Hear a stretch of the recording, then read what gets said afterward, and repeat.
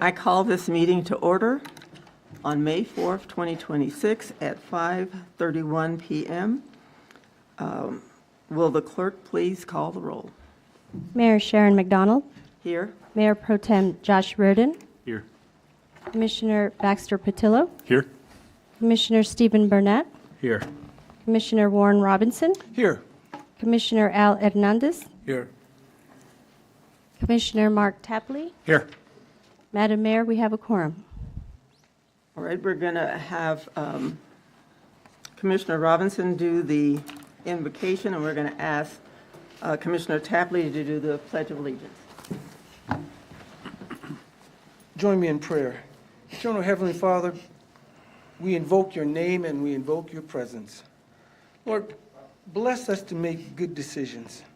Some people have worked hard to put things together so that our city may run well.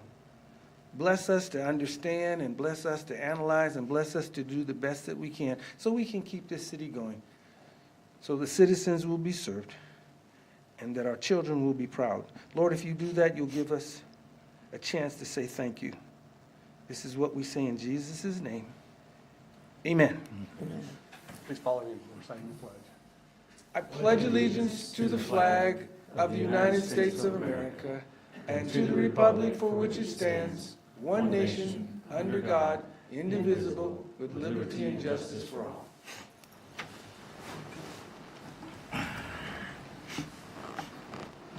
Do I have a motion for the approval of the agenda? So moved. Second? Second. It's been moved by Commissioner Burnett and second by Commissioner Robinson. Put it up for the vote.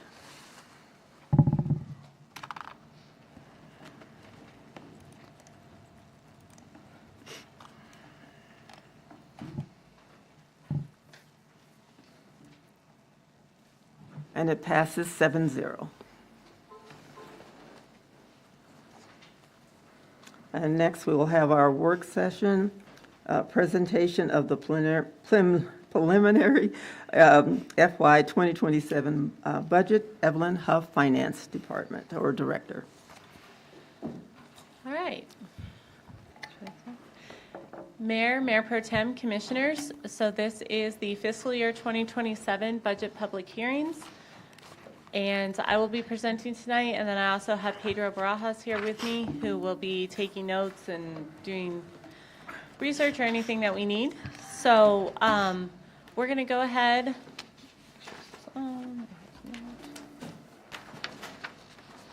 So our agenda for this evening, we're going to talk about the budget adoption timeline. We're going to go over the budget overview, which is all of the funds combined.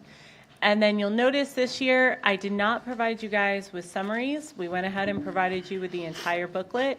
We're also going to go through the per fund in a different order. Before, we would try and kind of group them, and it was, I think, a little bit hard for everybody to follow.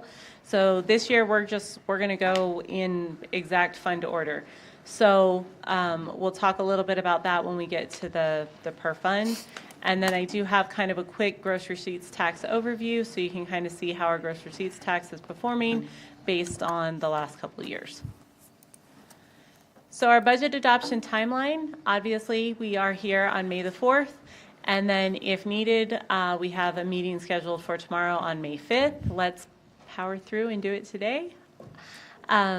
I have to I have to send the preliminary budget to the Department of Finance and Administration no later than June 1st, which means that we are slated to adopt the preliminary budget at the regular commission meeting on May 26th. At the end of the fiscal year close, we'll go ahead and make the revisions based on the actual beginning fund balances and any carryovers, and that will come to you at the regular commission meeting on July 28th, unless we have any timing issues that sometimes we have with our NMFA debt statements, if we have to ask for a delay and have a special meeting a day. But I'm pretty confident we should make the 28th because the final budget is due to DFA no later than July 31st. So same timeline that we've had for multiple years.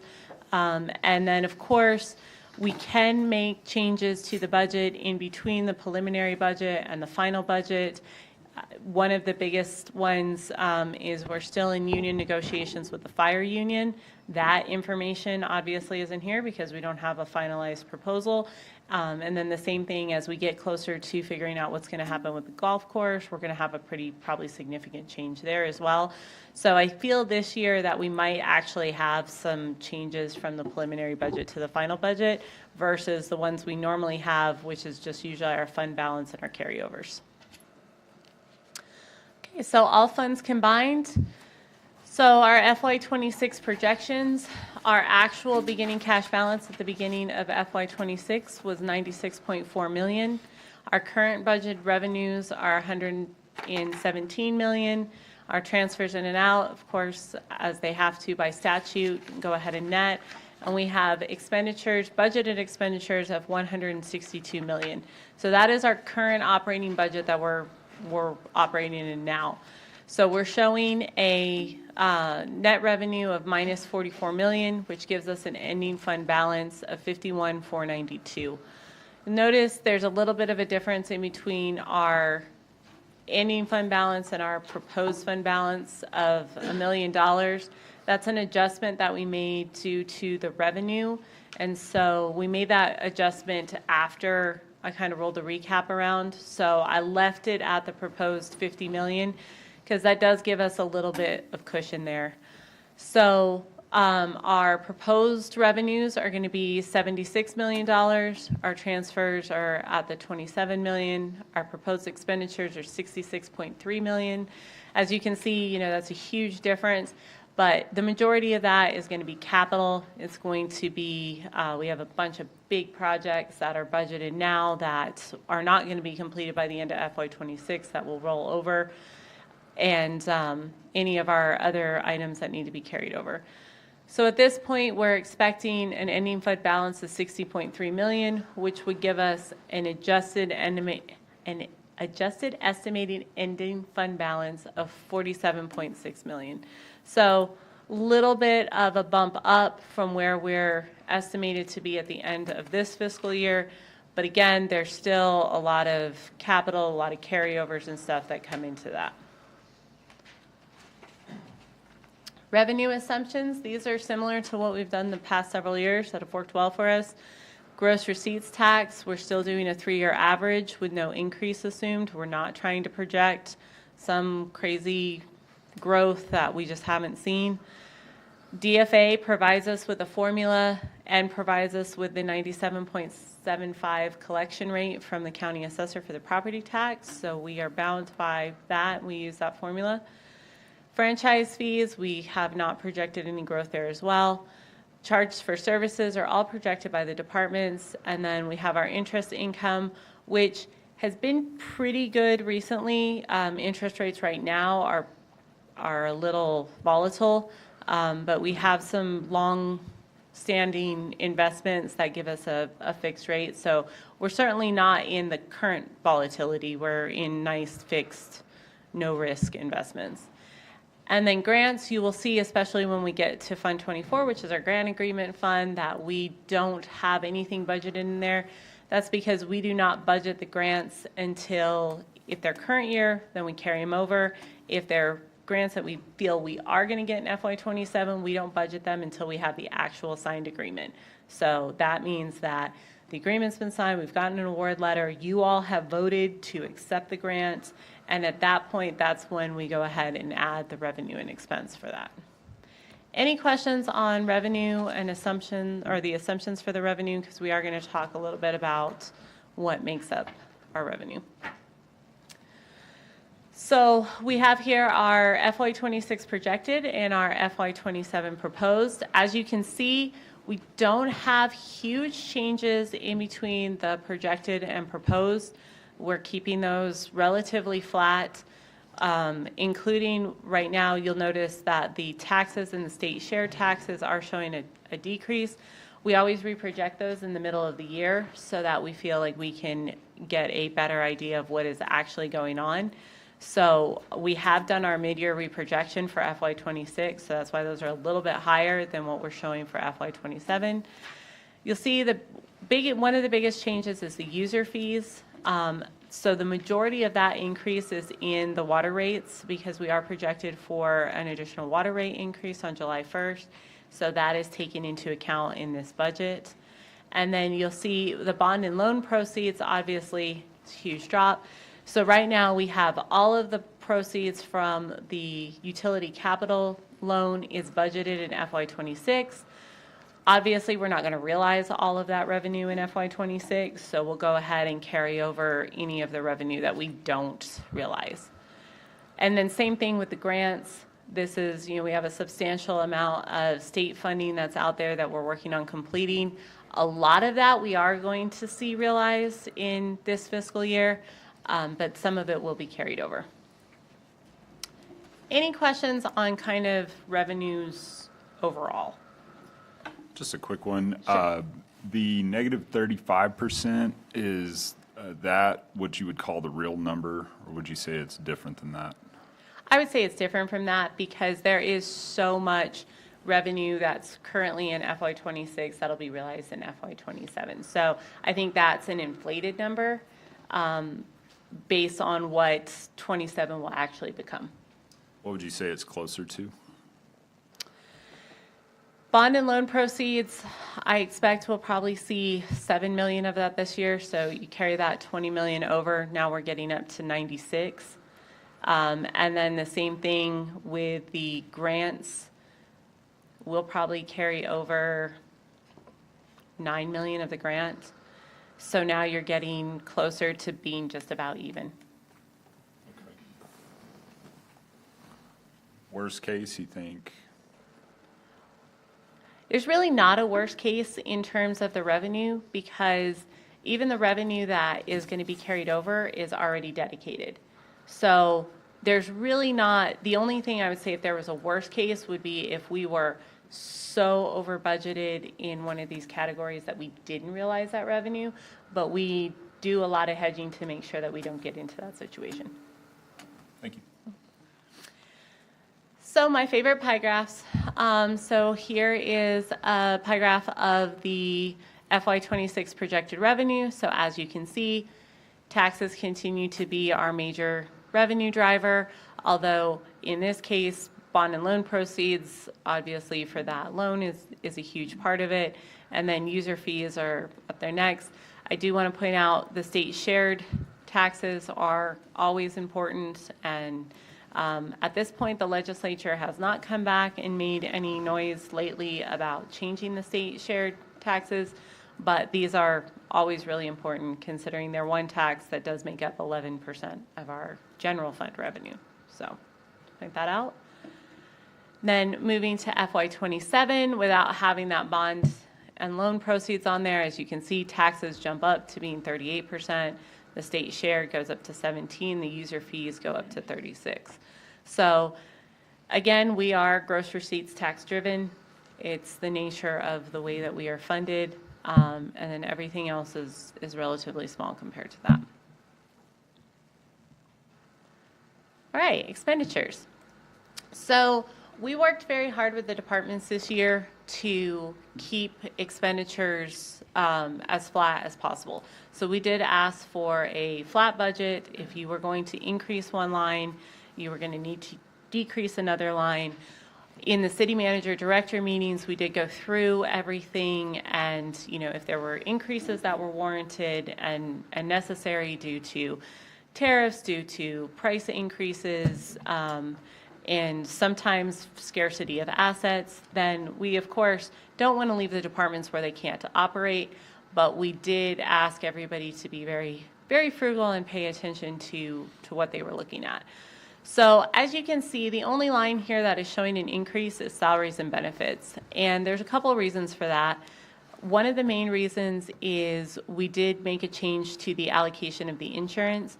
So now we are offering 80-20 insurance. So the city pays 80%, the employee pays 20%. We did that partially to offset an increase that was coming with the insurance. We also did it to be more competitive in the job market in the area because most of the municipalities around us were at 80-20. And so we definitely got a lot of feedback from applicants and from employees who were leaving that were saying, well, we could go get 80/20 insurance here. So we did make that change. So that is the reason for that increase. We have not seen a huge increase in positions. We'll kind of go through that a little bit. But really, we have very few new positions. It's all in there. The other thing that I wanted to point out is the $3.9 million difference in other. So you're going to see that especially when we start looking at the different lines. So this year, what we did is we told departments not to budget travel, not to budget equipment. Because what we found for the last several years is we were giving flat allocations of money for different things to departments, and that money was just sitting there, and it wasn't being spent, it wasn't being used. And so what that does is that ties up available cash. So when that money is budgeted, it has to be subtracted from the cash balance. And so if we can open up the cash balance and it gives us a little bit better idea of what our actual cash balance is, then that gives us and gives you all as the approving body more flexibility. So what we've told departments is for travel, for equipment, for certain parts of uniforms, for other certain lines, that those are going to be done on a revision basis. So we're going to be taking a budget revision to you all every commission meeting. So if you want to travel, if you want to send, employees to travel, then what you'll do is you'll submit that as a revision. And so you'll submit it closer to the travel, you'll submit it with more accurate numbers, and then the same thing with equipment. You're going to need 4 weed eaters, but you might in February think you need 4 weed eaters, and you get to September and it turns out you only need 2. And so we're sitting there holding money for you at that point. Whereas if we do it closer to when you actually need them, you're getting actual quotes, we're budgeting closer to actual numbers, then that gives everybody more flexibility in the cash. And so it's a little bit more dynamic budgeting and not just holding pools of money that are there. And then it also gives you all, as the governing body, more transparency because you're going to see those revisions, you're going to see that detail. So that's why there's such a big difference in other, is because that's where travel, equipment, printing, some of the uniforms, advertising, some of those things that we were just holding money in those accounts, that's where they were located. And then obviously capital outlay sees a huge decrease. Capital outlay sees the huge decrease because, again, we budget for the entire life of the project in the fiscal year, and then whatever useful life of that project is necessary, that gets carried over to FY27. Any question on expenditures as a whole? Obviously, we're going to delve very deep into those when we get into the books and get into the individual lines. Okay. So as you can see, FY26, for the first time in a long time, capital outlay has outstripped salaries and benefits as the #1 expense. Usually salary and benefits is very clearly our #1 expense, but because we have so much capital outlay budgeted right now and we have so many different projects going on, we are seeing that it is 54% of the current budget. And then salaries and benefits, services, and then small other little pieces. For FY27, obviously without having that capital outlay, that's going to carry over. We're seeing salaries and benefits kind of going back to being the largest part of the budget at 47%, services in there at 18%. And then as you can see, debt service is a little bit more. As we look back here, our debt service is going up a little bit. That's not huge number because we do actually have 2 loans that are coming due or will hit their maturity in FY27. So some of that is finishing off, and so it finishes off at a little bit higher. This does not include any numbers for the natatorium debt service at this point, because since we don't have the final numbers, we don't have the final agreements yet, it's not included here. Once we have that, then we'll either include it in the FY27 budget. If we have it before the final, we'll put it in there. If not, then we'll bring it as part of the first revision. Okay. Any questions on proposed expenditures? Like I said, we're going to get into those deep. Okay. Transfers in. So every year we bring the slide up just so that you can see which funds are requiring transfers in. Fund 12 and Fund 32, which are the largest ones that require transfers. Fund 32's transfer is almost 100% from the general fund. There's a very small bit that's from another fund, but it's almost all general fund money. Fund 12 is broken up over the general fund and the other enterprise funds that pay for the internal services, which are billed out of Fund 12.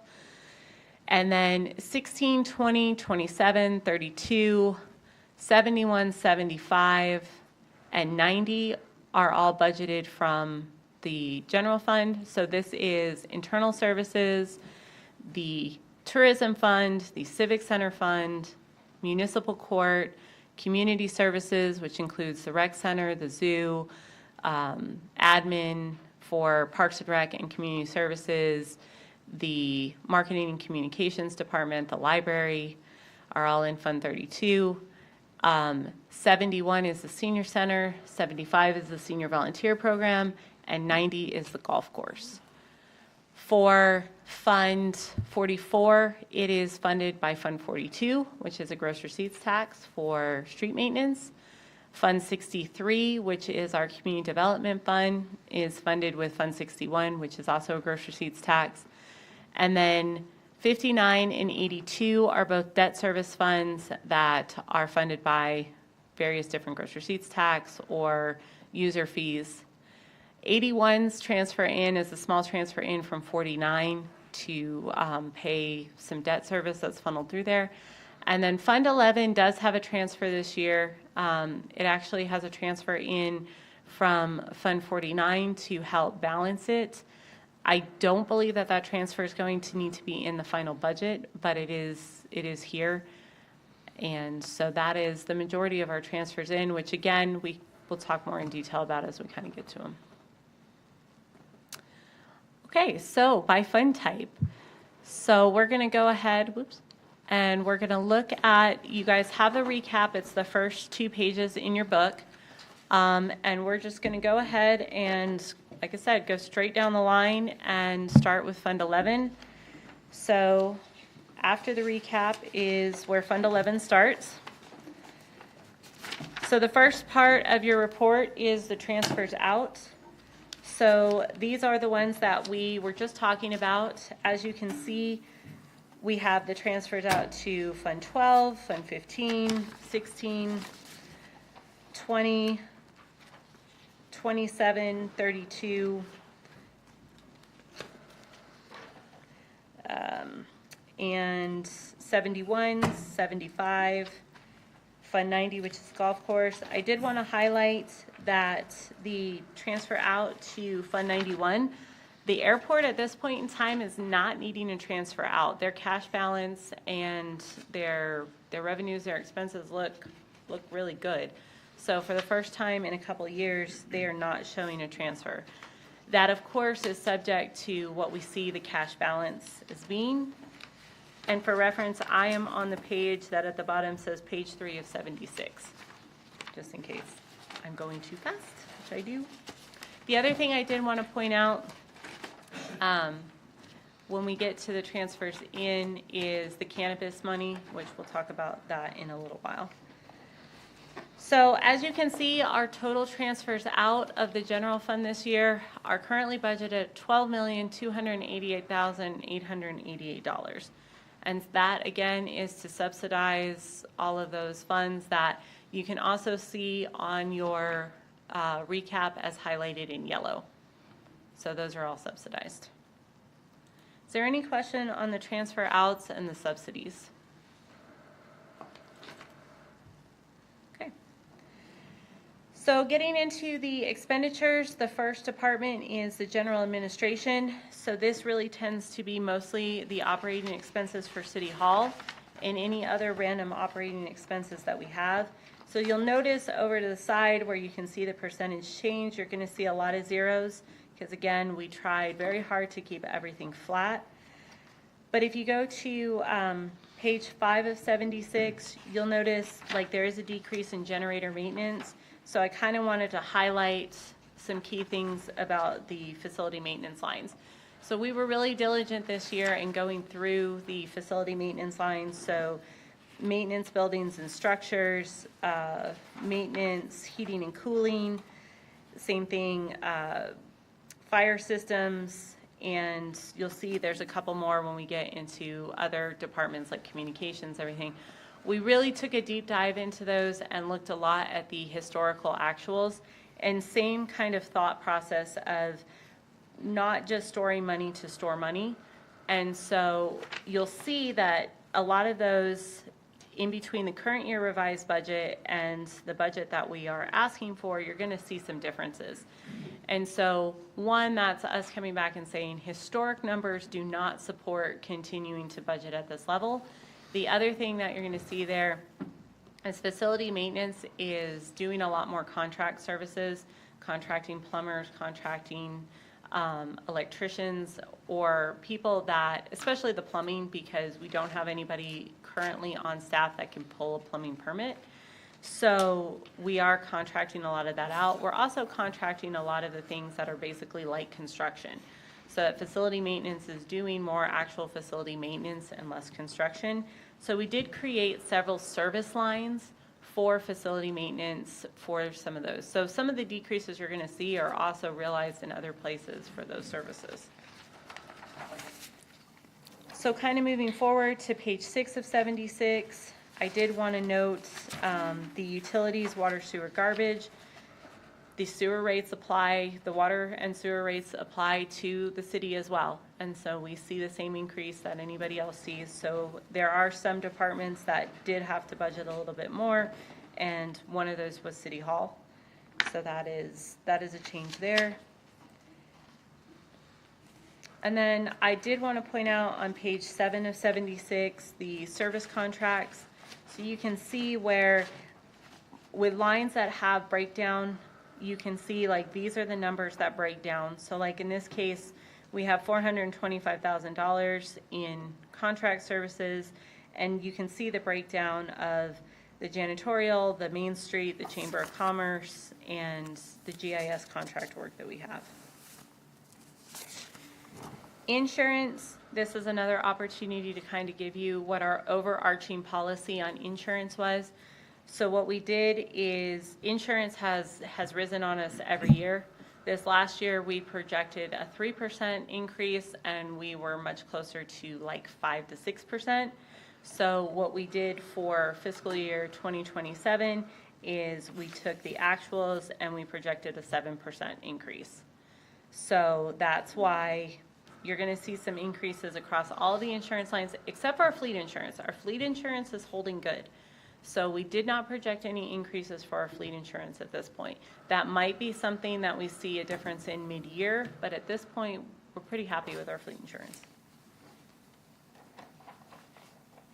From your percentage up on page 4, your general administration, your percentage is off a little bit. On page 4? Yeah, it shows a negative 3,397,000. Oh, yeah. So these come out of this came directly out of the software. We can calculate these. There is definitely something wrong in their formulas for the totals. The totals are. Noticed it in some of them. There's quite a few of them that were like Yeah, that. the totals are, the percentages are just not even close. Okay. And then one other quick question. What is, okay, we've got 2026 actual, which is the year we're in right now, correct? Correct. And then the current year revised budget, is that what we're, That's the the 2027? That's the 2026. Okay. And then what's this projection level 3? That's 2027. Okay. It's just, So the column all the way far to the right before the percentage, that is the 2027 budget that we're presenting to you. okay. And then the CY revised is kind of where we're at right now. That's the budget, the last approved budget numbers from the commission for FY '26. Any questions on the general department in the general fund? What's in the GIS contract work, what all does that entail? That's So- just a pretty big number. Yeah, so we, for the last 6 years, have been contracting with Better IT Services to do our GIS work. And it's been very successful. We've been able to go from an online platform that was just kind of ho-hum to now we are on the enterprise, so we do own our own GIS servers. We do have the full enterprise suite that is now allowing us to integrate with a lot of different platforms and provide more GIS information. So that's where we were for several years. And then when Tony Pistoli retired, Pistilli, not Pistoli, when he retired, that's a very hard position to recruit for. There's not a lot of GIS people out there. And so what we did is we moved forward with, instead of trying to recruit another person to do it in-house, Better IT Services provides our full GIS now. So employees, or even you all as the commission, if you had a GIS request, you can send it directly to Better IT Services. We have 3 people who are dedicated all the time to doing the GIS work, and they will respond to you. And they've also been very instrumental in updating all of our maps. And so we are moving forward now with even more GIS mapping, including getting all of our pipes situated, getting all of the meters and everything situated. So that's a continuation of that project. It's been going on for a couple of years now. What did it cost us in previous years? It was $135,000 before we moved to having them do all of the work, when Okay, they were so- just consulting for us. So it was 135 for consulting plus whatever the salary is of the gentleman that Correct. retired? And like I said, now we've got 3 people full-time on it, where before we had 1 person and then consulting. That includes software as well? It does not include software, because when we bought the enterprise suite, then we don't have to do the yearly upkeep like we were having to do before, because now we're in a different bracket with it. Thank you.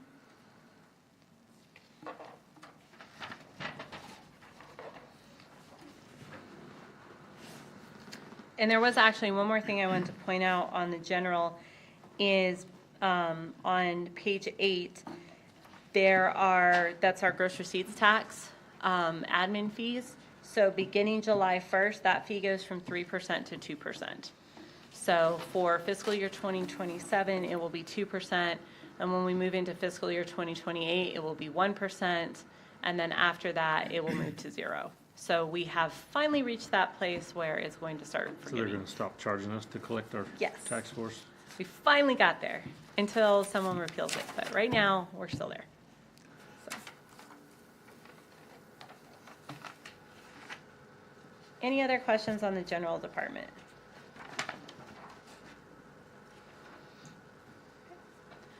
If we go to page 10 of 76, that starts the legislative department. So that is you all as the commission. So as you can see, this is our first department that we've hit that has salary and benefit projections. For you all, your salary and benefit projections are pretty straightforward. You will see, though, on page 11 that the health insurance is going up. That is the difference in between the new commissioners, and then it's also the difference in between the 80-20. So there is a difference there. Other than that, there's really not a lot of changes in your budget. Even the changes that we've had are relatively minimal. For example, we gave $100 extra in office supplies for commissioner things. On page 12, there are 2 that I did want to focus on. Is services printing. That's one of the ones I talked about that we're looking to move to a revision basis. So instead of holding $1,000 there, and as you can see, historically, we spent, less than $500. Now, as you guys need cards, as you need additional things printed, we'll be able to do that on a rolling revision basis versus doing it, just holding the money. Now, I did want to point out, though, that you do have a travel allocation, which is not something you're going to see in every budget, and that is because a lot of your travel does tend to be very spur of the moment and, kind of flexible. So we did want to go ahead and leave the city clerk's office with a little bit of flexibility there. Any questions on the legislative budget?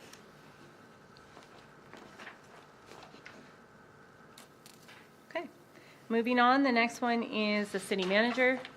So salaries and benefits, that is obviously the city manager, the assistant city manager are budgeted here, and then also the executive assistant to the city manager. So there's 3 positions that are paid directly out of this fund, and those projections are based on our current salary and the current offerings that have been made public. Really, the biggest change in this budget comes really on page 16, where again, we're seeing the decrease in travel and the decrease in publications. Other than that, all of the changes in this budget were very minimal, and so it's really the same amount of money that they were approved for last year.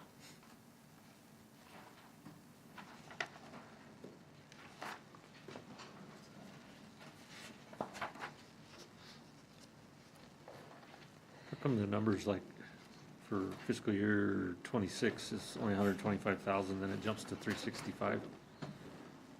For, On which line? it's on page, That's legal. no, that's city manager. No, it's legal. No, it's right here. City manager. What page was that? Page, on page 12, Yep. like, the one all the way to the right is 487, then the next one over to the left is 365, and the next one is 125. I think that's fiscal year 20, So those are totals. 26. Yeah, so those are totals. That's all the line total, those are all the lines totaled together, if they're in the gray bar. Uh-huh. So below that is the salary, but in Okay. the gray bar is a total. So why is there such a huge increase between the two? Because in FY '26, I did not have the $185,000 budgeted for the city manager. City manager? Mhm. Okay. So that's the difference between the 365 and the 487? That's part of the difference. The other part of the difference is originally, and I have not done a salary and benefit reprojection revision that will come on the 28th. Part of that is, some of that is still projected in 105. So I need to correct that, Okay. because the assistant city manager salary was split. Part of it come out of 105? Correct. Okay.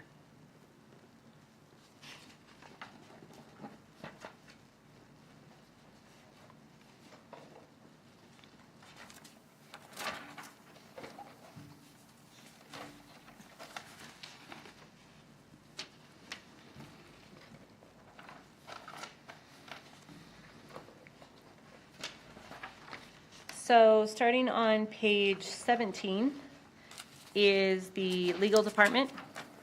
So for salaries and benefits on the legal department, they currently have in FY '27, they have 4 positions budgeted, the city attorney, the assistant city attorney, and then the 2 paralegals.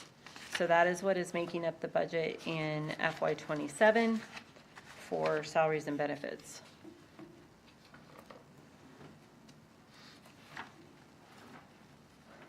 Okay, one more quick question back on the other one. In Sure. 1301.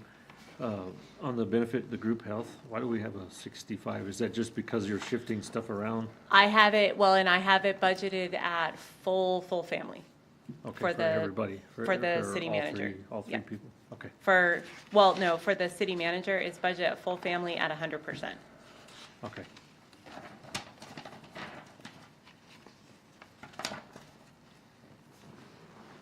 And also, I believe last year Cheryl was the one that we budgeted for the admin assistant, and Heather has more insurance than she does too, so. Okay.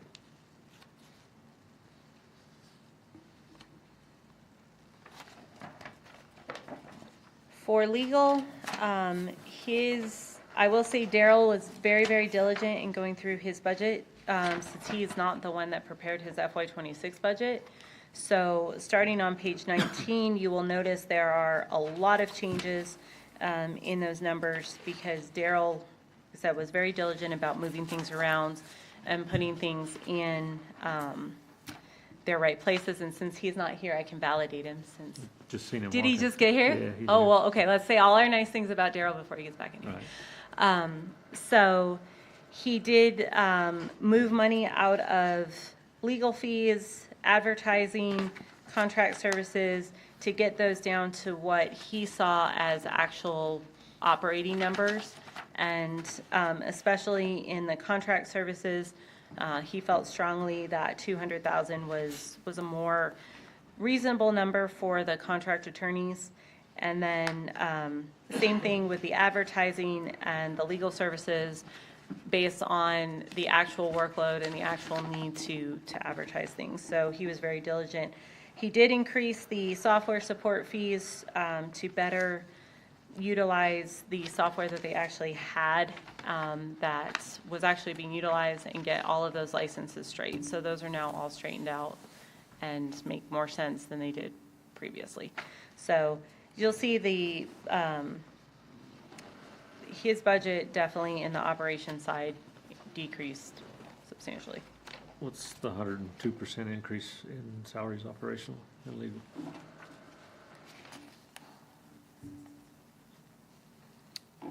On legal, Yeah.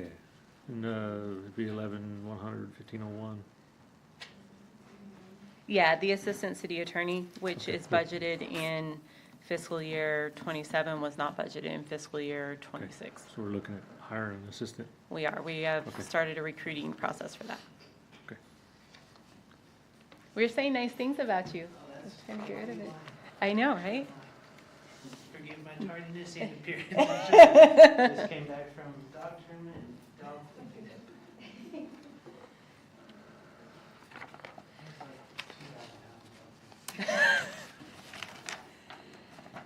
The other thing that I wanted to point out, because this is the first time we're going to see it, is on page 20, you'll notice there is a capital vehicle lease line. So you're going to see that in different departments. That is for the enterprise leasing program that we are moving everybody to. So as you can see, it's only budgeted in FY26. We did not budget in FY27. So we don't start paying on any of the vehicles until we actually receive them. So what we did is we started the budget in FY26. If we don't need it in FY26, then we'll carry it over to FY27 and revise it as necessary. But I didn't want to double budget it by also adding it to 27 and then not using it in 26.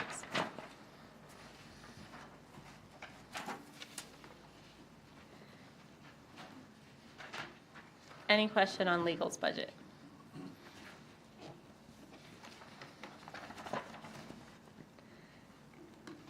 Okay, on page 21 starts the city clerk's general fund budget. So we have, she has 7 positions, and so that is one of the reasons that you're seeing such a large increase is the new IPRA supervisor position.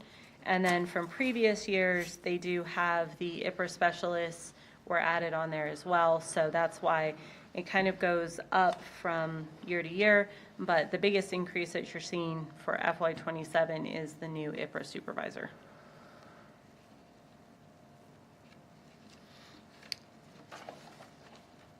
Other than that change in salaries and benefits, Rachel's was kept relatively flat.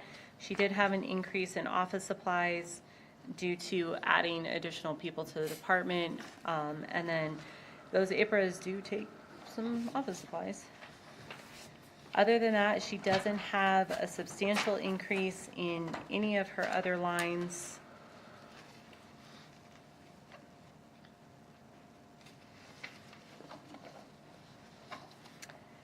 And she is actually seeing a decrease in services consultants. This is the money that we have been holding for several years for the possibility of having to do a special election. We kind of looked into that some more and felt that 2,700 was a more accurate number to hold there than 4,500, but we haven't done a special election in many, many years. So at this point, we don't need to hold a whole bunch of money there.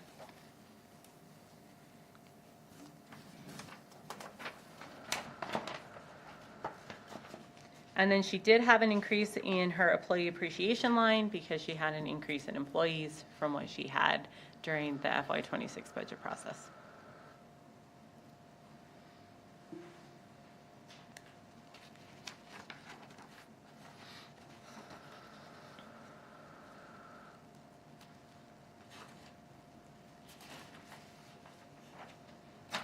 Any questions for the city clerk? Okay. Starting on page 27 is the finance department. So there is an increase in supervisory. That is because the grants coordinator position was, when it was rehired this last time, it was put in supervisory instead of operational. I need to fix that. So that will be something that will be adjusted for the final budget. It should not be in supervisory. That position doesn't supervise anybody. So that is the difference there. At this point, I have 10 positions that are budgeted here, including one vacant accounts payable position that we will most likely be advertising for soon, and that will also be moved to purchasing where it should be. Other than that, we did not have any major increases. We decreased our office supplies to better align with what we were actually using. The small amount that we have in advertising is, we do still have some grant applications that require us to put advertisements in the newspaper. So that is there for Debbie in case she reaches that situation. I did want to point out on page 30 that we are seeing an increase in our audit fees. This will be the last year of that audit contract, so they do have a built-in escalator every year. And then also, more and more, we see more things that have to be done as part of the audit. So that always ends up adding a little bit to it. So we do have an increase there in our audit expenses. And really, that was our biggest increase.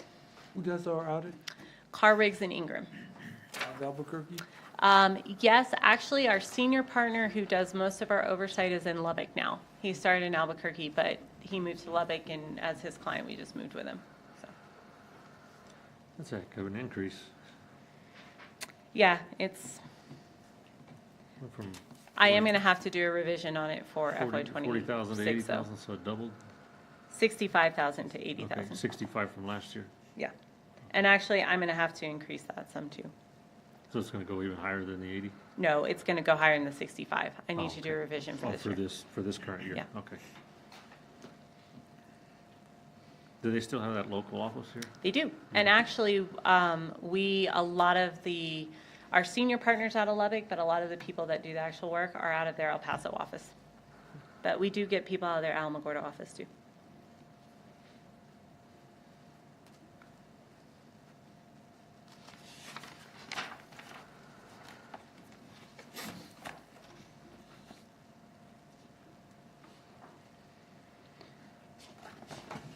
On page 31 is one of our smaller departments. That is our bench warrant.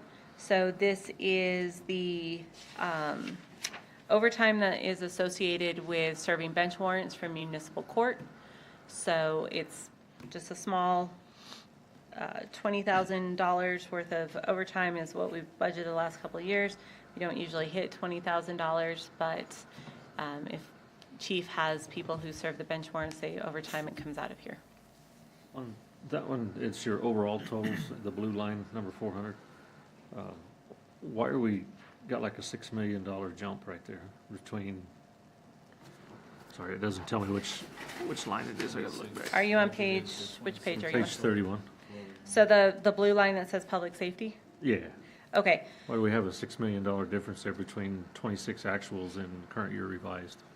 because we haven't spent $6 million of what we budgeted yet. Because our actuals are only through when I ran this report, which would have been last week. Okay. So we still have a whole quarter to go. And it's very rare that we spend every dollar that we budget. Okay. And then I do want to point out on those thick blue lines like that, so see how it says 400 public safety? So that is totaling everything that is in That's the the whole 400 division. Okay. So that's going to be police, dispatch, animal control, anything that's in Division 400. Okay. Is some of that increase there due to the dispatch center? Yeah, oh yeah, we'll talk about the dispatcher coming up. Yeah, they had a lot of capital outlay this year. So again, bench warrant's pretty straightforward. Moving on to page 32 gets us into animal control. So animal control has the one position in supervisory, And then it also, from there, he has 7 other positions. And so those are what are budgeted in operational. As you can see, there's not a lot of change there. They're actually fully staffed. So it's based on the same staff.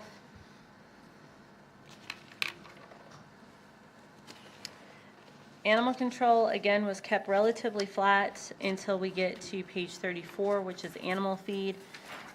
They have been very full at the shelter, and so that obviously increases the amount of animal feed that they need, and then also they're seeing price increases, just like all the rest of us are. So we did give them an additional $2,500 to hopefully offset some of those increases in the animal feed. They did do some small decreases in veterinarian supplies, took that down $1,000 to see kind of where they've been more historically. They're a little bit higher this year than that, so they've done some budget adjustments to fix that. But other than that, they didn't have huge changes. I do want to highlight on page 36, the phone service. We're in the process of redoing all of our phone service, so that is an adjustment that will come in the final budget as we get that squared away, and that way we know exactly what everybody's going to be paying in their phone service. And who are we going to do that with? So the phone service that gets charged through here is with CenturyLink, and some of that we've been able to cut down because we don't need quite as many hard lines as we used to need. So we're getting some of those cut off.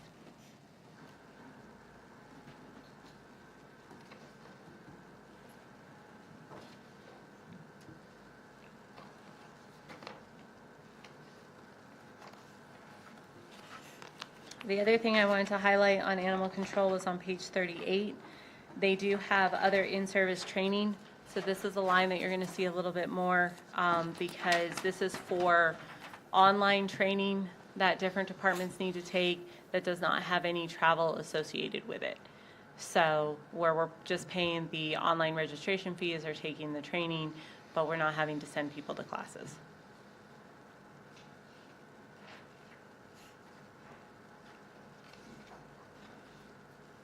So any questions on animal control?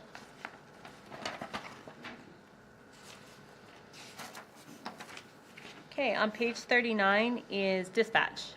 So as Mayor Pro Tem Reardon talked about, dispatch is a little tough because we don't have a ton of information to go by. We're kind of going back. We do have some of our historical stuff from when we had our dispatch center, but we definitely learned a lot about dispatch and how different it is. So at this point, he has 17 positions. So supervisory, we have Hilton Chapman, who is the supervisor, and then he has 16 other positions. At the time that I rolled payroll, so of course everything is a little bit variable, they did have 6 positions that were vacant, trainees, 1 certified, 1 specialist, and 2 supervisors. So we're working on getting those positions filled. In terms of their operational budget, you know, we're giving them some funding. We're going to kind of have to see where it is. But one of the biggest ones that I wanted to point out was it starts on page 41 and goes to page 42. On page 42 is a list. This is all the various different softwares or services that are needed to run dispatch. And so what you're seeing here on this page is the cost of operating, so the continuing subscriptions to those. But in FY26, that's when we had a big capital outlay of getting these set up. There's a lot of initial implementation costs. There's different hardware that goes with these different setups. So these are going to be continuing costs for the entire time that we're operating dispatch. So this is, their contract services line is always going to be one of their biggest lines, paying for these reoccurring costs. You feel comfortable in this budget, that 1.6 million for your overall dispatch budget will be enough? I do. We were very diligent. We went through it with them, and the salaries and the benefits are based on the people that we had in there, and then of course the vacant positions are based on the lower levels. So there could be some adjusting there if we get more certified people to apply versus trainees. But in terms of the rest of the operating costs, Hilton was very, very good. We went through it all, and he felt that it was all, again, the biggest one is that contract services and making sure that they had those software and those services. What was the last year that we actually had to dispatch under ours? Well, what year was it though? 22, and it Okay. was about $900,000 was the total budget. Was it? How many positions total are there? 17. 17 total. And do we think that 1.6 figure will cover the transition? Yes, because at this point, the consoles are set up, the room is set up, we've done all of the adjustment. We still have some technology that we're needing to buy, probably about $50,000 to $60,000 more of servers and some of the stuff to make sure that we are fully redundant on our internet connection. But we have surpassed the initial capital outlay, like we've gotten through that. And so now we're in the operating phase for FY27. Thank you.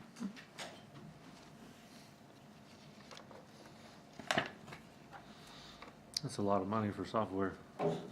Yeah. They're expensive. It- Mr. Cooney. He does. Well, and Hilton did this lovely PowerPoint for us, and it just kept coming. I was like, there's another Also, one. there's a component with them, is there's a lot of like federal compliance issues with them. as Does some of opposed this to- come out of Fire's budget and his budget? Oh, that's or does an it- or does it excellent all idea. We come should out of take it all his? out of fires. No, because fire and PD share the general fund. So, So you yes, just take it all out of PDs and, it's all out of the general fund. So it's really, we did not cut PD or fire to do dispatch. okay, but it all is showing out of Cooney's budget rather than Jerry's, It correct? is, well, actually, no, they're all under public safety. So it's Okay. all in the public safety So it's all division. in So there. fire's in the public safety division as well. Oh, okay.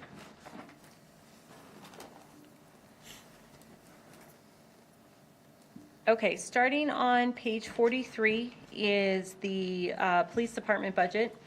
So this one is a little weird looking in terms of, so the supervisory salaries are going up based on the new union contract and the new pay plans that go with the union contract.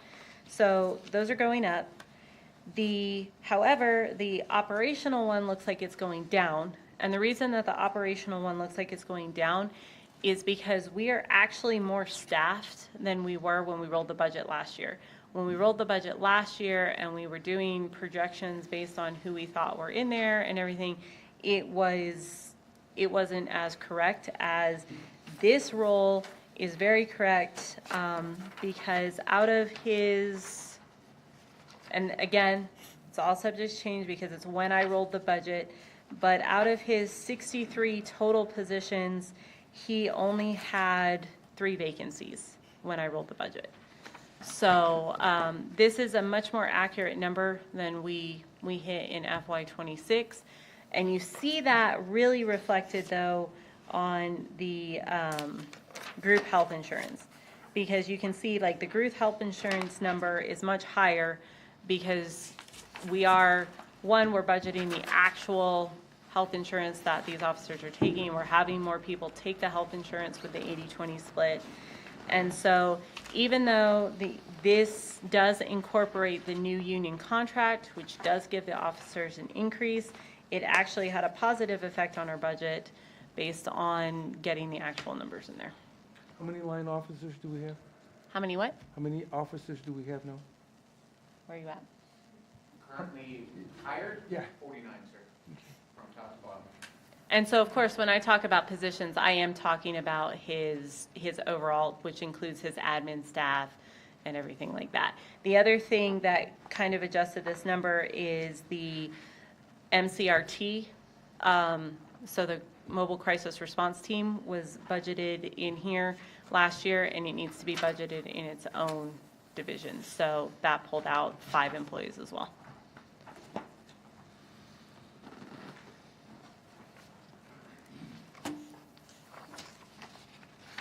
Do we have a line item in there for the flock safety contract?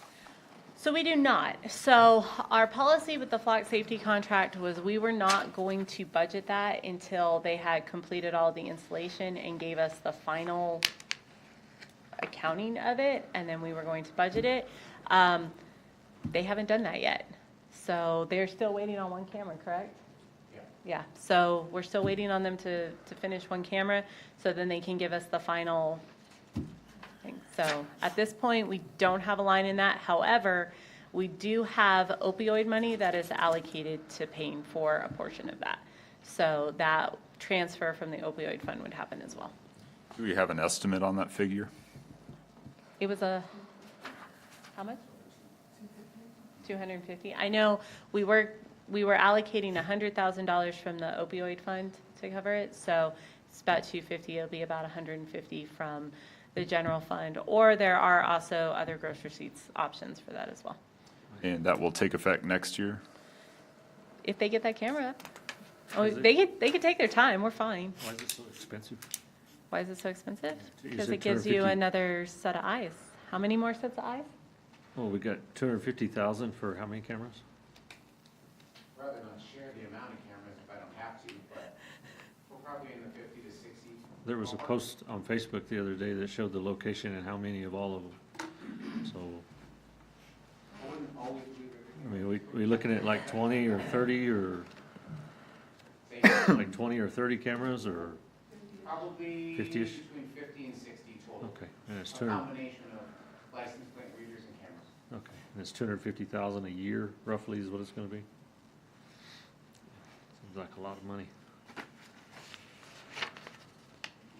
Have we seen any kind of, impact since we put them in? As And for far as- perspective, an officer is about 100, and one officer is about over $100,000. Okay. But I mean, as far as like the impact is, as far as solving crimes or stolen vehicles or all of the above? Last week we put out a press release, we had someone who left the country on sexual charges on a child. Uh-huh. They came back in the country, we ran them through the license I saw plate that readers and we found them. Okay, So they absolutely have an impact. they have an impact, okay. Yes, sir.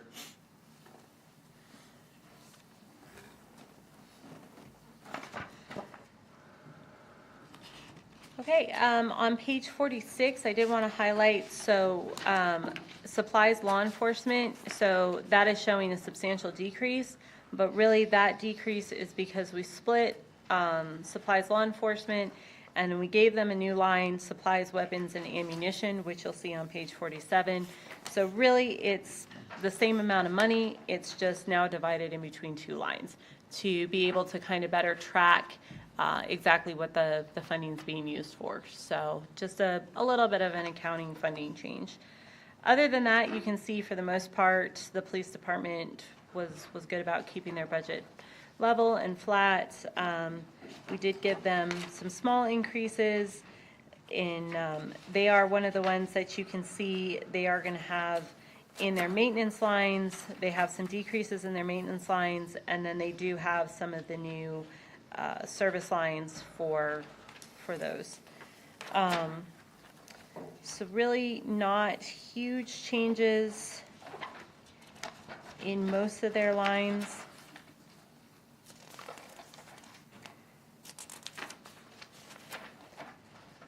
I did want to point out on page 51, the service janitorials.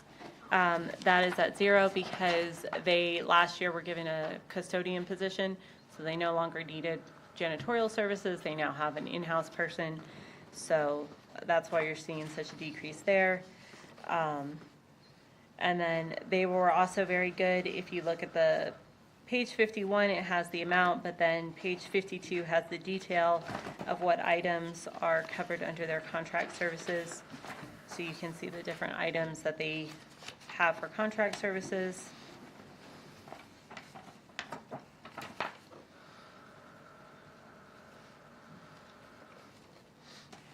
We spend a lot of money on car washes. We do spend a lot of money on car washes. But I'm told that it is very imperative because it's Appearance. it's the right appearance. How many vehicles, though? We have quite a few squad cars. And how many vehicles do you have? Probably between 70 and 80. They probably wash them once a week, maybe, or I hope so. is it? Every Saturday, in a line.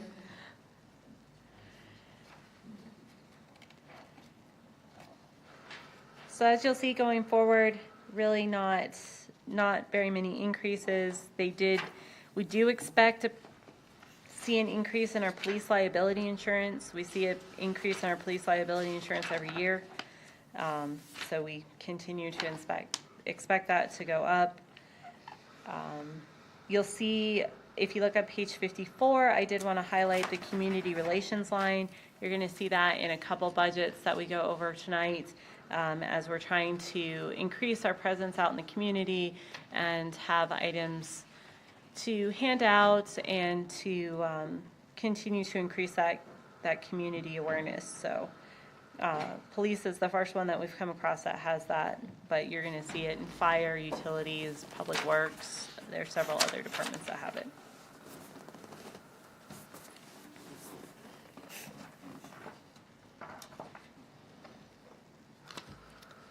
Any questions on the police department?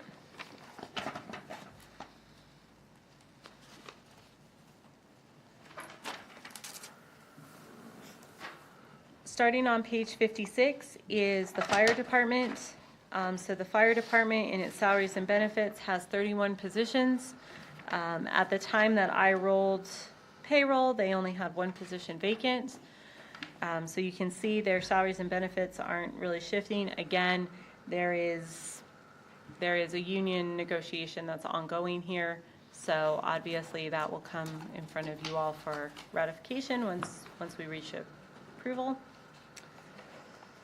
I also wanted to remind everybody that the majority of the fire budget is not in the general funds. The majority of the fire budget is in Fund 33, which is their fire protection fund, which comes from the state. So while you're going to see salaries and benefits, and you'll see some other things like the building and structure maintenance and a few small supply lines, really the bulk of their stuff comes out of, for their equipment and their training and everything like that, comes out of Fund 33.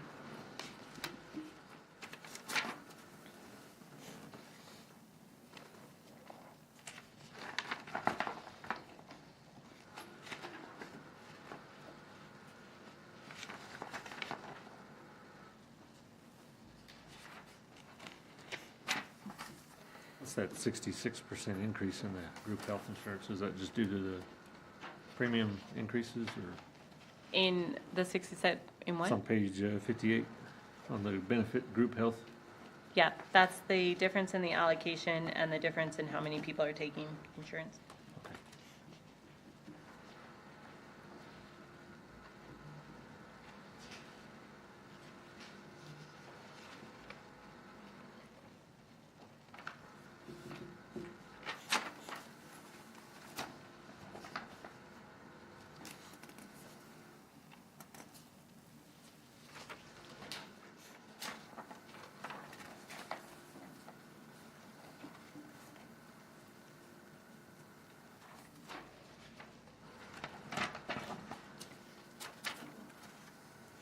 Page 62 is the beginning of the APS resource program. So these are the school resource officers. So they are budgeted to have 3 school resource officers this year. And so this is a very small department, or a small part of this budget, because this is really only their salaries and benefits. So this is just covering those resource officers that are provided to the school. Why do we cut- Sorry, just had a quick question from the last section. Sure. The 83% decrease for communications and maintenance for the fire department. So that goes back to what I was talking about, where we really delved into like, okay, let's look at the historicals. So if you look back at the historicals, you'll see it was 0, they spent 857, and then they, so far this year, spent 167. So a $6,000 budget is not supported by 857 and 168. So we went ahead and brought that back down to 1,000 to get that more in line with what we've seen historically. The, the overtime, why did we cut it so much in fire, or in the APS? In the APS, Resource. so again, that was another one, the department went back and looked at it and wasn't seeing the justification from the overtime hours that they were working to keep it up that high. Okay.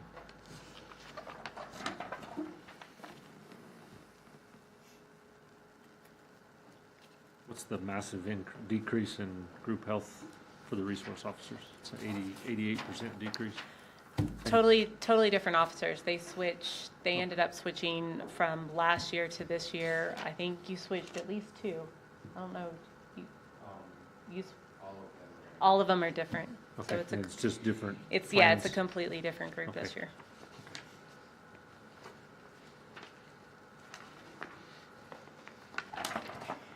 Starting on page 64 is the mobile crisis response team. So this is their own department that we created for them last year in the budget to get them separated out, because once the Paso del Norte grant expired, we did move several of their expenses to the general fund. They still do receive grant funding from the county, which pays for a couple of their positions. But the majority of their operating expenses come from the general fund. So as you can see here, we have their positions. So they have 5 total positions, the supervisory, and then 4 additional ones. And then as you can see, kind of going forward is their request for their operational. They did move some money around, probably more than a lot of departments did. But again, it was a very brand new budget last year, and so we weren't 100% sure what it was going to be.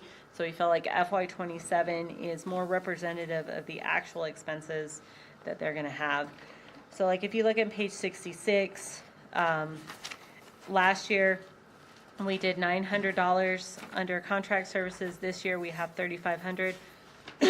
So the majority of the money for FY26 was for the professional agreements for clinicians, but they don't have a copy machine.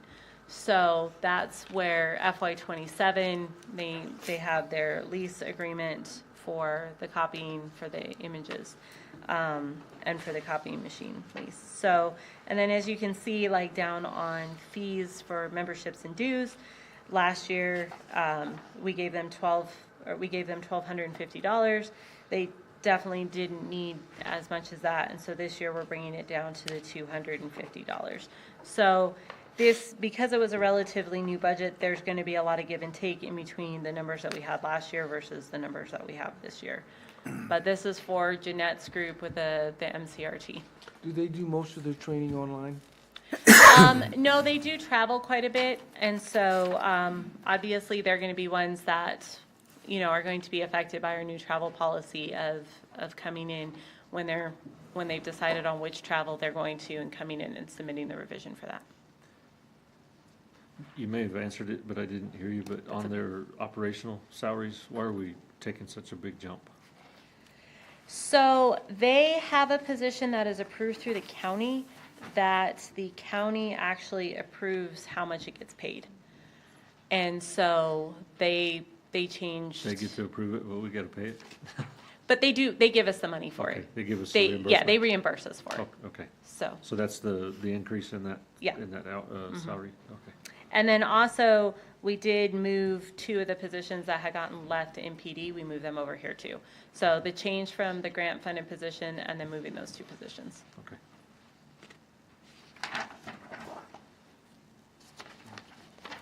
I agree, I said the exact same thing. But they do reimburse us for it, so, For a portion of it or for the whole thing? for the whole thing. The whole thing? Yeah. And I'm assuming that's why the increases in all the other stuff is because of that increase in that salary? That, and yes, in the other salary and benefits. Okay.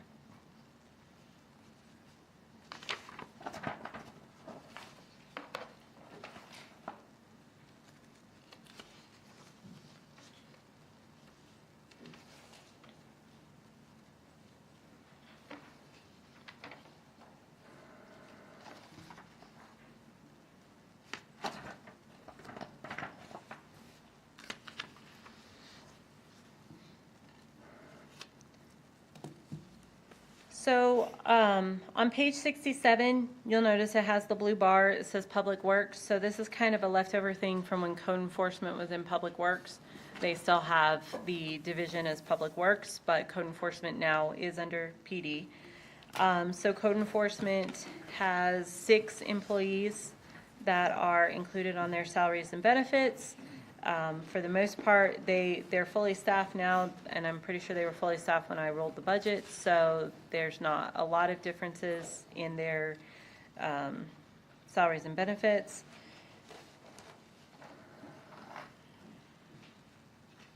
We did make some changes in their operational, kind of trying to round some things up a little bit. They kind of had some very specific numbers from last year, and so we did give them a little bit more in office supplies, safety supplies.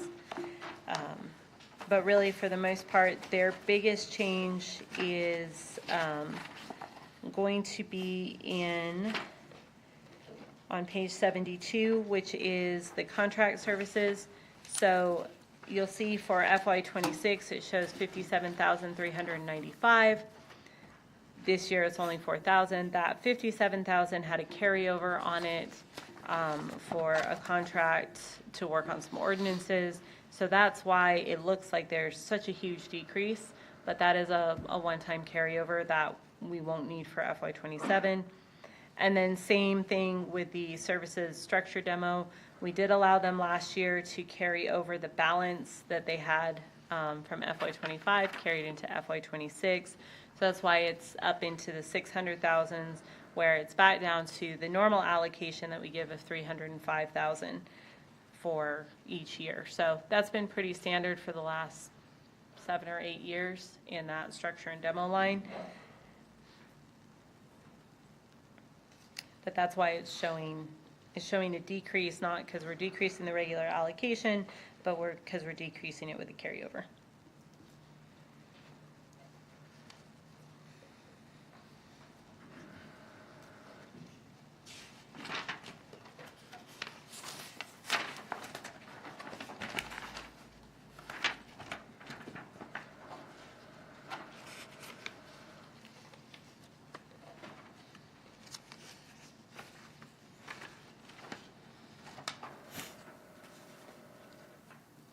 So with the, on page 74, is there any questions on code enforcement?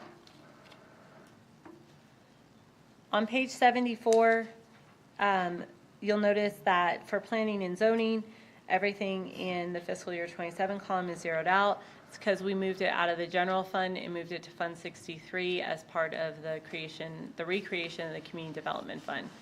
So we'll be talking about that when we get to Fund 63. And so actually, with that, that concludes the expenditures for Fund 11.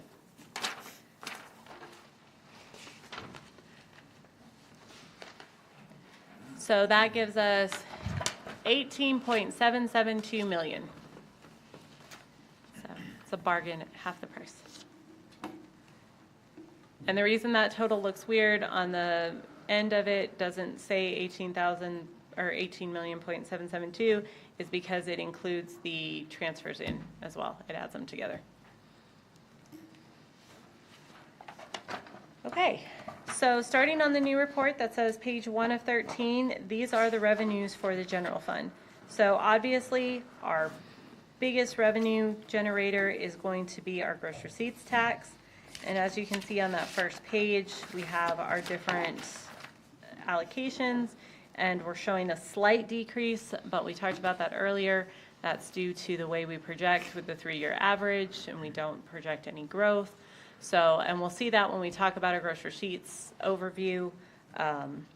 So as you can see, no huge things. About the only thing that we did increase substantially was the property tax delinquent. We did that based off of the DFA adjustment, and so it came in higher this year than it did last year. So really just our usual thing with our franchise fees are staying pretty flat. We have those projected with the 3-year average. Southwest Disposal is going to go up a little bit. But really, for the most part, we've kept everything very flat when it comes to revenues. Starting on page 6 is where we have our transfers in. So I did want to point something out here. So there is a $350,000 transfer in that is not on this report. It's from the cannabis fund, because the way this report prints, it doesn't like the cannabis fund. So we have to add it back in manually. But we are transferring 350, oh, actually it is, it's on page 7. Well, that's special.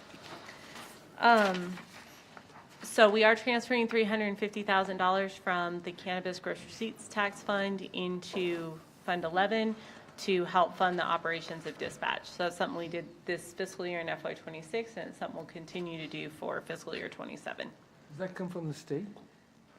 It does come from the state, but it's the gross receipts tax that they collect from the dispensaries. How do we get our portion? What's the percentage? Well, we're going to look at that when we look at the gross receipts tax. You're going to kind of see it's all over the map. It is extremely hard to project. So you never know when it's going to be up or down? It Yeah, just- it's, the trending of it is, it's just all over the place. Okay. The first 2 years it was very level, and now it's just, it's crazy. How do we, well, I can ask that question when we get there, but do we have any way to track? It's just like our regular GRTs where they Correct. could be Yeah. giving us, Which is why I think, like I said, once we get to that, actually here, we can kind of look at it now. okay. I had one question on page 3 real quick, but what is the franchise fee for True Value? What would that be? I mean, it's 0, but Franchise fees for what? it says for True Value, what is that? That is an old, they had garbage service for a little while. And that is Oh, an yeah, old. yeah, yeah, when he had the Yeah. outlet, when he had, Yeah. yeah, okay. So. I got you. So there's the cannabis GRT. So it's, and I think that one of the reasons, so the red line and the blue line are the last two. The blue line is last fiscal year and the red line is the current fiscal year. I think it's all over the map because I think that they're doing corrections all the time. Because, Or is it like in the past where 1 month they'd send us some and then they'd make up what they skipped Yeah. us and then, and so that's where I think like you look at March of last year, I mean, March of last year just goes through the roof. And then it just completely drops off in April. And so I feel like TRD is doing corrections and doing different things. Because if you look at regular gross receipts tax, it's pretty linear. You know, you're gonna have some months that are better than others, but it's relatively fairly flat. stable, yeah. And then you get to the cannabis and it's all over the place. So for fiscal policy, what do you do with funds coming in that are all over the map? We just, that's one of the reasons that we use an average instead of trying to just look at the last year. And in fact, because of the cannabis gross receipts tax is relatively new, we've been using its entire life as the average because it's just But too. it's extreme. Sometimes it's yeah. high, sometimes it's low. But you can't, you have to use those really lows to net it out so that you're using the mean instead of using the outlier points. Or if it could be that a lot of those stores are kind of dropping off. Several of them have closed over the last few months. Yeah. Wonder if that's kind of what And we're I don't seeing. know too, I mean, they might go back when you close like that, they might go back and like hardcore audit you and then issue you a big bill at the end. I'm not sure. I think 2 or 3 of them are shut down the last month or two, so.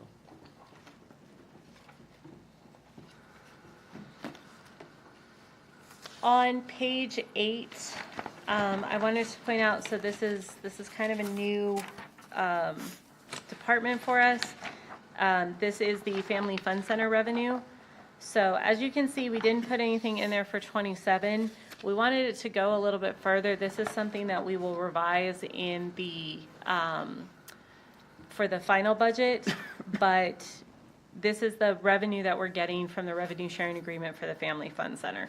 So you can see, they break it down for us. Sometimes they break it down, sometimes they don't. So food and beverage is very high. There's probably quite a bit in food and beverage that probably should be broken out in between the other ones, but we're working on that with them to get a consistent report on that. But that is brand new. It's not something that's been in our financials or in the budget before.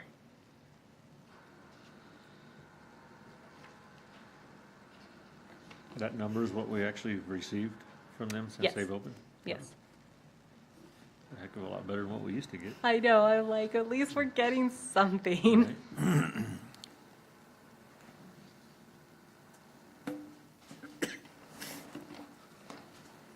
So from there, after that page, we start into the departmental revenues, so kind of some of our smaller ones. Legal has a little bit, the bench warrant fees. Animal control has their user adoption, their animal adoption fees, they have their shelter fees.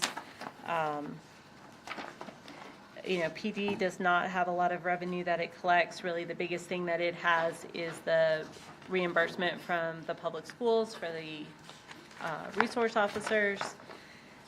Fire, again, does not have a particularly large amount of revenue here in Fund 11. Their revenue comes from the state and lives in Fund 33. And same thing with code enforcement. We usually don't budget any of the revenue for code enforcement until after they have billed it, because then we can be a little bit closer to what their actuals are versus just kind of trying to take a shot in the dark. And then planning and zoning, their revenue budgets have moved to Fund 63. And then we do, however, on page 12, get to the judicial revenues. So this is the money that is brought in from municipal court. So this has been very up and down over the last several years.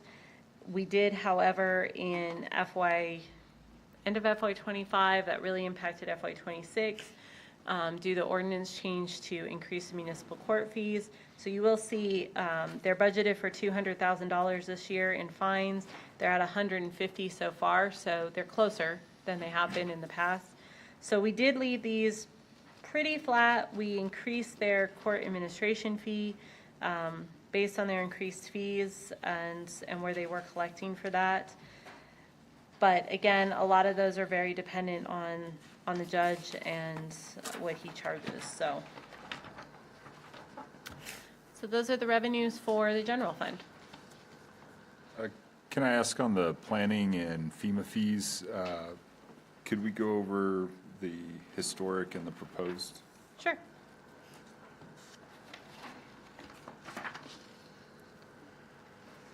So planning and zoning, we have them pretty well situated now. Some of the older historic that are all the way to the left are a little bit more difficult to look at because they were combining fees into lines that weren't necessarily going together. So like, for example, if you look all the way to the left, you'll see that there's $45,000 in zoning review, and you'll notice there's, on the next page, there's 0 in land use. So some of that was just combining things under one charge code and just kind of sticking them in there. So over the last couple of years, we've worked with Shelby, and then we've also worked with our charge codes to get them to where we're getting them in the right places, we're getting them recorded correctly. So I feel relatively confident that in the FY '26 actuals, which you're seeing there, that those are more actually indicative of what those processes are actually bringing in, maybe than some of the other ones. And we came up with our number for the revised budget based on feedback from the department during the budget process. And then they do need to be revised, like the utility permit one definitely needs to be revised because it has exceeded what we thought it was going to. Thank you. Mm-hmm. Any other questions on general fund revenues? All right, we made it through the general fund. Only 100 more to go.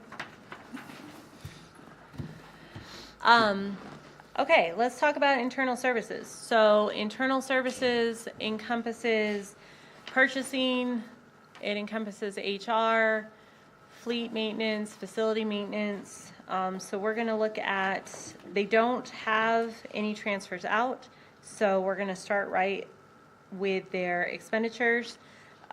So that first one, the non-departmental, that is the fleet insurance. So this, we pay it out of Fund 12, and then we allocate it back from the different departments. So this is that initial expense.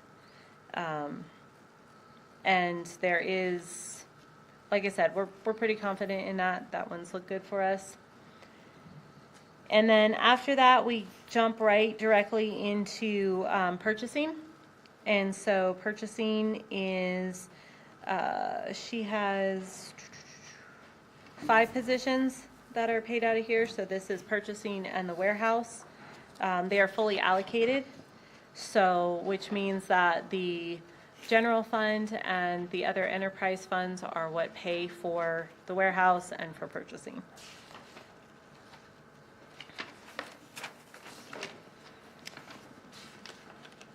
So again, really flat budget. Something to highlight on page 3 of 37 is the janitorial supplies.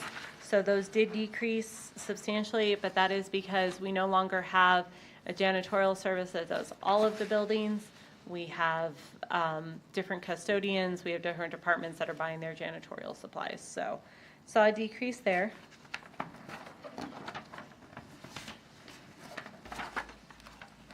We also, if you'll notice on page 4 of 37, that there is a substantial decrease in program supplies. The program supplies went down because we kind of had a couple of these catch-all program supply lines, and so we broke those out into other lines so that they had more detail. So this is one of those that they don't have program supplies, but they still have those costs in other lines. Why is the healthcare, group health going up so much in that department? Up 205%. So they were allocated to, part of them was allocated to Fund 81. And so this is bringing everything back under 12 and not allocating it twice to 81. And Okay. so that's why there's an increase there. And then also, they had 2 new employees who took different health care.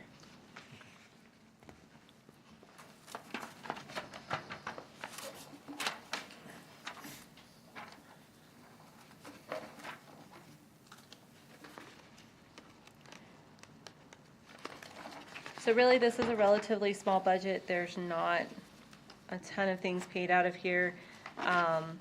We did increase on page 6 of 37, we did increase their memberships and dues to add, along with the New Mexico Public Procurement Association, we also added the NIGP, so the National Institute of Government Procurement, to give them an additional certification to kind of help with some of the federal items. But really, that was one of their largest increases. What did we use to contract out purchasing? So they had a one-time contract to look at the purchasing ordinance. So that number, that Okay. 34,000 number is from that. Okay.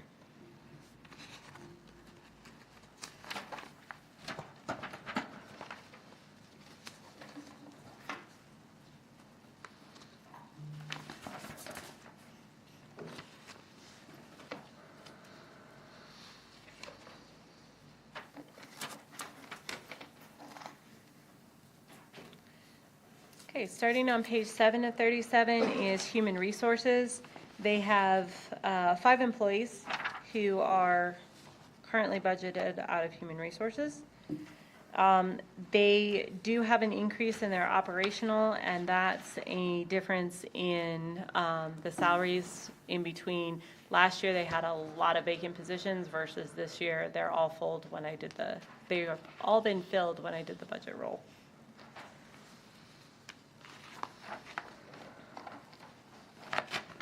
And that's the same thing, they have a huge increase in group health because they have a lot more people taking health So insurance. all the positions been filled? Yeah.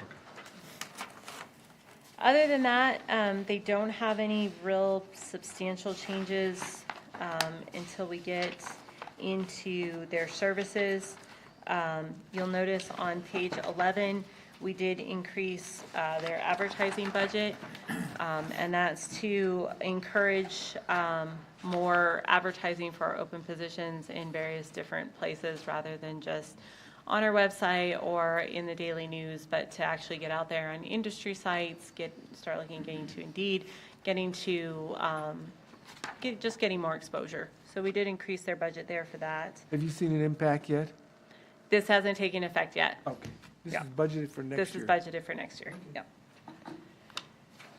And then, so we went ahead and took the money out of investigative services because it's kind of a weird line, and so we felt like it was better to treat that as one of the ones that would be revised. So as investigative services are needed, if they come out of HR, lately, most of the investigative services that we've been doing have been coming through the legal department. And so that's where those services are paid for versus them coming out of HR. So that's why you're seeing such a decrease in that line. What all was investigative services? What did that entail? Huh? What did investigative services, what did that entail?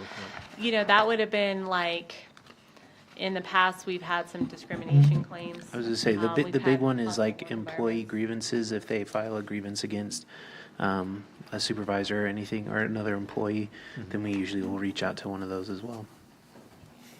And possibly like arbitration for, a lot of times we'll see it in unions, but also in grievance, the grievance procedure through any type of someone who raises discipline up.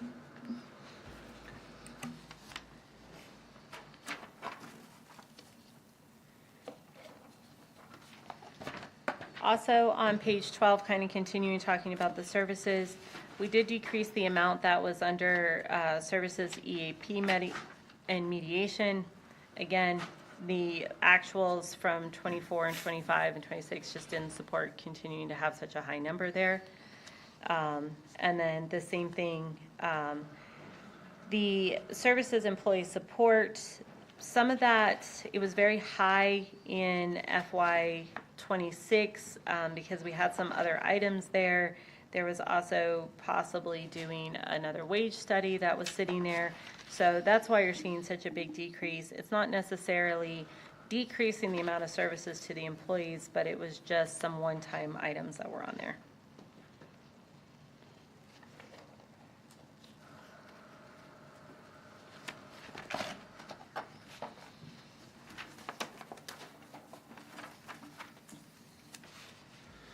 And so then the other decreases that are in HR, the standard ones that we've already talked about like the training, or not the training, but the travel.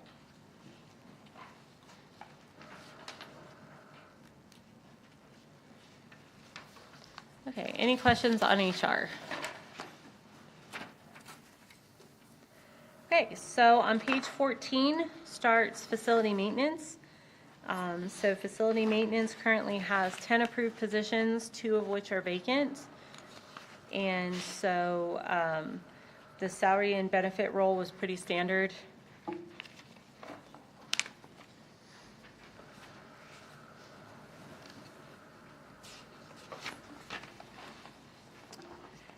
We did, as you're going to see in the facility maintenance budget, what we've been talking about with the changes from some of the items from maintenance into services, you're going to be seeing that more extensively here because they do have their allocation of funds for that. So like on page 17, maintenance, heating, and cooling, you're seeing a substantial decrease there, but that is because it's also being moved over to services.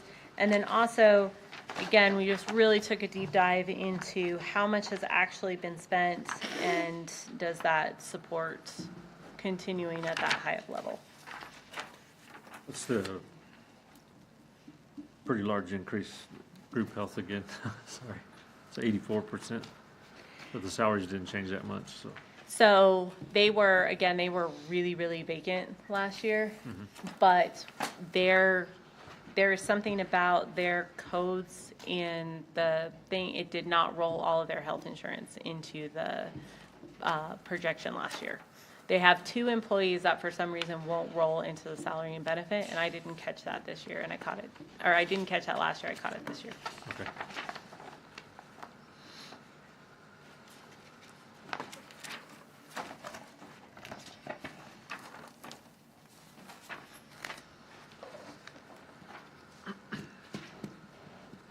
Are we under the chemical line?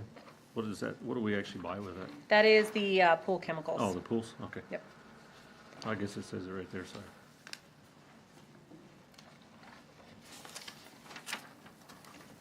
So again, you're just seeing those decreases throughout the maintenance lines, but then when you get to page 21, you're seeing the new service lines and the increases in those. So increases in contract services, increases in buildings and structures, communications.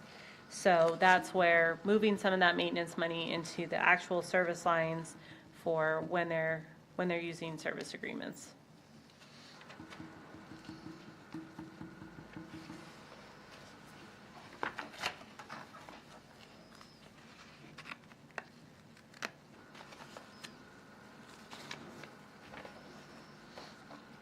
I also wanted to point out on page 22, and then it goes into page 23, we did give them a software support fees line this year.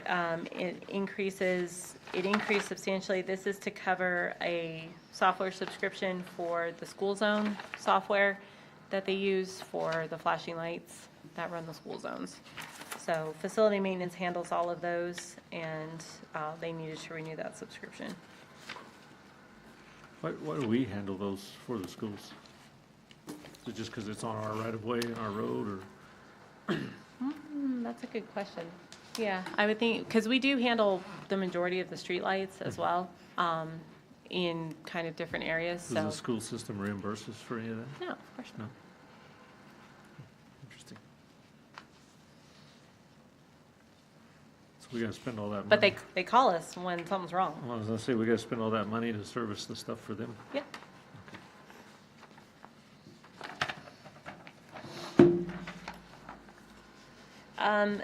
On page 23, there is a change. We adjusted all of the tool budgets, kind of in the same line that we were talking about with equipment and travel. We've just been holding a substantial amount of money in those allocations. So we did leave money in those lines, but we decreased it with the knowledge that if you get up to that threshold and you need to request additional tools, that can be done on a revision basis. We supply that for our employees? Huh? We supply those tools for our employees? I'm sorry, I still didn't catch that. We supply those tools for our employees? Yes, Well, yes. They don't supply their own? No. Wow.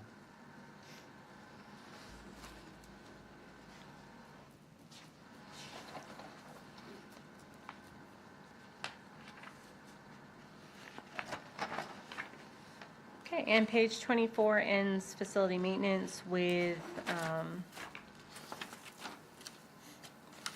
and then it also starts our information technologies. So as you all know, we are fully outsourced on our information technologies. We're outsourced to Better IT Services.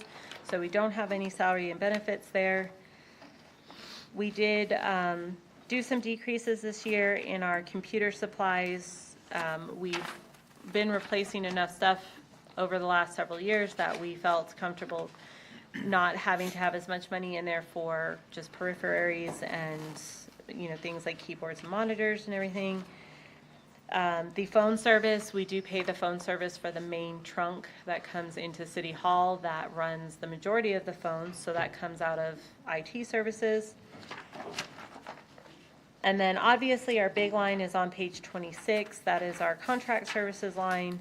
So this is where we pay the contract services for Better IT, for our Microsoft licensing, and then for our network update. So this fiscal year in FY26, we did move to 24/7 IT support. So there is a person, there is a bids person available 24/7. So if, for our police officers that are on nights, for our water operators that are out, trying to make the SCADA system work and everything, they do have 24/7 support. And that is for everybody as well. I mean, if you guys are on your computer at 3 o'clock in the morning and you can't get logged into your email, you can call BITS and there will be someone there to help you, so. What do we do with outdated equipment that we replace? It goes up for public surplus auction, Where? on publicsurplus.com. It's online. It's online, yes, we do all of our auctions online, and usually with our IT stuff, we sell it in pallet form. We don't bulk. sell it, we put it all on a pallet, wrap it with saran wrap, and sell it for $15.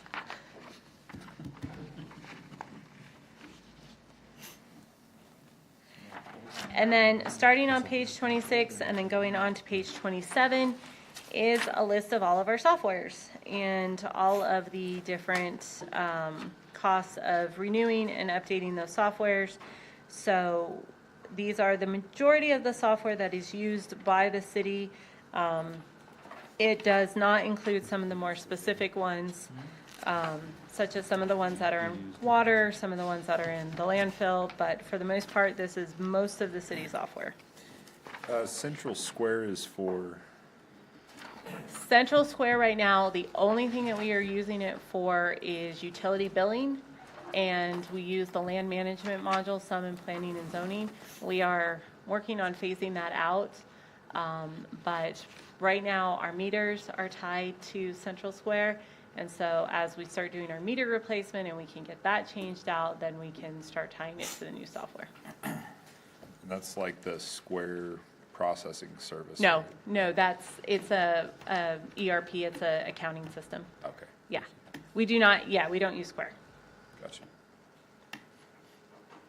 Is that a yearly fee that we pay, or is that that's a It's a yearly? yearly Okay. fee, yeah.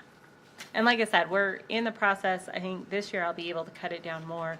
At this point, I just need utility billing to function on it for about another year.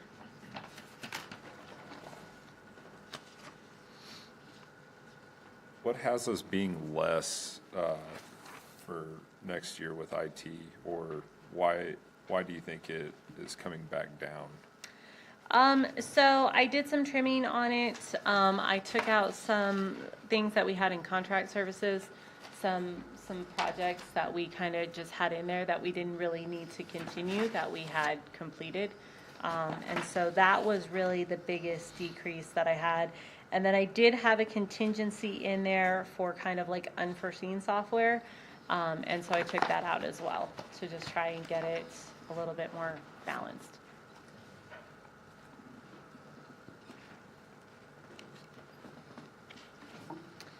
Any questions on IT? Okay, starting on page 29 is our fleet services. So fleet services, he currently has 7 employees. He is, at this time he was fully staffed, but I don't think he's fully staffed now. I think he did lose one of these employees. So that's why the role is pretty close, but I know it's going to change here.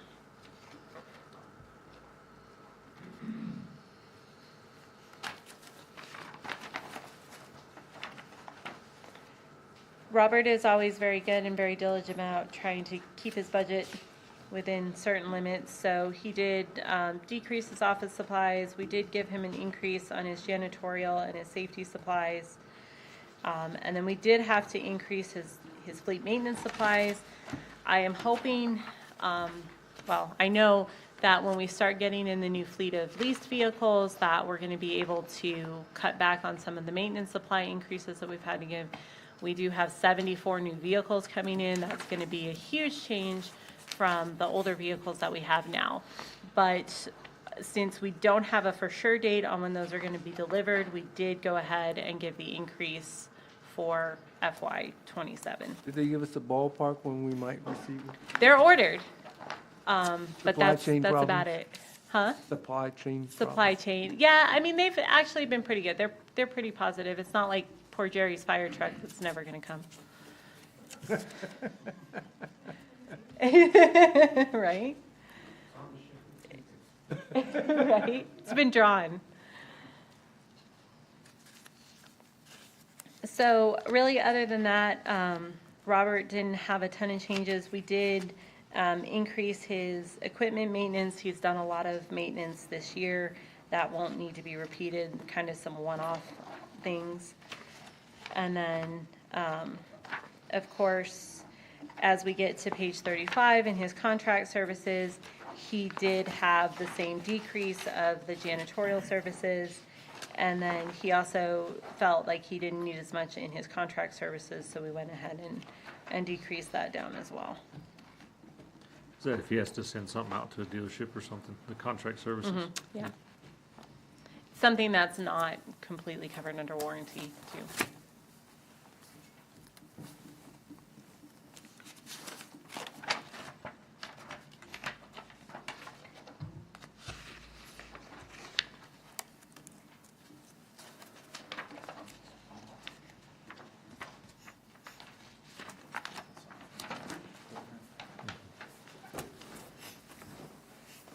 Okay, so that is it for fleet, and that also is it for expenses for Fund 12, so the internal service fund. So if there's any additional questions, we'll talk briefly about the revenues in Fund 12. They don't have very many. They are funded very extremely by transfers in, which you can see starting on page 1 of 6. It talks about, it breaks it down for each fund and how much is transferred in there. So they receive a transfer in from the general fund, from Fund 44, which is the street maintenance fund, from Fund 63, which is community development, from Fund 81, which is water and sewer, from Fund 86, which is the convenience center, and then they receive revenue, because they can't show up as a transfer because it's a component unit. They receive revenue from Fund 94, which is the landfill. Got a quick question in fleet Sure. maintenance. Yep. Under his software stuff, how come we budget 20,000, but it only shows he spends about 7,800 of it? So he has additional software that he is going to need to talk to the EVs that we have, the electric vehicles that we have. Ah, okay. Do we get to turn those in when the batteries go out in them? Or do we So have to pay to read? while we're doing the lease, like, they're not on the top of the lease, but they are, they will be part of the turnover of the lease. And right now, we don't have anything in there that's an EV. We don't have a full, we have hybrids. We don't have any that are full. Okay. And we're very diligent about driving them to make sure the batteries stay charged, because that is a problem. It's a huge expense, Yeah. you know. Yeah. Won't- That's like Pedro gets to drive the city manager truck every morning to the bank to keep the battery going. So, Thank you, sorry. So any additional questions on Fund 12, including expenses or how they're funded with revenue and transfers in?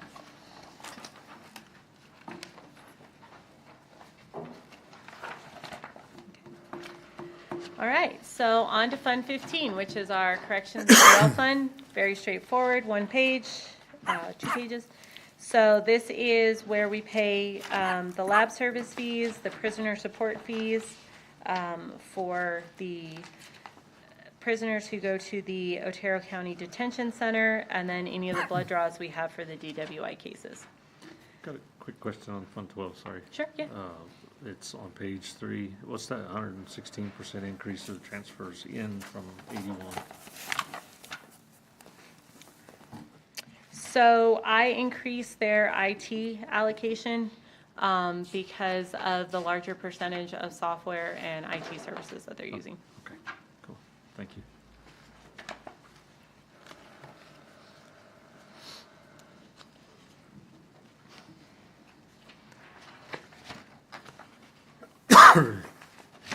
So Fund 15 is very straightforward. It is funded by a transfer in from the general fund, and it is also funded by corrections fees, so a portion of the corrections fees go. For next year, we're projecting $56,000 in correction fee revenue, And so that leaves us $10,600 to make up with the transfer in from the general fund, because we are projecting $66,898 worth of expenses. The jail expenses are kind of hard. It depends on how many people go to jail and for how long. So that's one that, as you can see, has kind of gone all over the place historically. It's been high, it's been low. This year, it's kind of been in the middle. So we felt pretty confident about bringing it down to the 65,000 number. And then obviously, we can see where we're at during the year.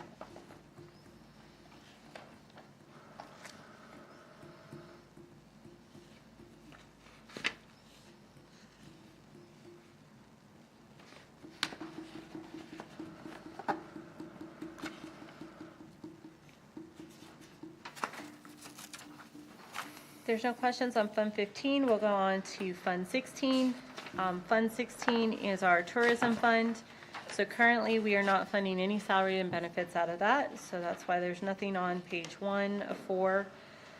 Moving forward, page 2 of 4, we do have office supplies.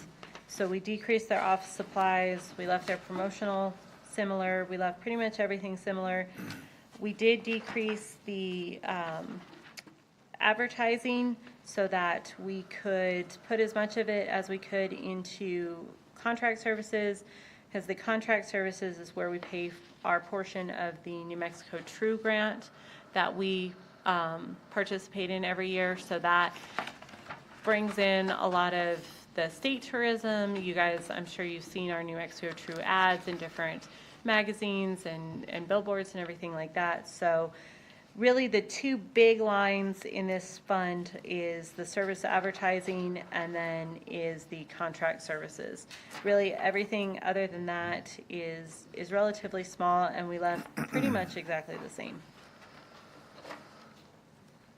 And this is funded by the general fund. So this receives a $254,000 transfer in from the general fund to cover the $254,550 in expenses.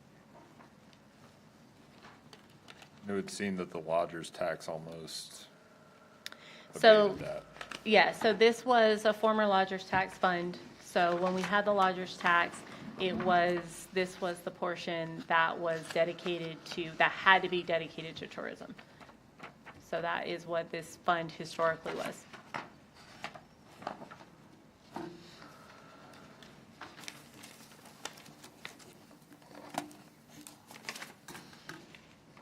Any questions on Fund 16? Fund 17 does not have a page in the book. That is because it is the police court bond that we are required to hold. We're actually researching that to see how much longer I need to hold it. I'm hoping that maybe this is something that next fiscal year we can take off.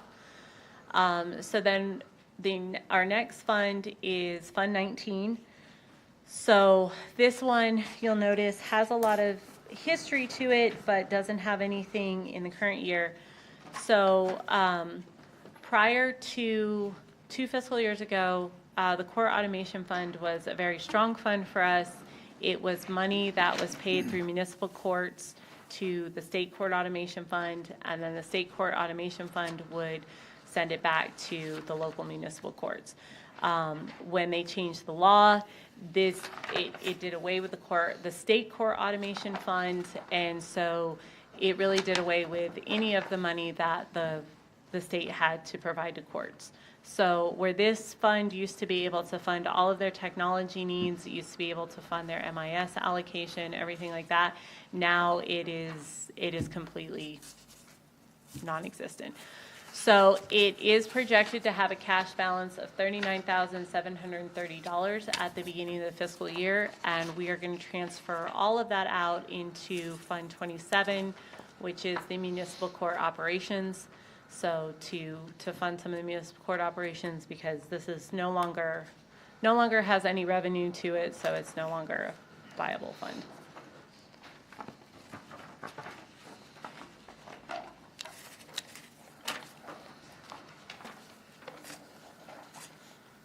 Okay, so moving forward to Fund 20, This is another legacy lodgers tax fund. So this was the portion of the lodgers tax that was discretionary to the city to use for different things. So this fund is the operational expenses for the Civic Center. And then it also has the special events expense in it as well, which we'll talk about here more when we get to it. So currently at this point, this fund has 3 employees. It has 1 full-time employee and 2 part-time employees. And so that is where the salary and benefit role comes into play. These positions were staffed by different people when we rolled it last year, so there's differences in what the current employees' salary and benefit options were. We were pretty diligent. We were very diligent in the expenses for this fund, trying to leave them as flat as possible. And because, again, this fund is supported with a transfer in from the general fund. So as you can see, there's not a ton of big changes. We did make a change to pest control, and we did make a decrease to the generator maintenance, again, trying to line those up with what we see in our actuals.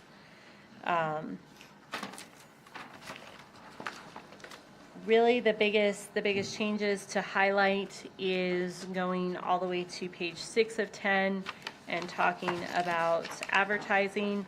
Last year, we gave a substantial bump in the budget to increase advertising. It really hasn't been used, so we went ahead and bumped that back down to $300 for fiscal year 2027. Same thing in contract services. As you can see, we're at $15,000 this year. We bumped that down to $7,000 for next year.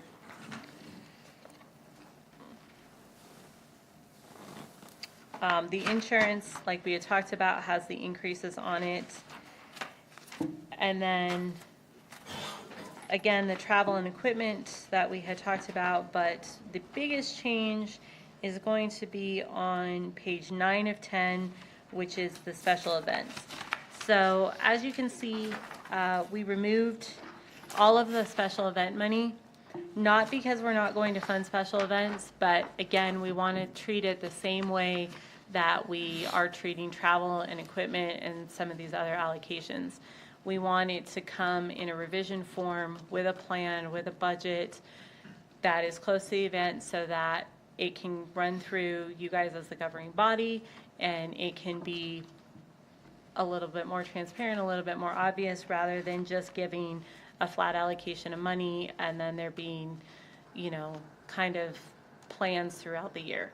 So that's the reason that we took that down to 0, and you guys will see that now on the revisions when it comes through. You'll see the revision for Zubu, or the revision for Easter in the Park, or the revision for whatever event is being requested.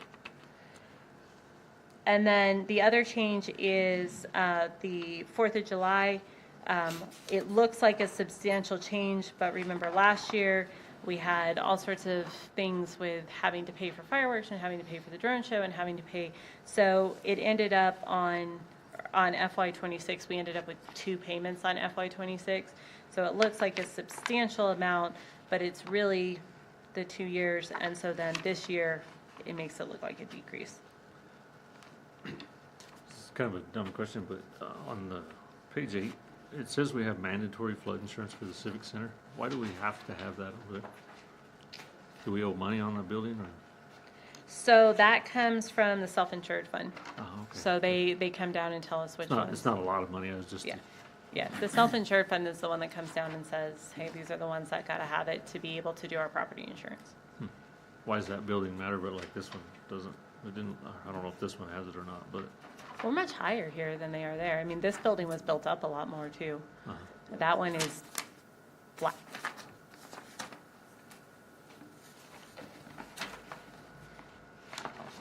Somebody told me it used to be an old armory. Long time I ago, didn't realize that. I thought it always been a civic center.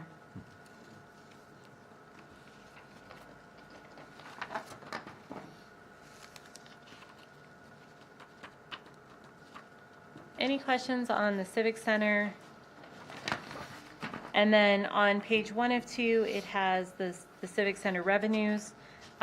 Obviously, their revenue at this point in time mostly comes from user fees, and then the user fees that they receive for special events, and then the transfer in from the general fund to make up the difference. So they're projected to make $28,000 in revenue and receive a transfer in of $314,000 to cover their budgeted expenditures of $343,027.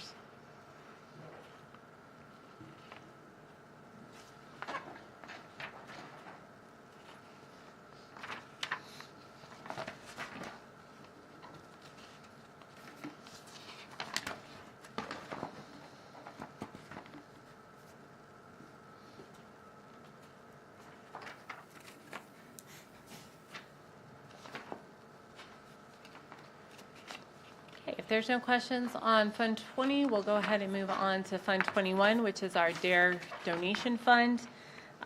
This one's going to look a little sparse at this point, but that is because they are budgeted to 0 for FY26, which means that there's no cash balance to pay for any expenses for FY27.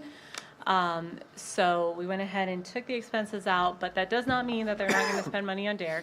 What that means is any of the budget that is left over from FY26, especially the other community relations, which is budgeted at $51,000, will move over to FY27, and then also we'll see what their cash balance is at the end of FY26, and that'll give us the opportunity to add back in their salaries and benefits, and then, well, just their overtime. They don't have any other salaries, just overtime. And then the same thing for the travel, special events. Any of that money that's left, we'll go ahead and move it back over. So no, DARE's not going away. No, we're not funding DARE. We're just, it's going to carry over because it's budgeted to 0 for FY26.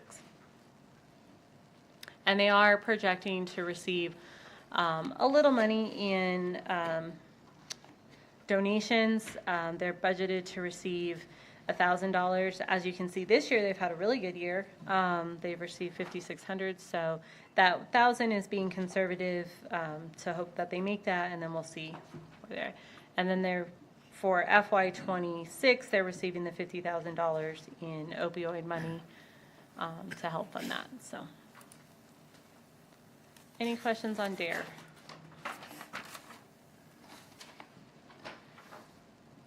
Fund 24 looks very blank, and that's because it is very blank.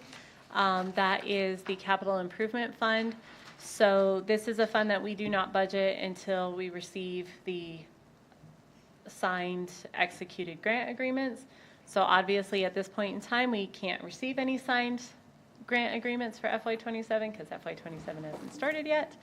So obviously, any of the money that we have budgeted in FY26 for the grants that are not completed or are eligible for carryover will carry over into FY27, especially if you look at page 2 of 3, you'll see we have quite a bit of money in building improvements, equipment, and infrastructure.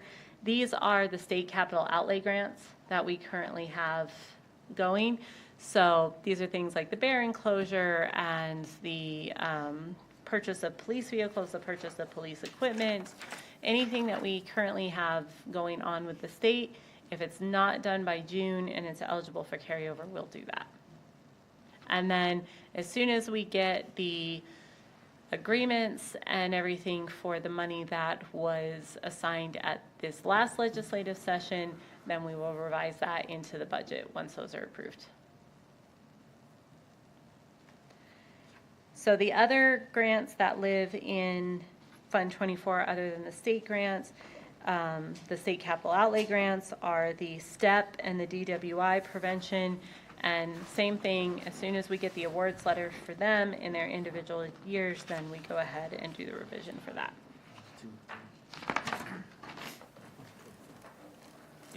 Any questions on 24 and kind of how the money flows through there?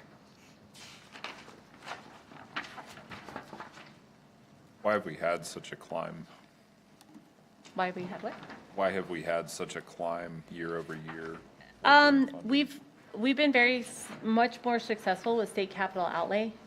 When I first came to finance, you would get one state capital outlay grant, maybe. And then gas and oil revenues went up, the state started having more money to put into capital outlay, and we started getting 4 to 5. Because there were some years, like I said, when I first started in finance, we got 0. Or you would get one for 250,000 or something. And now we're seeing 4 to 5, sometimes we get 3 to 4, and pretty close to what we're asking for. They did come back a little bit this year. This year, they definitely tightened the strings a little bit. We only saw 3 get approved this year, and they were not, one of them was not even for the full amount. So I think maybe the state we're going to see that a little bit more from the state, is them tightening up on their capital outlay, but that's why it looks as hefty as it does right now.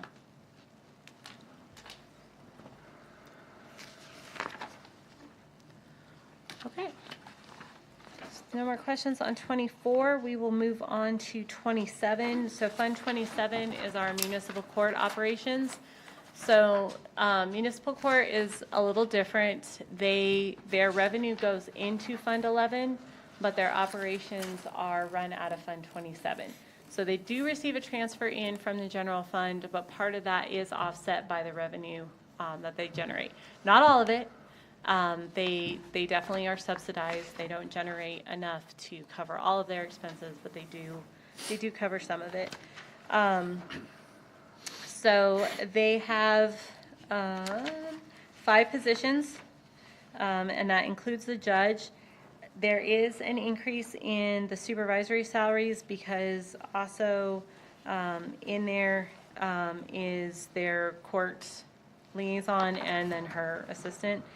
And then the temporary part-time, they do have a temporary part-time bailiff, and then they also have substitute judges. So we do budget a little bit for the substitute judges.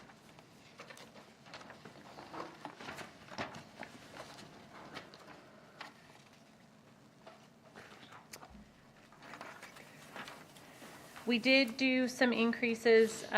They requested some increases in computer supplies, program supplies, and we did do those. We offset that a little bit by decreasing some of their contract services. That was partially because they were paying a substitute judge out of contract services instead of paying the substitute judge out of salaries and benefits, so we made that adjustment. Other than that, they didn't have a ton of increases. The biggest thing that they're facing that is constantly going up on them is their indigent attorney expense. So they are required to fund indigent attorneys for people who claim that they're indigent. So as you can see on page 4, we did bump that up to $65,000. They're at $50,000 this year. The other thing that caused that increase is the attorneys who are handling that. We were paying them substantially less than they were being paid anywhere else in the state, and so they lobbied for them to have an increase and get up into what they were being paid through the rest of the state. So that one's just been growing. They're just having more and more people claim that status. So really, that was their biggest increase that was requested. Everything else was relatively minor.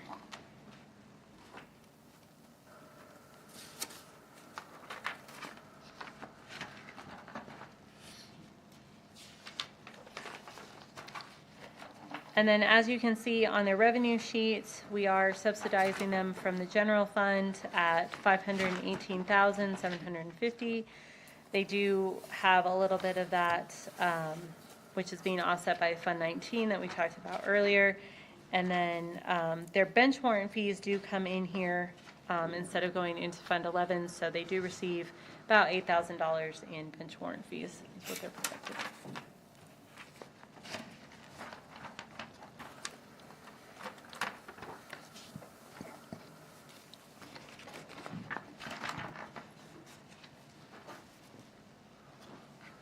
any question on municipal court?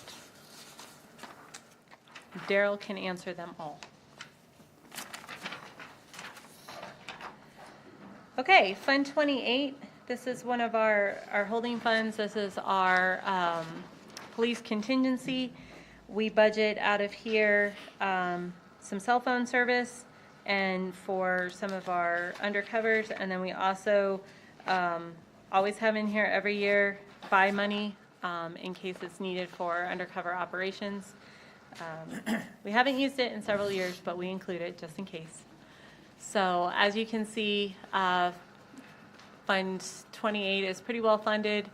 It makes a little bit of revenue from investments that it holds. So with the small amount of expenditures, it's projected to end the fiscal year at $59,621. So pretty basic, pretty small. Same thing with our cemetery perpetual care. This is the money that we hold in care of when we need to develop a new cemetery. So a portion of the land sales go into this fund, and then it also is invested so it receives investment income. We have the last couple of years done some transfers to Fund 32 to fund some improvements to the current cemetery. We don't have any of those planned at this point in time, so for Fund 31, all we have budgeted this year is the revenue, which will bring us up to a projection of $893,575 for the end of the year. Who do we have our investments with? So the bulk of our investments are with Morton Securities, and they're in low yield, low risk bonds. We do a lot of bonds. And where are they? What do you mean? Morton? Yeah. They're based out of Utah.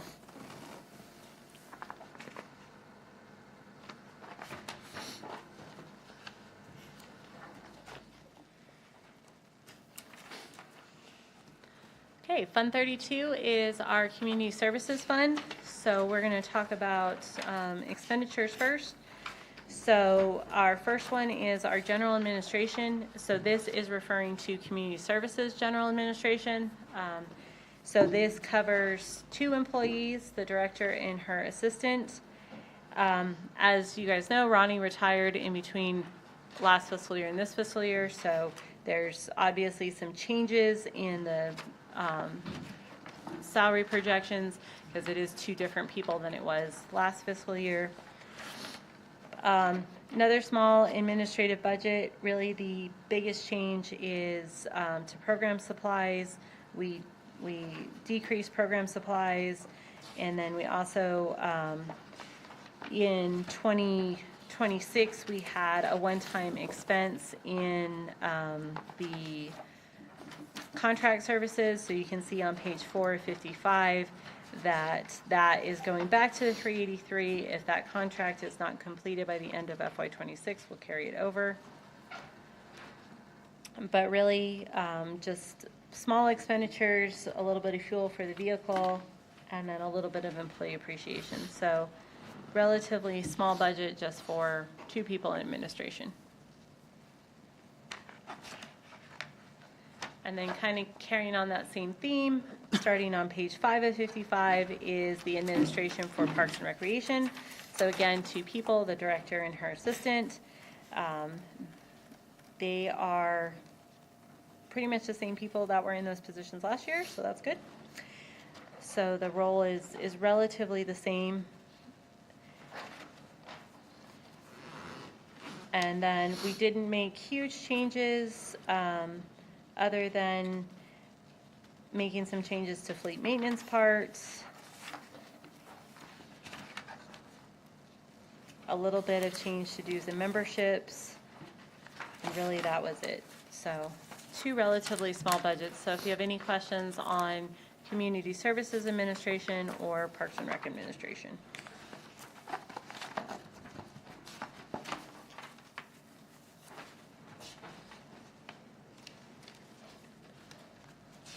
So on page 9 of 55, we have our, we start with the cemetery.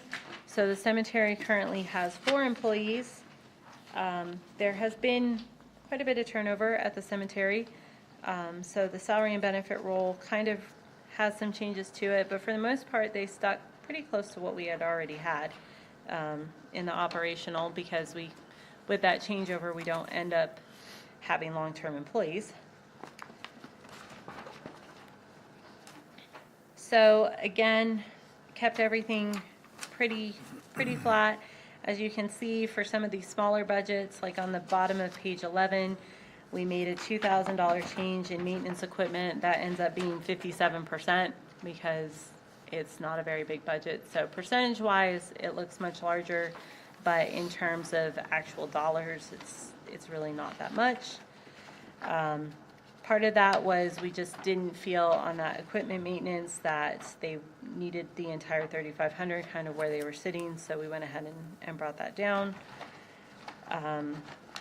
We did need to reproject their utilities. Their utilities did not get projected correctly in the FY26 budget, so that's showing a large increase. We did increase their advertising to give them a little bit more advertising money. And then we did, of course, they saw the same insurance increase that other departments saw.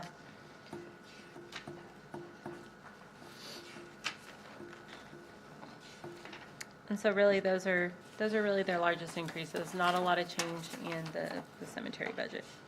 What advertising do we have to do for the cemetery?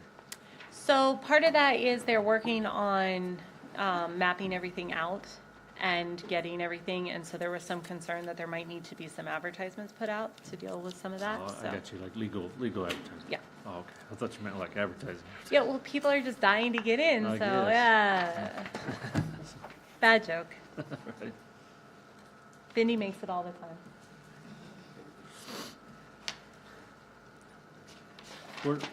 Just a real quick question on the cemetery. As far as capacity, where are we at on that? Do you know? Ooh, that's a good question. Do you know where you're at with capacity for the cemetery? With the new columbarium, we gained a little bit of time, but we project max of 20 years. Left in this one? 20 more years? Yeah. We have that much room? The columbariums helped a lot. Mostly cremation. Yes. Yeah. That's it for me, but Okay. What about in the cremation area? Or how much room we got left? In the non-cremation No, area? in the cremation. In the area. cremation? That's where most of it is. Yeah, Is in the 20, it'll give us 20 more years? in the cremation. Okay.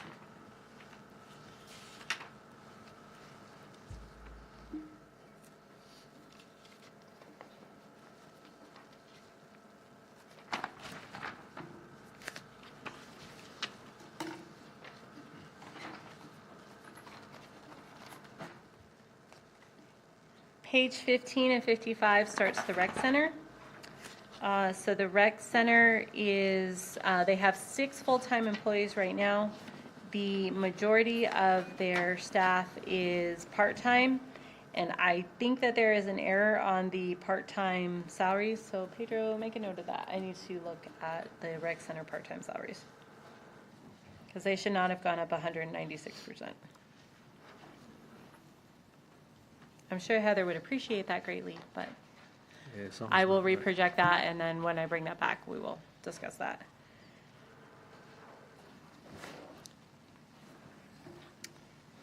Because as you can see, pretty much in their other lines, they don't have a substantial amount of changes in their salary and benefit lines.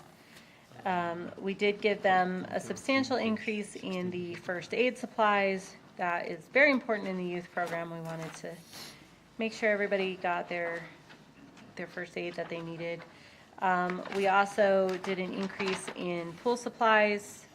We have a lot of items that are aging that needed to be replaced. So we went ahead and bumped that up. Also, based on their past historicals, they were right at that 5,000. So went ahead and moved it up there. We also need to check for me, Pedro, we need to check their copier maintenance as well. Maybe that doesn't have a number in it.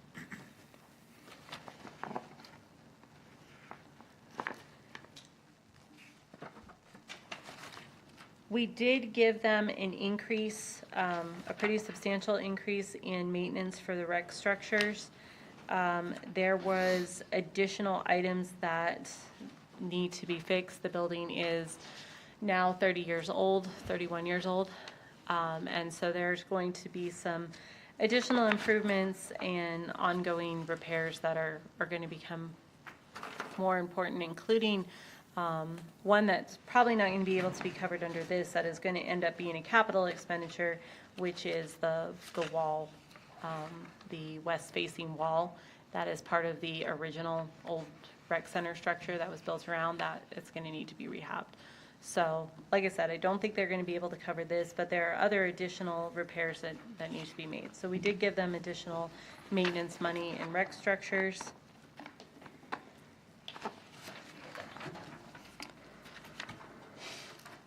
We did decrease their contract services, kind of down again to a number that was a little bit more in line with their actuals. And then I did also want to point out their consultants. Heather does a very good job of revising this number as the year goes. As she makes more revenue on those programs that have instructors, then she goes ahead and revises the instructor expense. So that goes directly in parallel with each other.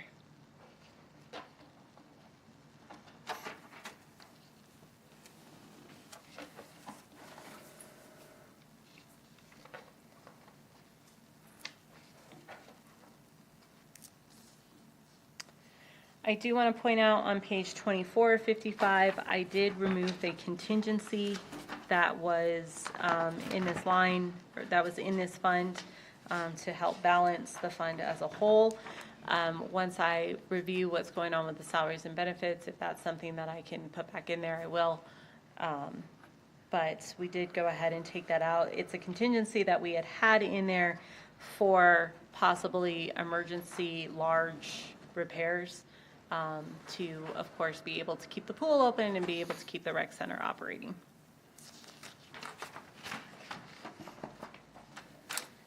Are there any questions on the rec center budget? Okay. Starting on page 25 at 55 is the parks budget. So the parks currently have 19 approved positions. They have, as of the time I rolled the budget, they have 3 vacant positions. So for the most part, their salary and benefit roll was pretty close. They are one of the departments that had a significant increase in the amount of people taking insurance. Their insurance, the people who opt into their insurance increased substantially.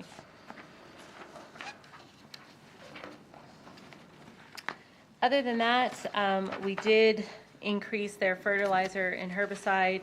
As you can see the notes there from Eric about when the applications are going to be and how much he has planned for both of those. I think that this number could possibly climb.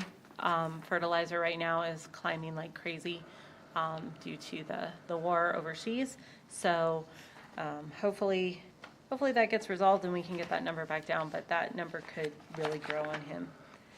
We did decrease the amount of money that we allocated to equipment maintenance, and we also gave him a small decrease in parks maintenance.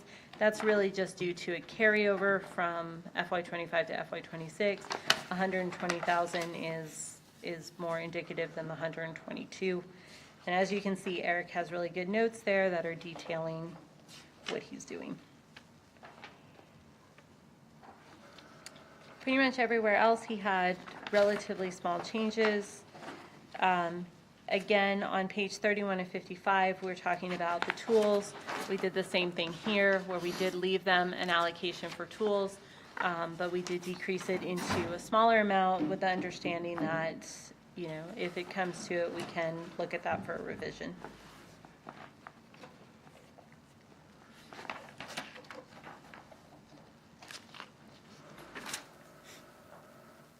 Any questions on parks?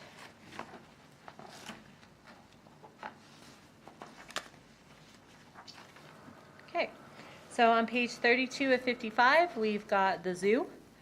The zoo currently has 10 full-time employees. And so the kind of big change that happened in the zoo in between FY26, FY27 is it moved from being a department under the Community Services Director to being a department under the Parks and Rec Director. So just kind of a change in organization, but not necessarily a huge change in the budget. As you can see, the staff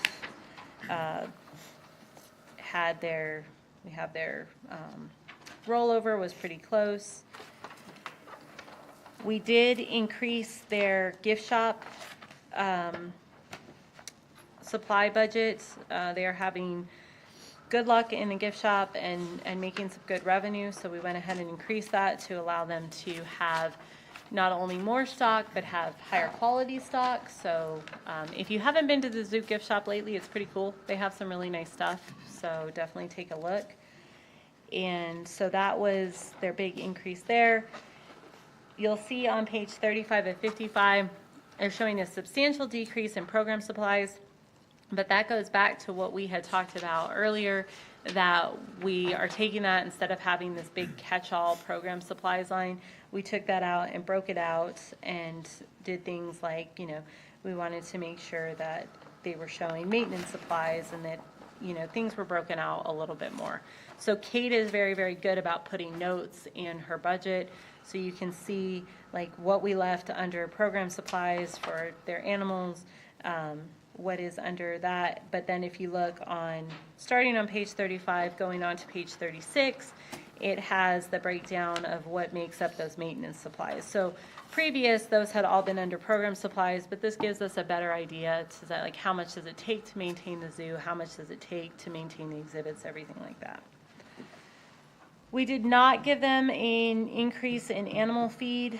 That is one that they're managing pretty well, but it is something that we might have to look at mid-year to see, depending on how prices are going with hay and some of the other products that they buy.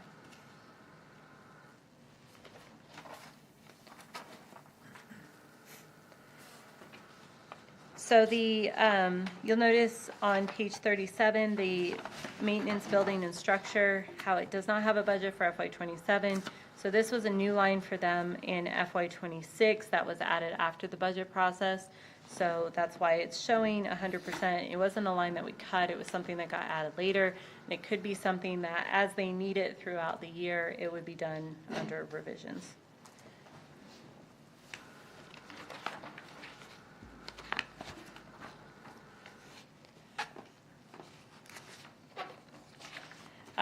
Big change at the zoo. The zoo got a copying machine. I felt very bad because I did not know that the zoo did not have a copying machine, or we would have gotten a copying machine earlier. But they did get a copying machine in FY26, so that expense will be there in FY27. And you can see we did decrease their contract services a little bit. Some of that money in FY26 was a carryover, but you can see the breakdown of what they're going to use their contract services money for.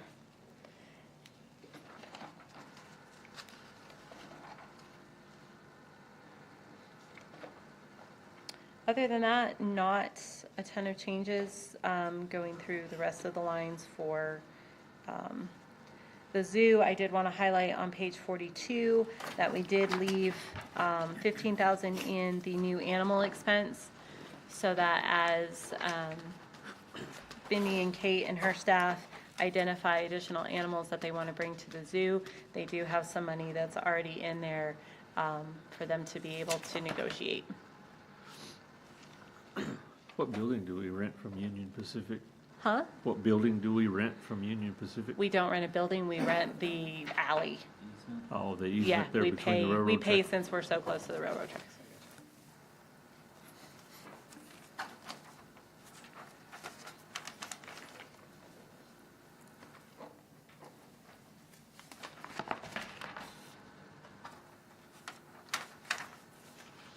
Okay, any additional questions on the zoo? Okay, on page 43 of 55, that is our community affairs. So that has 4 positions in it. When this budget was rolled, 2 of those positions were vacant. So there is a little bit of difference from the vacancies, but not too much. As you can see, we made some changes in this budget. Again, we made that program supply change and moved some of that money around.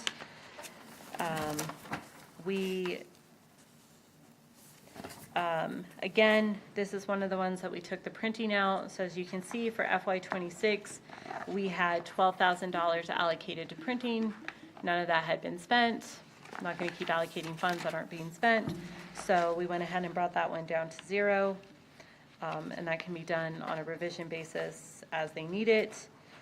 And that is the majority of their lines are relatively small and are going to be really done on revision bases. So we really didn't allocate any new money there, didn't make a ton of changes. I know that Eileen is, as the new community services director, is reviewing that department and seeing what organizational changes and operational changes she wants to make. And so I think you'll be seeing those in the near future.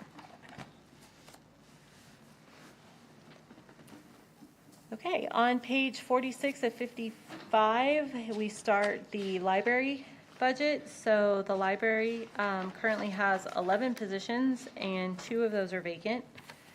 So we went ahead and did the salary and benefit roll. Theirs pretty much stayed the same, as close as it could, obviously with the group health insurance change. We did not make significant changes to the library other than giving additional money in program supplies a little bit. We did cut money out of books and periodicals, which is on page 49. Part of that, so that money is, there's a couple different funding sources in there. There's local funds, there's money that they receive from the state GO bond, and then this is also where the county money goes. So at this point in the budget process, the only money that we budget in that line is the local money. Because at this point, the county hasn't had their meetings yet to decide how much they're going to allocate. And then we don't put the state GO bond in there until it's finally approved, and then we roll that money over as well. So it looks like a substantial decrease because it's going down to 60,000, but really at this point it's just showing the one funding source. But we did decrease it. We were doing a local match of 70,000 instead of 60,000, but we weren't really getting close to spending all of that. So we went ahead and brought it down to 60,000 to kind of see where that puts us at. Their designated materials is tied directly to their donations. So as they get more donations, we do revisions to increase their designated materials, and then we reconcile that at the end of the fiscal year.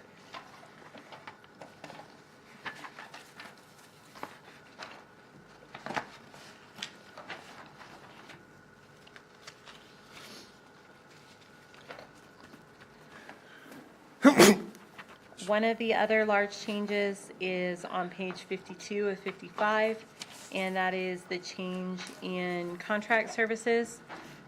So we did decrease contract services by $5,000. As you can see, kind of there's the detail of what they'll be doing with those contract services. This is another one that, depending on how the fiscal year goes and what type of events that they're wanting to have, they can request to do a revision to increase this. But for right now, this is what we were happy with.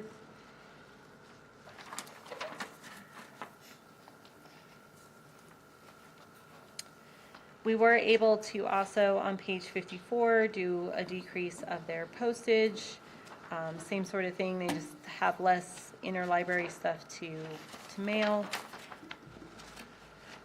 And then they had the same decreases on page 55 that the other departments did, travel, equipment. Again, not taking it away, just changing the process for going and requesting those funds. Yes, so they had a state capital outlay grant, and so that's to do the north patio area, so that is progressing quite nicely. Yeah, the inside too, for ventilation. Yes, and they had some local money for fire systems, and then they, of course, were part of the energy efficiency contract that we did.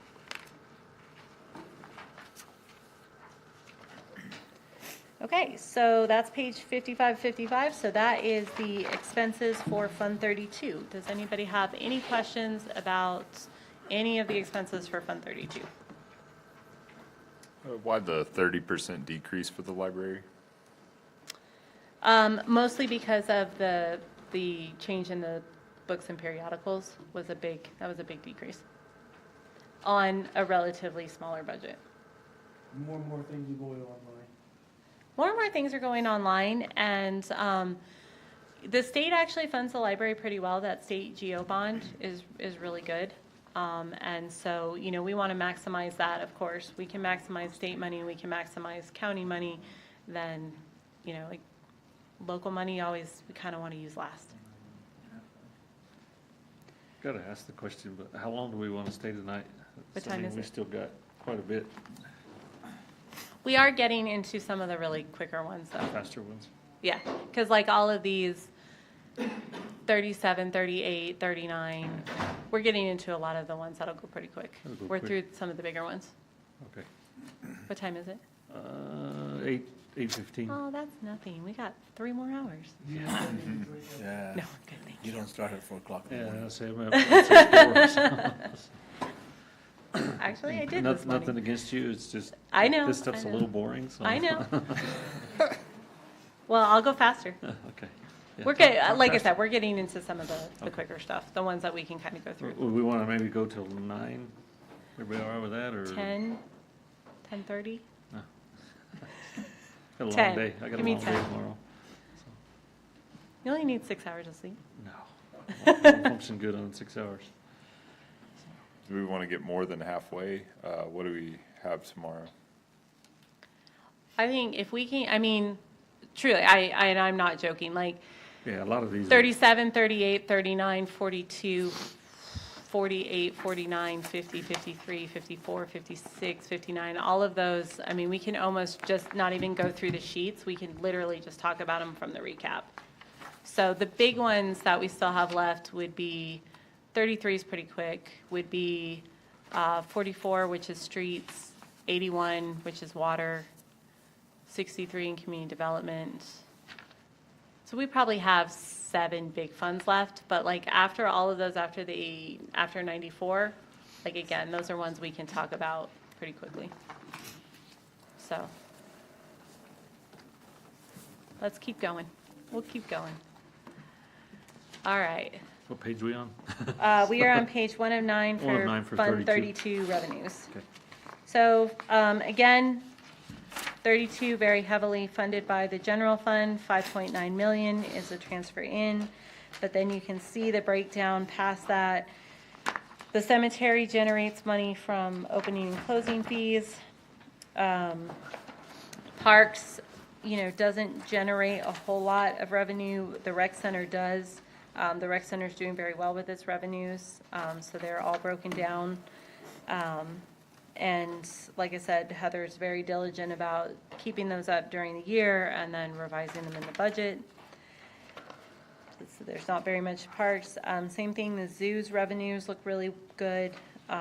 So we were able to project those. We left them relatively flat because we projected them up pretty substantially last fiscal year. So we were happy with keeping those flat, that they are meeting their revenue goals. And then the library does generate some revenue off of printing and copying, their fees and their fines. And so Fund 32 is slated to generate $509,145 in revenue. The majority of that comes from the rec center and the zoo. And then they need the transfer in of 5.9 million to balance it and cover the $6,472,000 in expenses.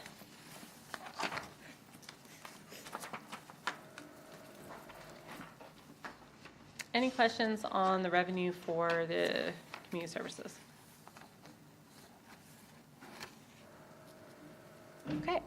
So that takes us to the Fire Protection Fund. So the Fire Protection Fund is funded by the state. So the state does the revenue based off of the gross receipts tax for the area. And so our projection this year for the revenue from the state will be $903,078. It will most likely be higher than that.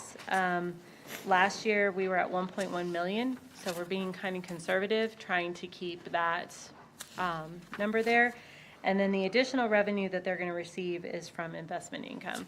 So kind of going back then to the expenditures, so fire protection, the amount that we claim for revenue, which is the $903,078, has to equal the expenditures. So you'll see our expenditures are $903,078, so that those two match. We can go through these in detail. We don't have to. We have to spend $903,078 out of this fund. We really don't have any choice because it does have to match per the state. So if you want, we can go detail through them, or if you're fine with the way that the fire department allocated them, there's nothing we can take out because we do have to budget to that expense number. Kind of big highlights for them, obviously, they spend a significant amount on equipment. They did increase their clothing substantially to refresh their clothing supply. And then they are one of the funds, we did leave travel in this fund because it is regulated by the state. They pay a substantial portion of their travel out of it, so that's on page 5 of 6. So you can see kind of the two large lines there is the travel and then the equipment at $191,703. And then if you look on page 6 of 6, you will see for this year, there's a very large capital equipment budget. That's for the new fire truck that is currently in design. And so that, of course, will carry over to next fiscal year because it won't arrive yet. And so we'll keep carrying it until it actually arrives.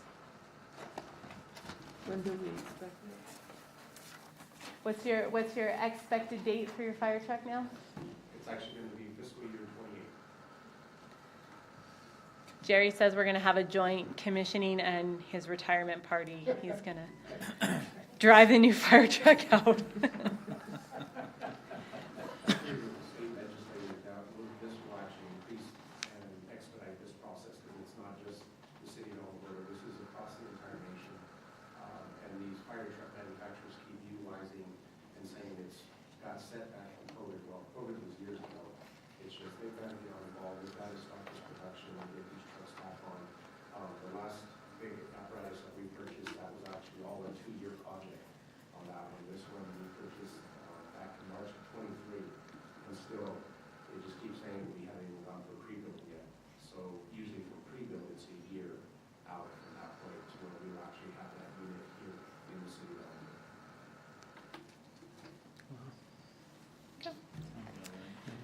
Any questions on Fund 33?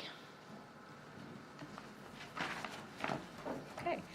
Fund 35 is our high-intensity drug task force fund. So this is one that we do not budget until we receive the grant agreement.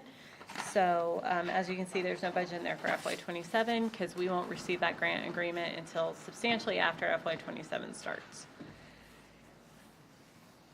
Fund 36, this is the Law Enforcement Protection Fund. So this comes directly from DFA. This is another one that the estimated revenues have to equal the budgeted expenditures. So DFA has been nice enough to come and tell us that we're going to receive $170,000 this year.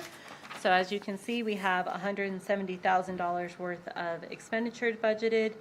It is in other in-service training, and it's in equipment. So 2 lines, revenues equal expenditures, and that is for the police department specifically. Fund 37, this is the state highway fund, but what it is used for now, pretty much exclusively, is the Keep Alamogordo Beautiful project. And currently, that's a pretty small program at this point. So pages 1 through 3 detail out the program supplies that are $7,920. And so that is the only expense that is budgeted in that fund. Currently, we are budgeted to receive, so these fees come from the solid waste contractors. So we have budgeted an expected revenue of $31,200 from that. So this fund kind of continues to grow, and then hopefully we get it to a certain point that we'll be able to do like a large project with it. Fund 38 is our traffic safety fund. So this is funded by fines for traffic safety that come from municipal court. So this year we have an estimated budget of $15,000 for those fines, and then we have a little bit of interest that's there as well. This fund, we actually, as you can see in FY26, we had a large expenditure of $80,249. That was to purchase a police vehicle. So this fund is a little bit down right now. We're only projected to end the year with $38,000. So we don't really have any large expenditures in here, just kind of some supplies and equipment, because this fund will kind of have to grow back up before it can do anything particularly large.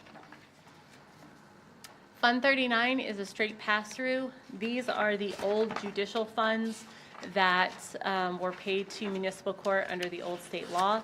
If you still have an outstanding ticket from that time, then they still have to pay those fees. So we have to keep it going until we have all those tickets taken care of. So straight up pass-through, $8,500 in expected revenue, $8,500 in expected expenditures. Fund 42 is a gross receipts tax fund. The majority of the money from this fund goes to Fund 44, which is the street maintenance fund. So as you can see, first with expenditures, really the biggest one is that transfer out to Fund 44 at $2.7 million. But it does have some debt service attached to it, so that's the $260,000 of debt service. Those are the only two expenditures out of Fund 42. And then on page 1 of 1, you can see the revenue. We're projecting $2.4 million. It does have some investment income in it, and so total expected revenue for that fund will be $2.5 million. With everything said and done, that should leave us a balance in there of 1.3 at the end of the fiscal year, which gives us the opportunity to fund additional projects in Fund 44 as the year goes on.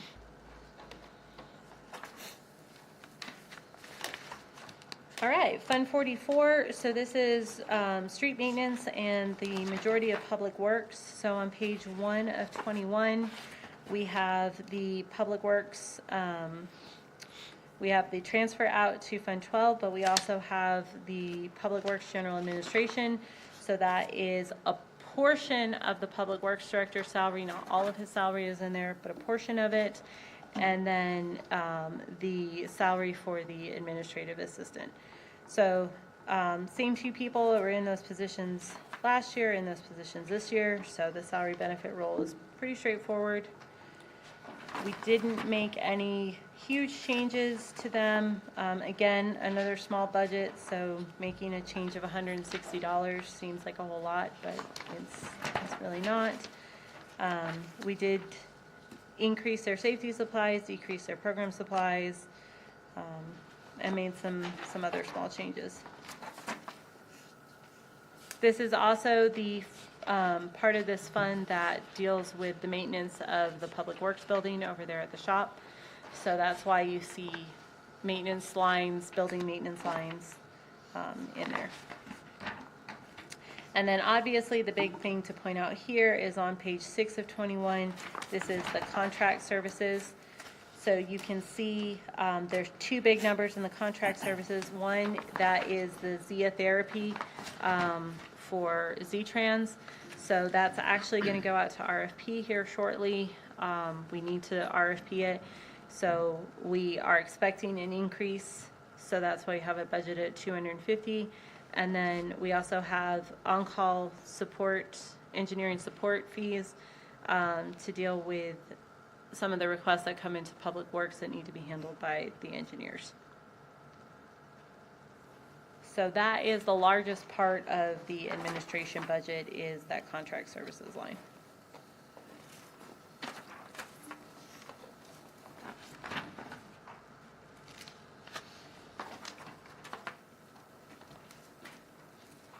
And then, as you can see, as you get towards the end of it, same thing, we remove the travel and equipment. And then, once you get to page 10 of 21, this starts the street maintenance. So the street maintenance, at the time of the budget roll, we rolled 13 positions. Of those 13 positions, 5 of them were vacant. So that is the role. They also had some longtime employees retire. So that's one of the reasons that you see the decrease in the operational, is those larger longtime salaries rolled off.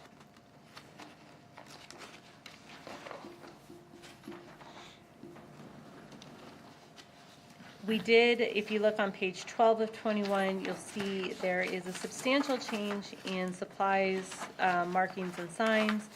We did increase that up to $225,000.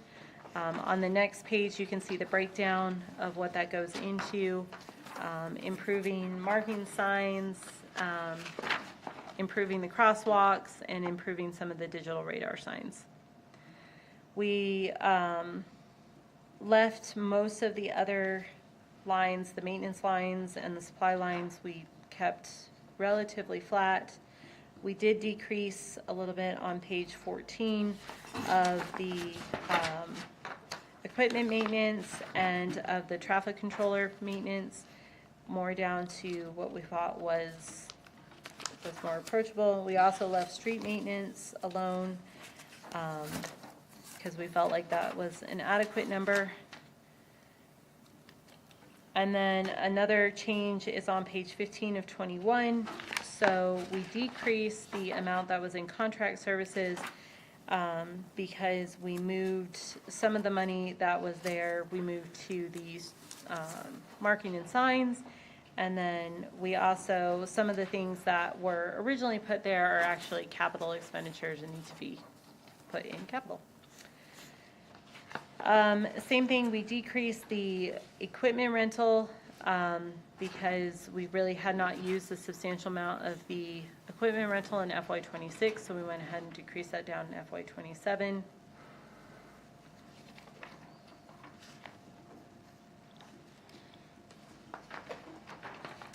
So that's the highlights of the street maintenance budget. Do you have any questions on street maintenance?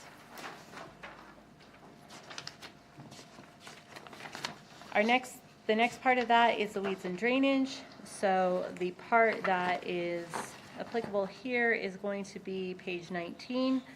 So that talks about the contract services. So we have a budget revision coming in front of you guys on the 28th that will increase that number even higher for FY26 because of the amount of work that KE&G has been able to put out and get through. We went ahead and gave them permission to go ahead and enter into more task orders and push that through. And then we have $460,000 planned for next fiscal year, which will continue the ditch maintenance and getting the pre-emergent spray, getting the weeds abatement handled, and getting that program going. So that is where that is funded. The ditch that's running on the south side of the golf course on number 11, are we doing that? I'm sorry, say that again? The ditch on, sorry. The ditch on at the golf course on the south side of number 11. Are we clearing that ditch out? Do you know? I believe so. I believe that's that's one of the K&G task orders. Yeah, part of that program.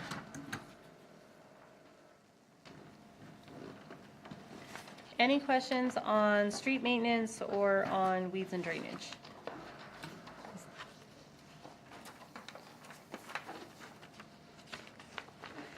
Fund 44 does have some revenue sources of its own. It has a small gross receipts tax. It also receives a state shared gasoline tax, and then part of the auto license.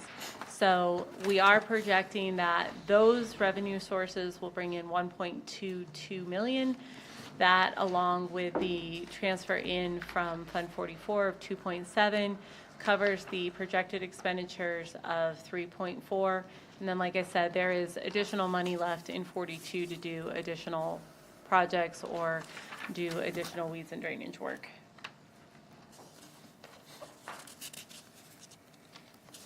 Okay, next fund is Fund 48. That is the New Mexico CDBG. We do not currently have a CDBG grant, so we do not need to talk about it. After that is Fund 49. That's our 1996 gross receipts tax. So that has some expenditures tied to it. It has the legal contract for the water right attorneys is paid for out of there. And then we also have our well improvement line that we fund with $200,000 every year. So that is also funded out of Fund 49. It does have some debt service that is attached to it. So the debt service transfer is there as well. That is $371,000 this year. And then it is paying some money to both the general fund and then a little bit of money to Fund 81 to offset some debt from there. But that is the majority of what we use Fund 49 for. Fund 50 is our property acquisition fund. We use that in case we have it basically in reserve in case that we need to acquire any property that is outside of our normal scope or cannot be paid for with another gross receipts tax. Fund 53 is our general obligation bond fund. So this is paying for our 2014 A, 2014 B, and 2017 GO bonds. So you can see the breakdown of the principal and interest that's paid there, and of course that's funded with the property tax. Fund 54 is a reverse osmosis project. So this was for the desal facility. We're still holding some cash there. There's some work that's going to there's definitely some work that's going to need to be done on the parking lot. $20,000 isn't going to be enough, but we are still kind of holding that money there. 56 is our flood control fund that we are going to be able to close out. We are not holding any money in there right now. Fund 59 is a debt fund. So this is where we pay our non-water and sewer debt service. So as you can see, we have a breakdown. We're paying loan 19, 21, 20, refunding of loan 15, refunding of loan 16, and then we're also paying the new energy efficiency loan out of there.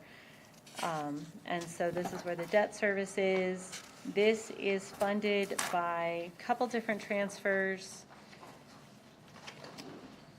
Transfer in from 42, from 69, and from 109, because this is also where our street debt is.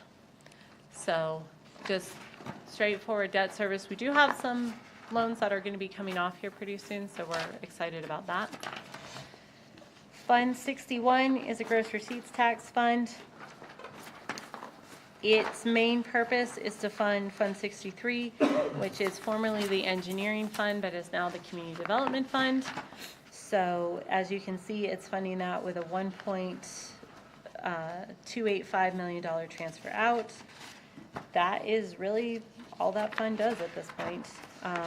It does receive money from gross receipts tax, so we're assuming about $622,000 for next fiscal year, which leads us into Fund 63, which is now the Community Development Fund. So as you can see, on page 1 of 16, their general administration right now is very small. It just has the salary and benefits for the community development director. This is something that when we bring the final budget to you will be fleshed out a lot more with actual operating expenses so she can operate her department. But then getting on to page 3 of 16, this is where now we have planning and zoning. So this is what was moved over from the general fund was now moved over here. So at this point in time, planning and zoning has 2 employees. It has the assistant city planner and the administrative assistant, which is going to be reclassified to an executive administrative assistant, moved around a little bit. So this is one of those funds that's going to kind of shift around a little bit. Evelyn, I have a question on Sure. the FEMA and zoning review fees. We're showing nothing for 23 to now. Right, because it was in the general fund. Okay. So and we it looked wasn't at it. Was it showing there? Yes, because those are the ones that we looked at, and I was talking about how it took us a while to get them lined out, and that were some were in the wrong lines. But yeah.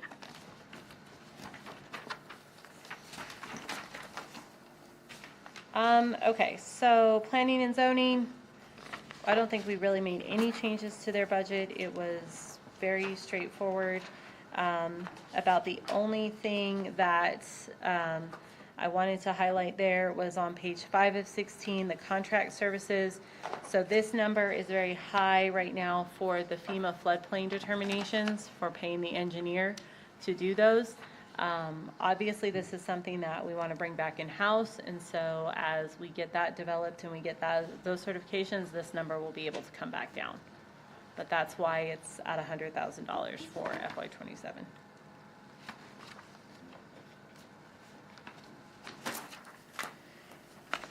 And then on page 6 of 16, we kind of get back into what has been historically in Fund 63, so this is engineering. So engineering currently has 8 employees, which at the time I rolled this, 3 of them were vacant.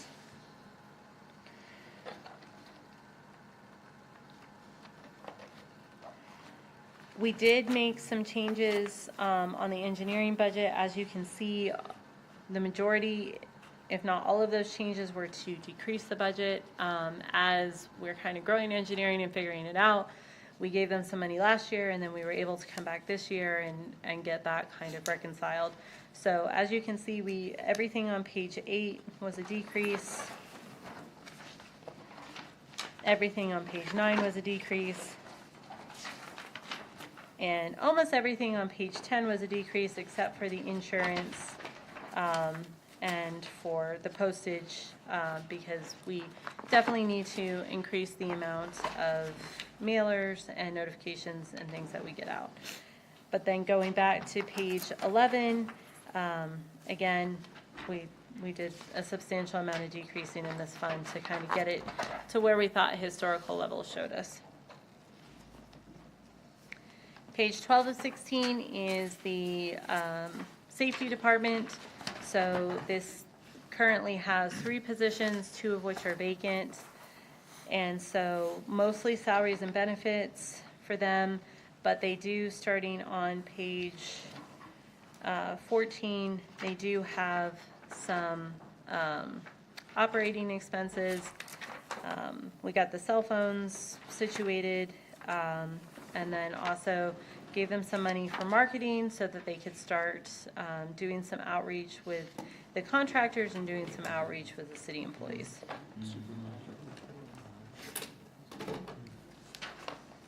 We really pay the supervisor in that department $116,000 with his salary and benefits. It's on page 12. No, so that has 2 positions rolled up into it. It has the safety coordinator and the safety specialist, and the safety specialist should not be in that, so I need to move They them. should be behind in the other, the operational side. Yeah, because you see how operational is 0? So Yes. those 3 employees are all rolled up, so I All need in- to roll all them in down. the- All in the supervisory side? Yeah, they're not all supervised. Okay.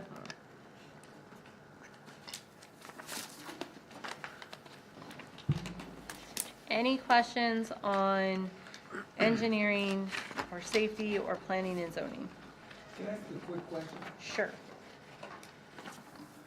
How are we doing for safety? Do we have a large number of accidents that are reported?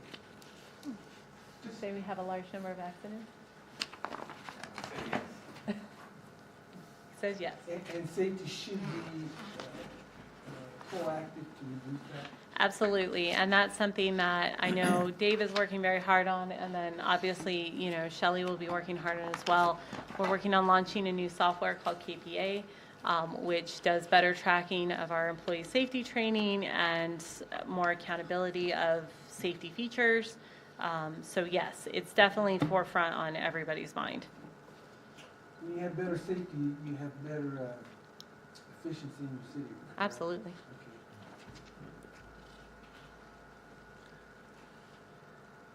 Okay, any additional questions on anything in Fund 63? We buying stickers and poker chips for? Outreach for the employees and like stickers for the hard hats, and you know, okay. you're being safe on the job, you get, you know, a You token. get a poker chip? Yeah, goes a long way towards increasing morale. Yeah. You know, like when they put the stickers on football helmets. Same thing.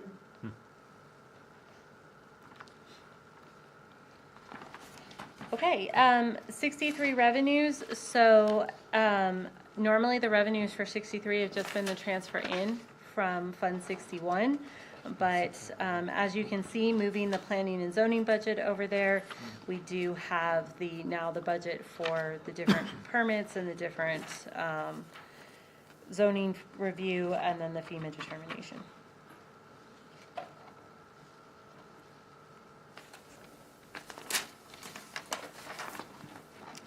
Fund 69 is a gross receipts tax fund. This is that strange one that can be used for fire stations, police substations, and the library, and drainage improvements. So this is one that we do use it. It is attached to some debt service, and we do use it to make improvements. We can also use it for the airport. So we do use it for transfers out for some of those improvements. But this one has been growing pretty substantially. It's slated to bring in 2.692 revenue, and then it's only slated to spend 43,000 and then some transfer out. So this fund will grow again in FY27. Fund 71 is the senior center. So this is the strangest budget out of all of our budgets, because this is the one that is broken up into congregate meals, home delivered, transportation, fitness, and then it's also funded substantially by the state and the federal government. So at this point, the only local money that the city is putting in is we put in the money for the salaries and benefits, and we put in the money for the building maintenance, because those are the items that cannot be paid for under the state grants. And actually, we do usually end up towards the end of the year paying some of the salaries and benefits out of the state grant, because especially for transportation, it's very hard for us to spend all of the state money and not use it for some of the salary and benefits. So we do, right now, the detail that you see in there is focused on the food and focused on kitchen supplies and everything. That is all the state and federal money. And then getting kind of further in where it talks about building, the utilities, those costs are the ones that are paid for with the local funds. So we estimate that we'll receive $731,000 in revenue. And then a transfer in from the city is $876,500. And like I said, almost all of that is salaries and benefits and some building expenses. It's a pretty efficient center. Is a pretty efficient center. Is it a marketing tool for this city? If we've gotten some awards and we're thought of well around the state. That's a good question. At this point, we don't market it as much as we probably should, and we probably could market it more. It definitely helps us because the more units we have participate, because every time somebody goes in there and every time somebody participates in one of those programs, it's logged. And we report all of that to the state. And so the state looks at that, and the more participation units you have, the better chance you're going to get your funding and keep your funding. It's one of the better ones in the state, though. I wouldn't know. I don't travel around to a lot of senior So centers. according to this, So I'm going to say yes. According to yes, we are kind of like the poster child for the senior center, especially including the amount of volunteers that we have. We have over 100 volunteers, and that's, per the state, that's kind of unheard of. Why are the salaries increasing so substantially? On page 1 of 14. A 75% increase. That's a good question. That one probably needs to be looked at. Something's going on with my part-time. Write the Okay. senior center down on there too. 'Cause I agree, that does not look correct. Okay. That's probably the same thing with the. With the rec center, something's going on with my The part-time. group health is going up 81%, but it's probably because of that. That one, I would say, actually has to do with staff turnover, and they're having new staff that probably took more, but I'll double check that one too. Okay.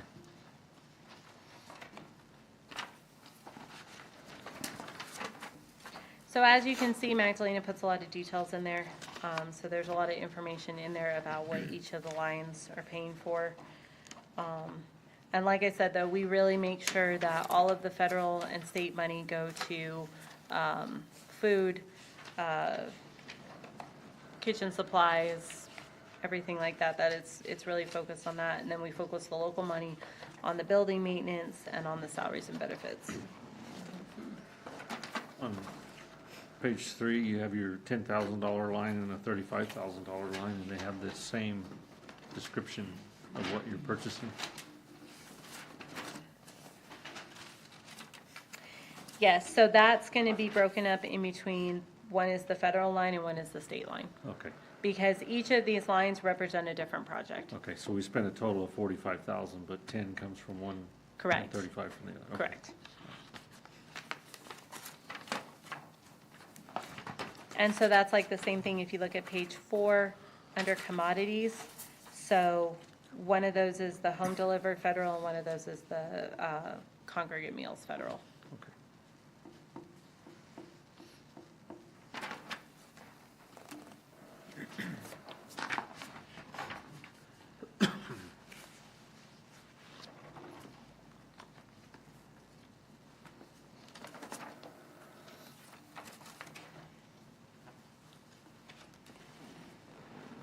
And so like, as you can see on page 7, the decrease to fire systems is not the fact that we're not checking the fire systems, it's that we're moving that money from maintenance fire systems to services fire systems.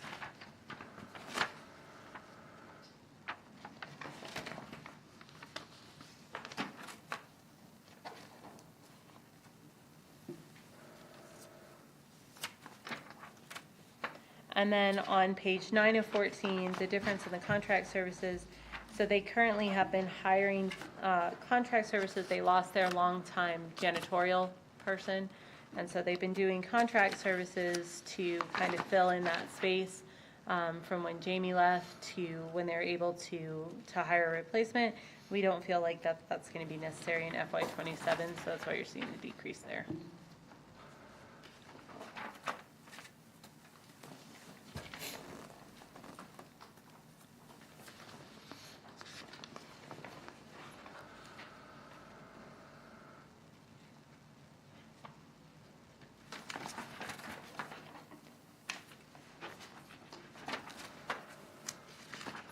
Any additional questions on the senior center?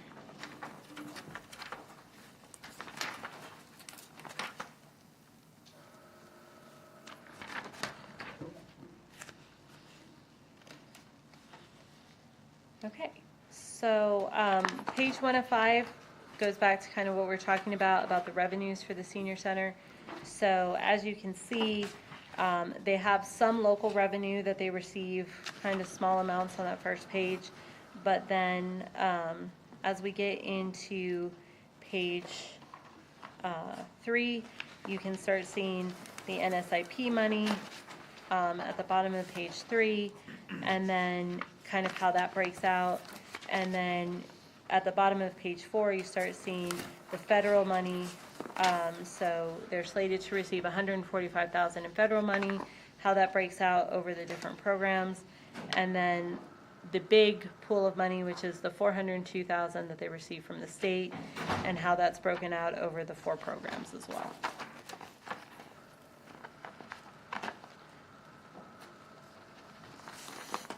So they're actually slated to receive $547,563 from the state in grant money.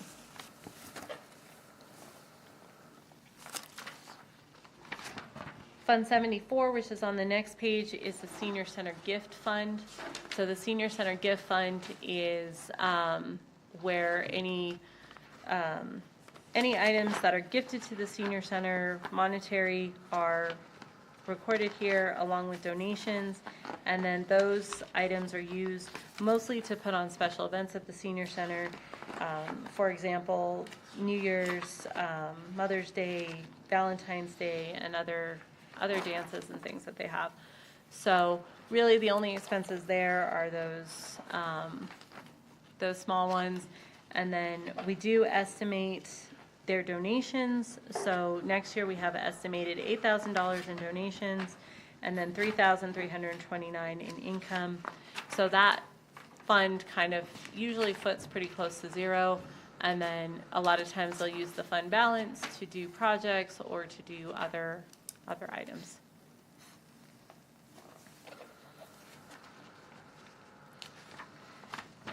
Fund 75 is the Retired Senior Volunteer Program. So this is where the senior companions, foster grandparents, and companion programs live. So this one is very similar to Fund 71. The majority of it is funded by the state. The city, our local amount, pays for salaries and benefits, and really even the state grant pays for some of the salaries and benefits. So for the most part, this whole program is funded by the state. Your group health, is that a typo or? We can Or double check that. We 30. do have a new employee in that It's going up position. 3,200%? Yeah, so we'll look at that one too. Okay.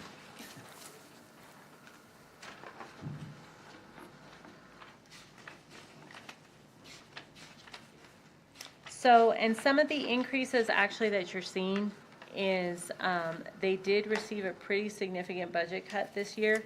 So like if you look at office supplies, it's at $54 and next year we have it at $300. They did receive, it was originally at $300 and they received a large budget cut just about a month or two ago. So it's possible that they could not be funded at this level that they are, but AAA in the past has usually funded at the same level and then they cut later in the year. So that's what we're kind of assuming, that they continue that same pattern.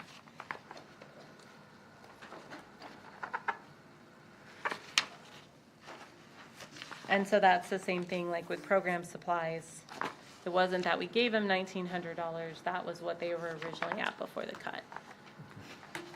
So that is something that we will double check with too, as we come for the final budget, to see if we can get a read from the state to see if that's something that they're gonna do again. Okay, yeah, it just goes from 9,600 Yeah, to 687 to 23,000, so Yeah. it just looks like a typo. and that's, yeah, that one I think definitely, but like the ones that are further in, like services contract, that's a decrease. I mean, we did cut their budget substantially.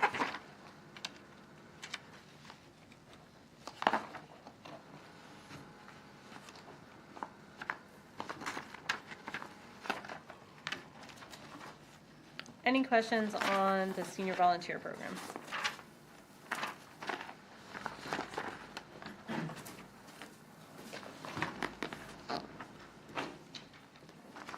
Okay. Next up is Fund 81. This is the water sewer fund. So we'll start the transfers out. They transfer money out to internal services, and they transfer money out to the water sewer debt service. because they do have debt service tied to the rates. On page 2 of 52 is the Benito water supply. So this is the operations just for the Benito water supply, not for the Benito campground. That's in a different fund. So pretty small operating budget, electricity, phone service for the watch and warn system. And on the next page, as you can see, we still have the capital line for Benito Lake restoration. We have some money in there in FY26 for the upgrade to the watch and warn system. And so that is where that is ongoing. And so if that project's not completed, it will go ahead and carry over. Purchasing, you can see we did move all of the salaries and benefits out of purchasing in 81 and moved it to Fund 12 because by having it in 81 and in 12, we were double allocating. So we did go ahead and make that move. And we do have a few supplies lines that are left in there. These are relating to the warehouse. So this is specifically for the warehouse staff. So safety supplies, some cleaning supplies, and some fleet commercial parts, pest control. But this is just specifically for the warehouse employees.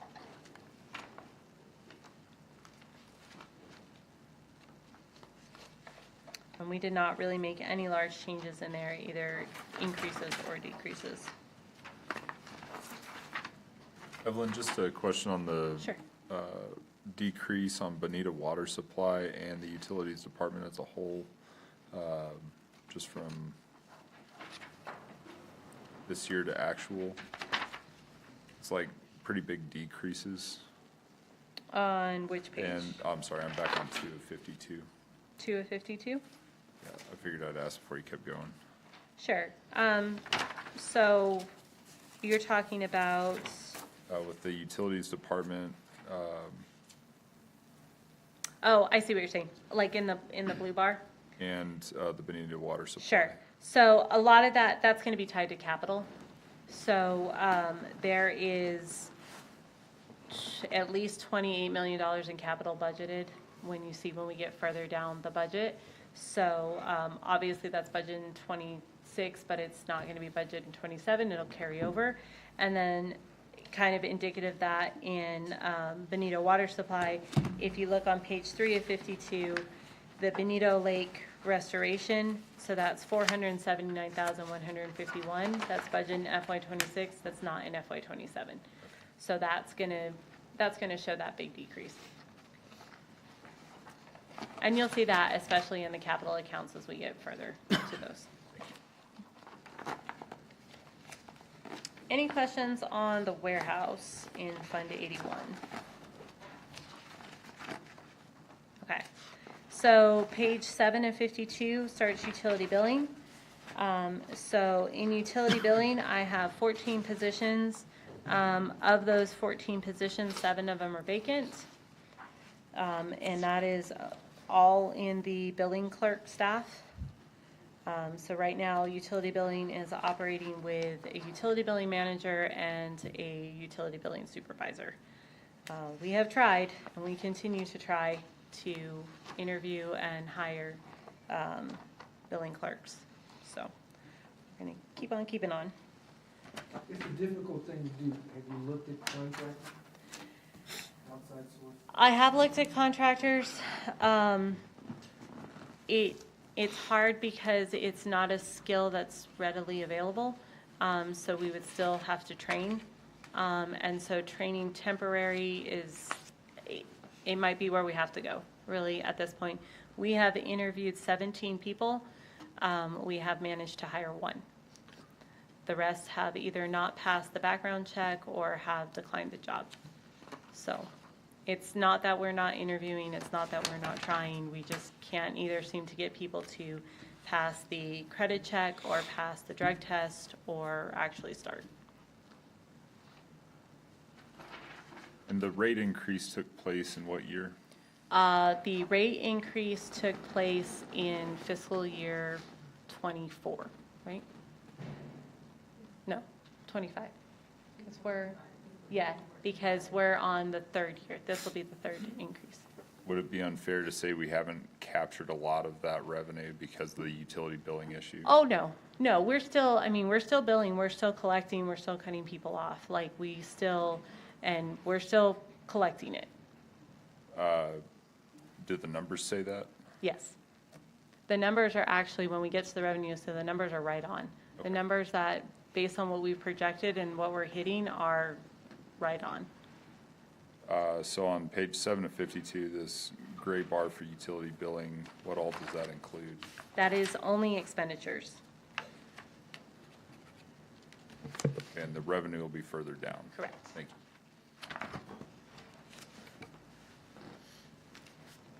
Okay, so going through salaries and benefits for utility billing, and then getting into their budget, we did increase their office supplies to hopefully that we're fully staffed. And we're going through toner cartridges like crazy, so we increased it for toner cartridges. We also increased, or actually we decreased our safety supplies. We did increase our meter supplies to get a little bit closer. We're seeing a lot of additional freight charges, and then we did almost immediately on our meters see a tariff charge as soon as they were in place. So we are hedging against that. We don't think that either of those fees are going to go down. We also increased our fleet maintenance part we go through tires a lot. The utility billing staff drive constantly, so we want to make sure that we can replace those. Other big changes is utility billing does pay a portion of the electricity for City Hall, so we did project that up some.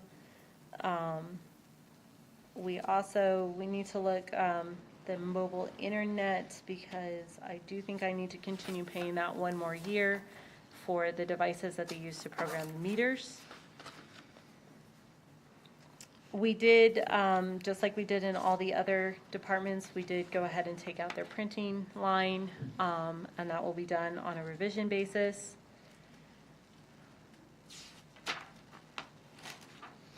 They do pay a portion of the general liability for City Hall as well. We have more people paying online, so we did increase our credit card fees to take into account that we do have more online payments coming through.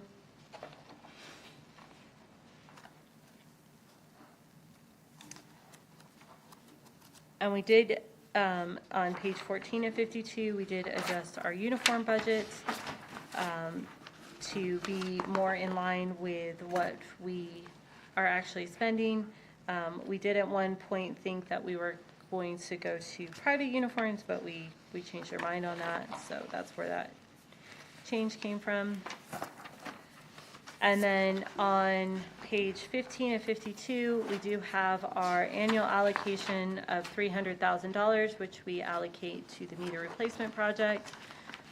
So we will carry over the balance of that in FY26 over to FY27, because in FY27, and actually towards the end of FY26, we are in the beginning stages of our next meter replacement project, which is being funded through Infrastructure as a Service. And so for Commissioner Hernandez and Commissioner Patillo, I will send you guys some information on that, since you all weren't here for those presentations and stuff, so that you can start reading that and if you have any questions. Any questions on utility billing? Okay. On page 15, we have the Utilities Fund General Administration. And so this includes a portion of the Utilities Director salary and his admin assistant.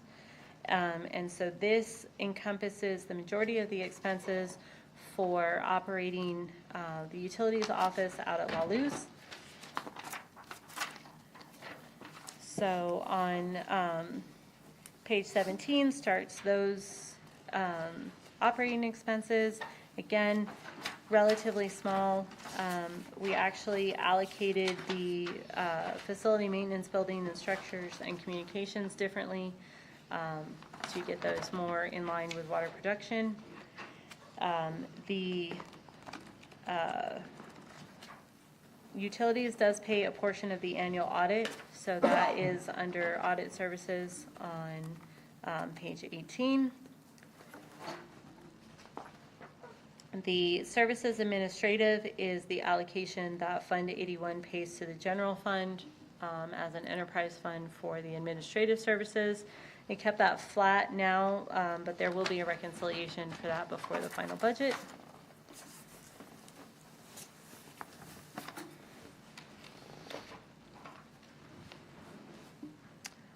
You will see on page 20 a substantial increase in other community relations.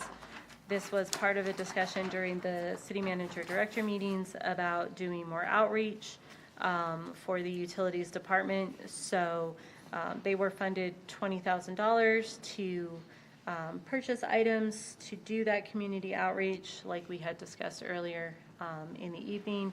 So for purchasing items and going to different events.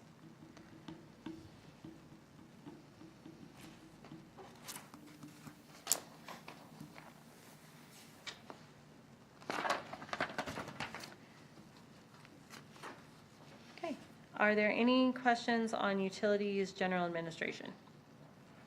Ever consider doing a video? Sure.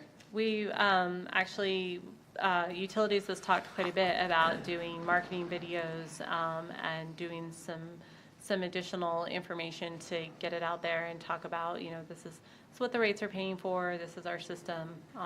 As you guys have seen, like, it's a very vast system. There's a lot of stuff out there.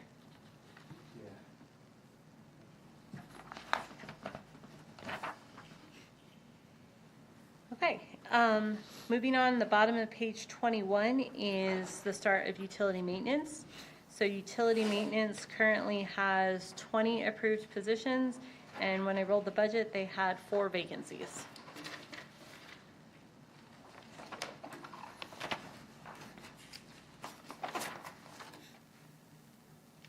They are another one of those departments along with streets that had a significant amount of people change their insurance. And then a lot of the new hires that they've had this year have taken insurance as well.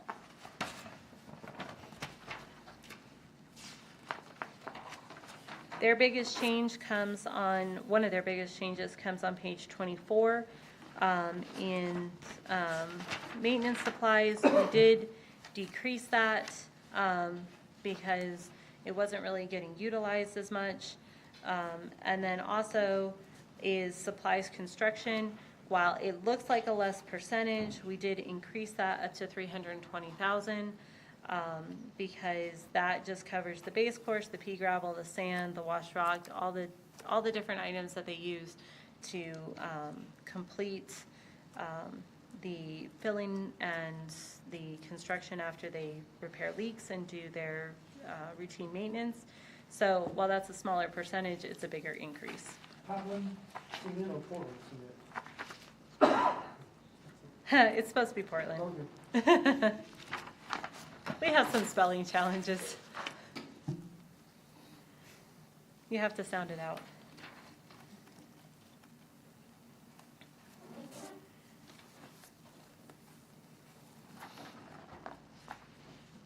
I also wanted to point out on page 25, the change in maintenance water sewer. So that's going from $572,000 to $700,000. And so that's, you know, again, it looks percentage-wise like a smaller increase, but it is a substantial increase. And so that's just taking care of the pipes, the service lines, the valves, the hydrants, everything like that that they install. So the other line that we were talking about going up, if that goes up, this one also has to go up because it's the amount of work that's being done. And as you can see, so far this year, they've spent $536,000. So as we know, the prices of all of those items are also going up. No, that's inflation. A lot of it's inflation, and a lot of it is work. The UTM crew is working very hard and putting out a great amount of work product. So you put out a lot of work product and your supplies go up, your price is going to go up. I do not want to discount the amount of work that they're doing. It's not all inflation.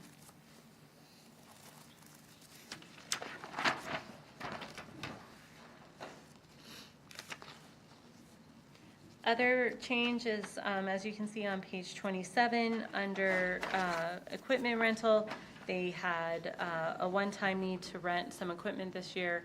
It's not a continuing expense, and so that's why it looks like it was a 100% decrease, but it was a one-time expenditure in this fiscal year.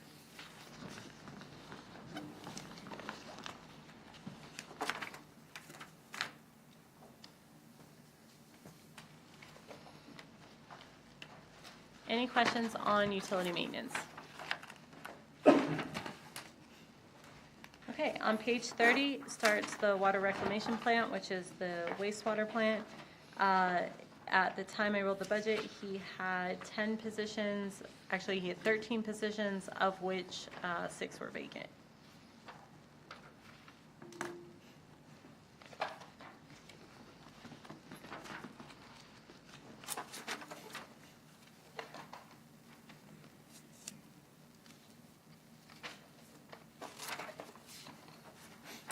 So on page 33 of 52, I wanted to point out maintenance supplies. Again, this is percentage-wise not a big increase, but it is right around, a little bit over a $30,000 increase. This is, again, for their pump repairs, all their different items that they have out there at the plant that they want to keep going. So we did give them some additional money to keep that moving forward. Also, further down, water treatment supplies. This is something that is probably going to have to be increased mid-year. We left it at $200,000, but as you can see so far this year, they spent $191,000, so they're going to have to do a revision for fiscal year '26. So most likely, we're going to have to see an increase on that for FY '27.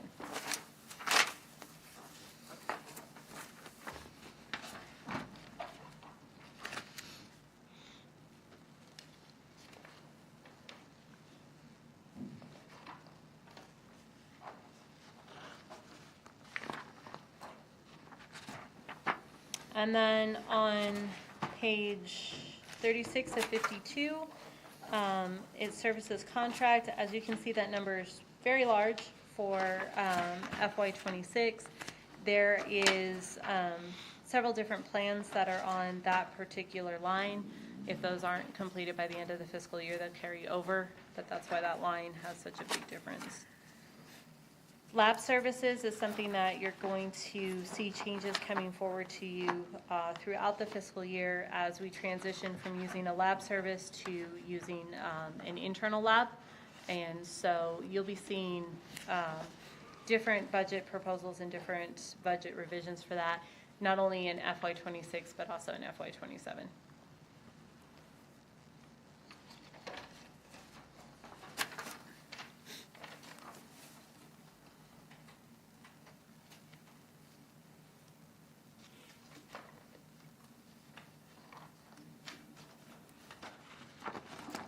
Any questions on the water reclamation plan?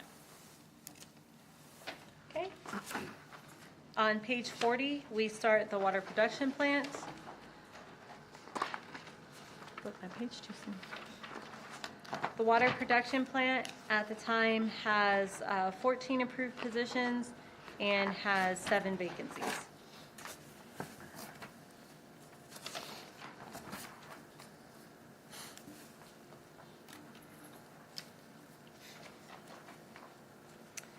We did increase their janitorial supplies because they are one of the departments that no longer has a janitorial contract, so they're doing their janitorial work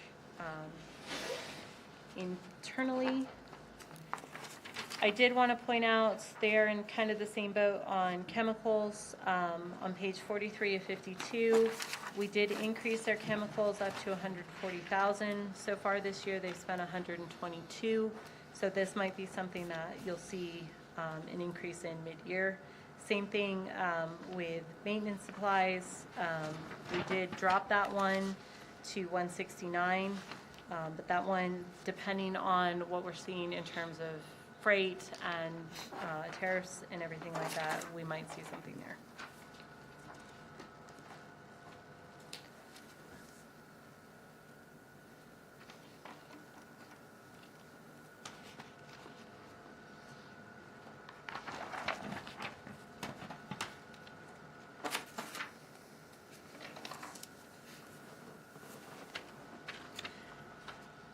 I did want to point out on page 47 and 52, services IT OT. So you see that there is a decrease here. So utilities does have their own task order with Better IT Services for SCADA on-call services. So this is where that task order is paid out of, so that they have SCADA services when they need it. Same thing on page 47 about the lab that we talked about at wastewater. As the lab becomes internal versus being a contract service, you're going to see changes there.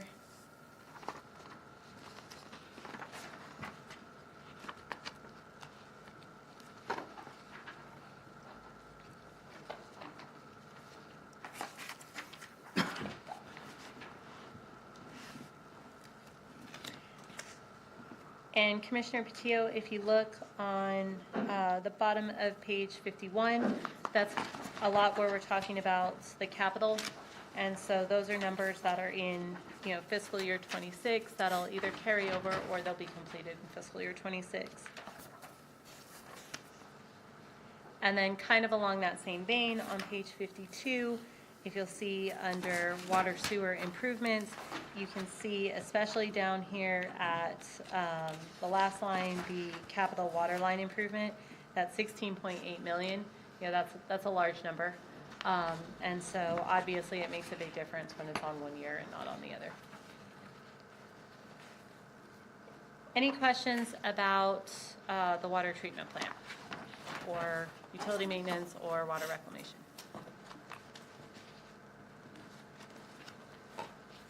Okay, so on page 107, this gets into the revenues for Fund 81. So these are the rates. So as you can see, starting with, we have, some of the smaller fees, but really what it gets into is the user fees, the water base rates. So we are projected at 4.5 million for FY26. At the time that I ran these, we were at 3.7. So that's putting us right there at the 75% mark, which is where we want to be at the end of quarter 3. And so that's what we're looking for on all of those revenue numbers. And then the revenue numbers that are on projection level 3 are directly out of the rate study. And so these are exactly the same ones that we provided to the commission when the rates were approved. So there hasn't been any adjustment to it because looking at where we're sitting, we're really happy with where we're sitting. We're sitting at that 75 to 80% level. So how much of an issue has the utility billing been to that effect, would you say?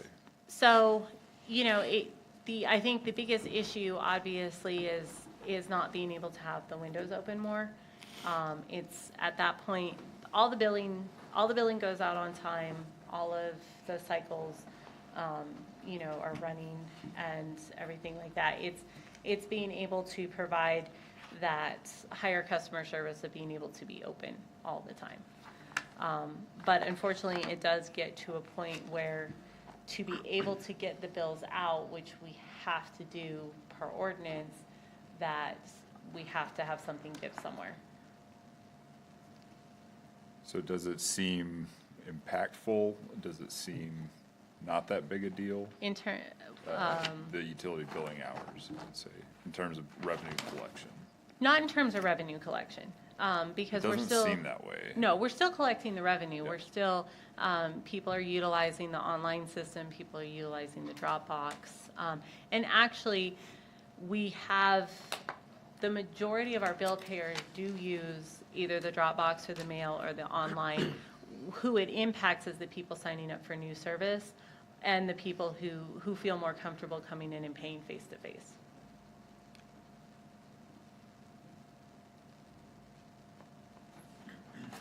And that number was projected to be with the rate increase. The number of, Did we have projections of what we thought the billing revenues would be with the increase? yes. So that's what we have been working off of every fiscal year since it was put into place.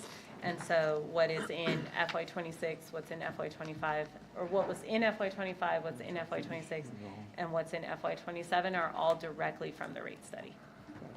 Okay, thank you.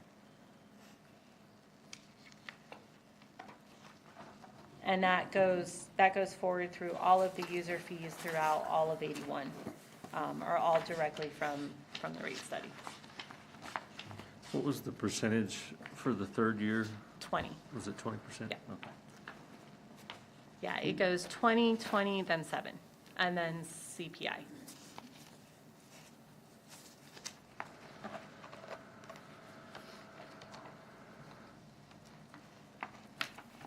And then, of course, utilities does have miscellaneous revenue from different investments, different bonds that it holds.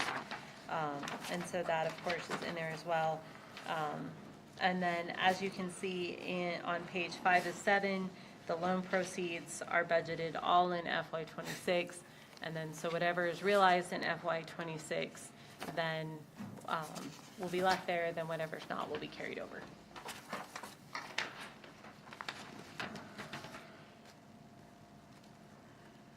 And so then pages 6 and 7 have kind of small little amounts that are attributed to each department. And so these are really just sale of scrap or reimbursements. And those are, again, revenues that we don't budget until we actually receive them, so that we're budgeting for the actuals. Any questions on Fund 81 revenues or Fund 81 in general? So the decrease in revenues from the 2.3 to the 2, we attribute to what? I'm on the page 3 of 3 on the revenues. Page 3 on the revenues. Page 3 of 7 on the revenues? I think I'm looking at the right one. Page 3 of 3 for the revenues for utility with the summary of the user fees.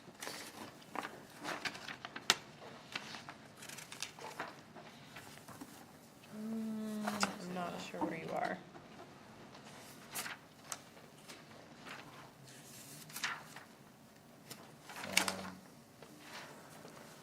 Oh, you know, are you on Fund 82? Should get one fund past me.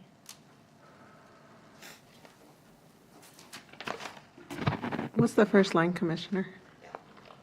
Like 082000 and then 56504? The little blue with the line underneath it? Oh, I apologize. Okay. 082.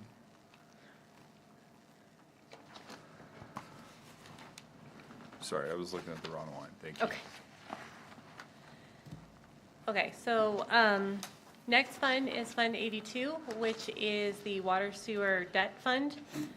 So this is where we pay the debt service for 1, 2, 3, 4, 5, 6, 7, 8, 9 different loans, stretching all the way from loan number 3, which is almost about to be paid off, down to our DW 6510, which is the most recent water sewer upgrade loan.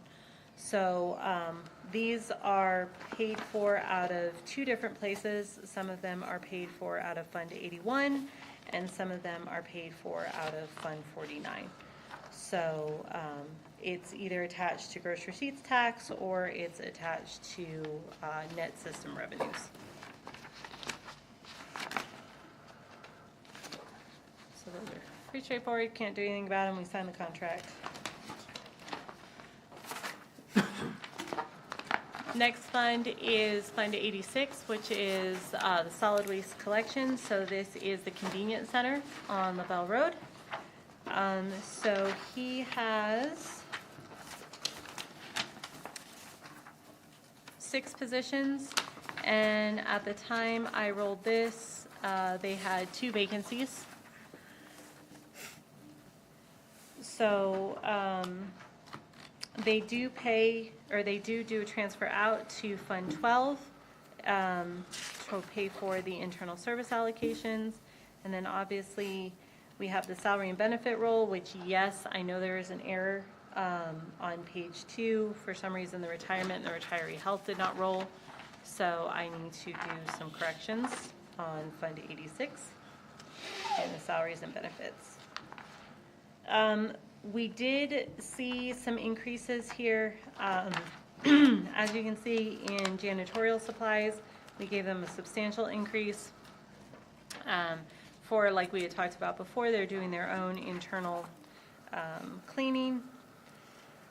We did, however, do some other decreases in their maintenance lines, including their heating and cooling and their buildings and structures and their communications.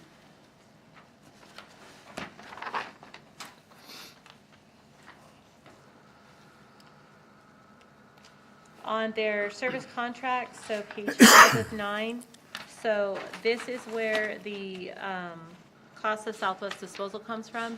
So the garbage charges are on the bills, and that revenue is recorded in Fund 86.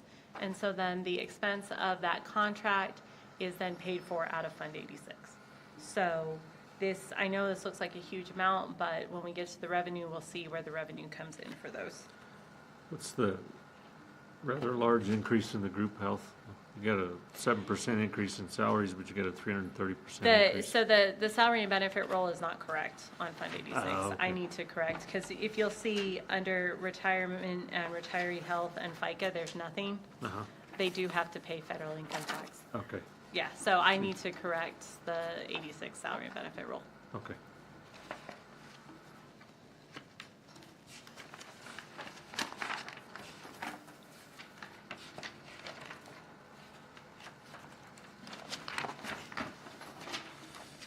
On page 79 is the landfill tipping fees. These are the fees that we pay to the landfill to be able to go out there and tip the garbage that is left at the convenience center. So we are expecting an increase in these because, as you'll see when we get to Fund 94, there is a increase in the fees for the landfill approved by the landfill board.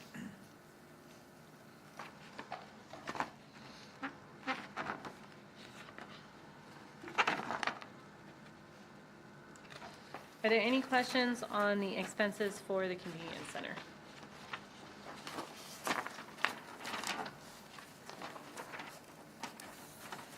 On page 1 of 2, we get to the revenues for the convenience center. So as you can see there on user fees, refuse removal, this is where we get the revenue for the convenience center charge that is on the utility bills.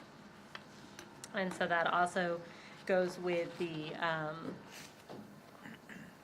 Southwest disposal cost as well. Any questions on the convenience center?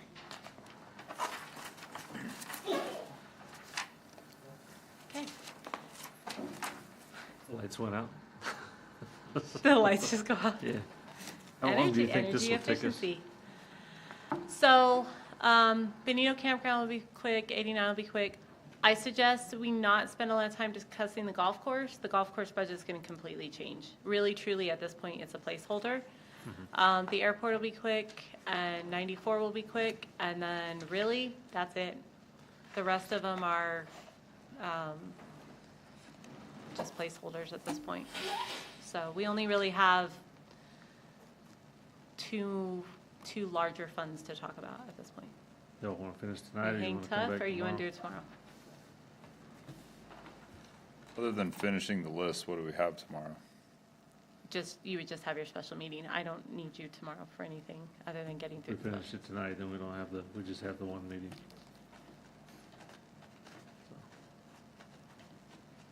How does everybody feel? Everybody want to finish? I'm good. Okay, Go for it. go for it. All Let's do it. right, all right, we'll power through. All right, Fund 88 is the Benito Campground. This is relatively small. It's not generating any revenue at this point in time.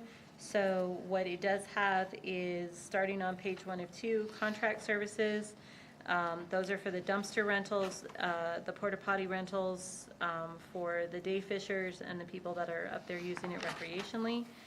And then we are requesting some professional services to do preservation studies, to do certain designs, and to kind of move forward with seeing what we can do with the Benito Lake Campground. The challenge of this fund is that it's starting this fiscal year projected with $231,216, and then we're requesting $160,000 in expenditures. So with it not having a revenue source, it's very hard to fund items for Bonita Lake in the campground without some sort of revenue source attached to it.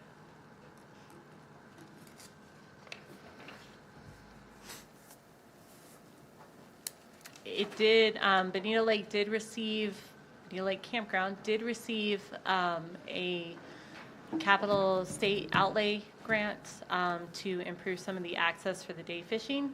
So once that gets approved, we'll be able to move forward with that. Any questions on the campground? Okay, Fund 89 is the environmental gross receipts tax. And so there are a couple items paid out of this. We do keep a sewer line replacement fund for $250,000 in here. And then, of course, it pays its admin. It also pays the post-closure cost for the landfill out in Dog Canyon that we pay a portion of. So that whatever is not spent out of that $129,000 will roll over to fiscal year 27. We are projecting to receive about $622,000 in revenue this year, and we are using it to fund some of the wastewater improvements and wastewater plans. So that transfer out will carry over as that project proceeds. Okay, as I said, I suggest we don't have a long discussion about the golf course. This budget is really a placeholder at this point as we move forward with the RFP and the transformation from there. So we'll go ahead and move on to Fund 91.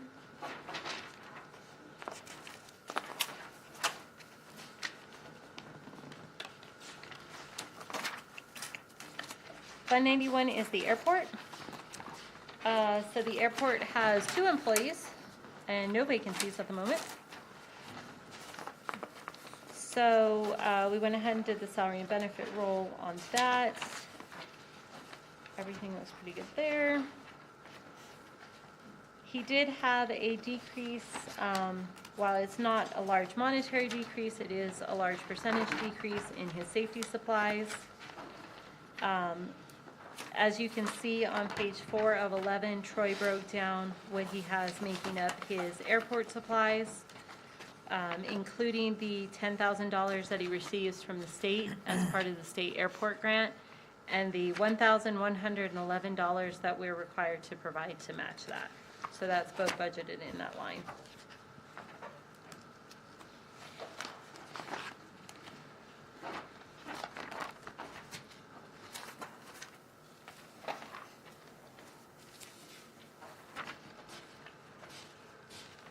We did correct on page 6 of 11, we did correct his cell phone expense and get that to where it's more in line with the actuals from what it was last year. And then you'll see on page 7, on contract services, it shows a substantial decrease in contract services. There is a budget in there for certain consulting fees. That is on FY '26. If those aren't completed, then they'll move to FY '27, but that is mostly funded with a state grant as well. So, as you can see by what he's got broken down here, those are his local airport contract services. And then that same thing under services consultant, there is a contract there for the airport master plan. And so obviously that will carry over as the master plan proceeds.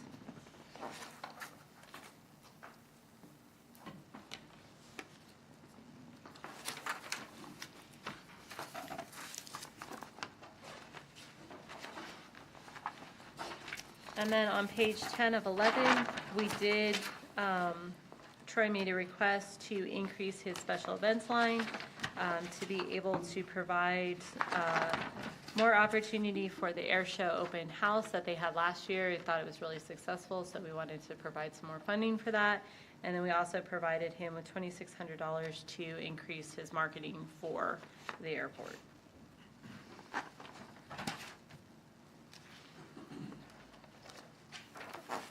Those are the big items for the airport.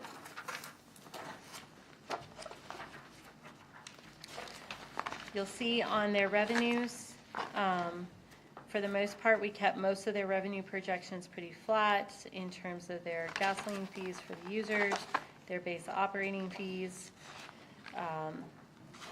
Their lease of land is based on the fees that are laid out in the leases.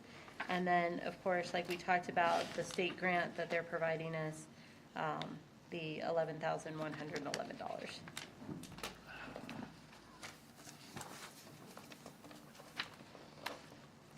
Any questions on the airport? Okay, our next one is Fund 94, which this is the landfill. And so he had 8 approved positions and 2 of them are vacant.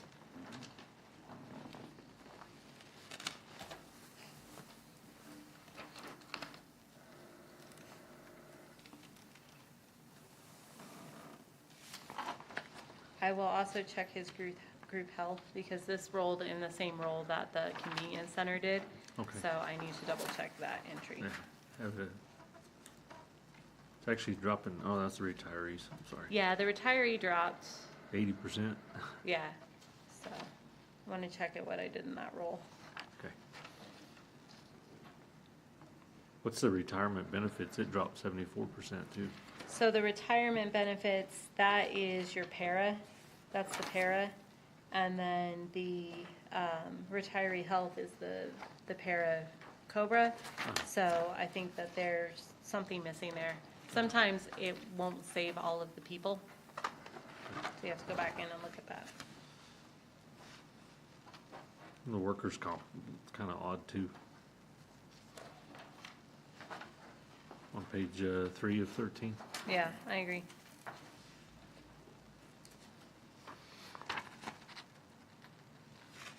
So for the landfill, he did, we did a couple decreases. We decreased their office fee, or their office supplies. We decreased their janitorial supplies. We decreased a lot of their facility maintenance allocations that were there because the historical just didn't back it up.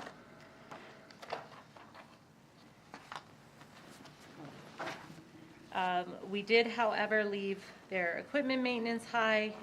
They are always in need of maintenance on their equipment. The landfill is very, very, very hard on equipment.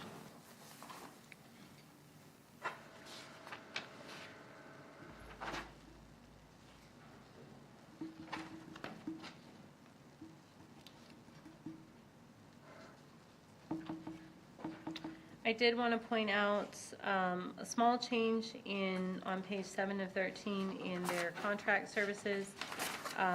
So while it's not a huge change, we did leave the contract services up pretty high, mostly to cover Souder Miller for the leachate and to cover the air monitoring, both of which are required by the state. How much stuff are they still dumping from Rio Doso out there? That's a good question. We've cut them completely off now. Are they? Yeah, we cut it completely off because we're running out of room, so we need to maintain enough room to accommodate all our members going forward. And they are in the process of constructing the new Yes. cell, but it's just not, it's not there yet. Are they taking it to Roswell or? Most of it they're storing, they're just stockpiling out there. It was getting down to where we were only getting 2 to 3 loads a day. Oh, okay. However, prior to that, we did about 28 months worth of work in about 20, or we're in about 12 months. Which is another reason why we always have to fix the machinery, because they Yeah, work yeah. really hard. I just haven't seen them running through town, so. I'm just- Yeah.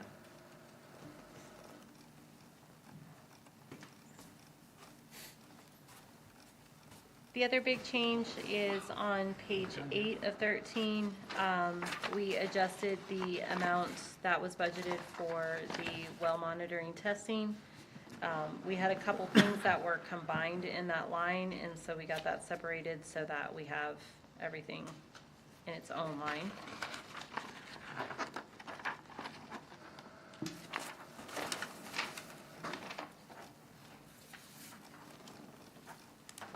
Why are some of the departments' general liability going up considerably and then others aren't? Because some of it, last year was just budgeted too low. And so some of them are seeing, that's why it makes it look like such a big increase, where it's really, it was just way too low last year. And so it's a 7% on the actual versus not on that original budget. Okay.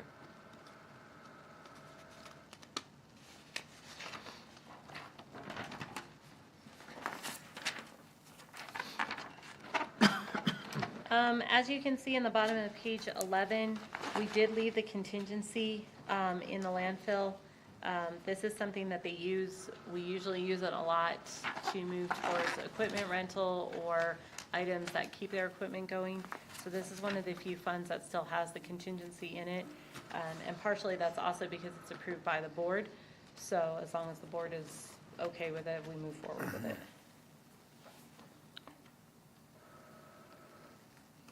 And then at the bottom of page 12, you can see where we have the capital budgeted this year for the cell development, which is ongoing. So hopefully that's done before the end of June, but if not, we will transfer some of that over.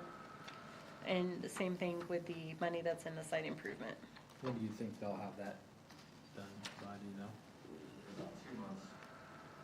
2 months out? 2 months behind, When was their original finish date? actually yesterday. Oh, there we go.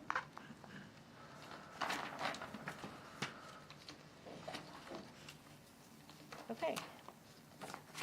So, going into the revenues for Fund 94, as you can see, there's a substantial increase.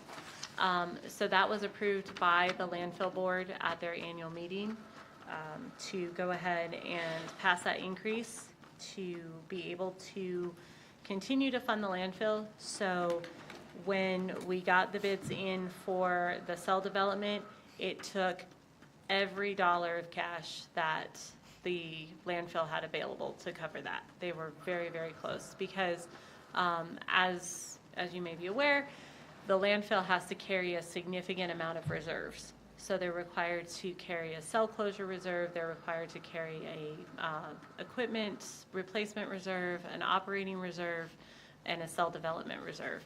So for FY27, for example, they're required to carry $3,023,988 in reserves. So when it came down to time to build that cell, we spent everything that was outside of the reserve. So it became very clear that a rate study needs to happen. Joe Lewandowski of Operational Consultants did the rate study and did a great job. And then when we got it back, we were significantly cheaper than every other landfill that had been studied. So he brought a proposal in front of the Green Tree Board and the Otero County Solid Waste Board and requested a rate increase. And so that was approved. So it will go into effect on July 1st. And so the reprojections that are in this budget are reflective of that rate increase. So that's why the member disposal fee is going up substantially. And really, truly, the only way that the landfill had been able to operate in the way that it was because of the asbestos. And so over the last several years, as you can see on the top of page 2, the asbestos goes up and down. We were at 477,000, 614,000, and then we're dropping all the way down to 160 and 186 because it depends on what construction projects are being done. So that was the onus for that rate increase, was to get it to where the landfill was functional and not salvageable, but fiscally responsible with the rates and not relying on asbestos.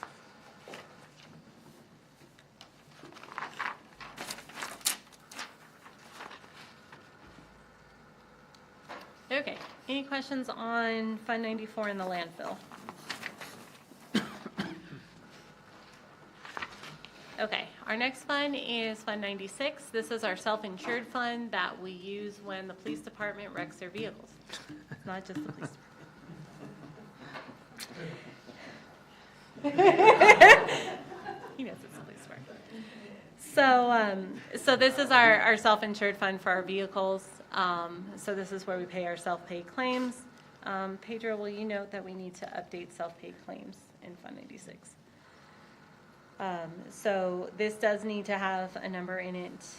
We missed that this year, but it will probably be similar to the 127, probably closer to 125.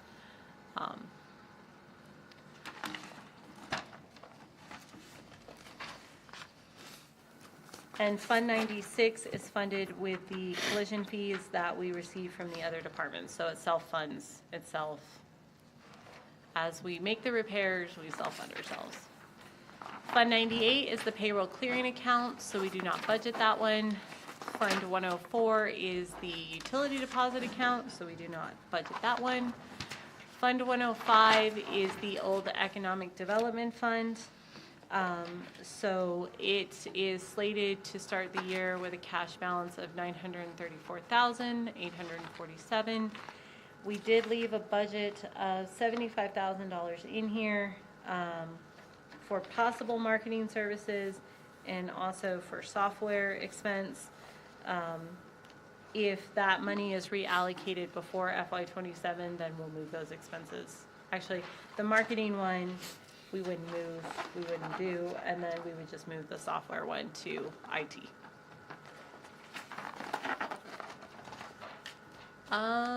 Fund 107 is the self-insured liability fund.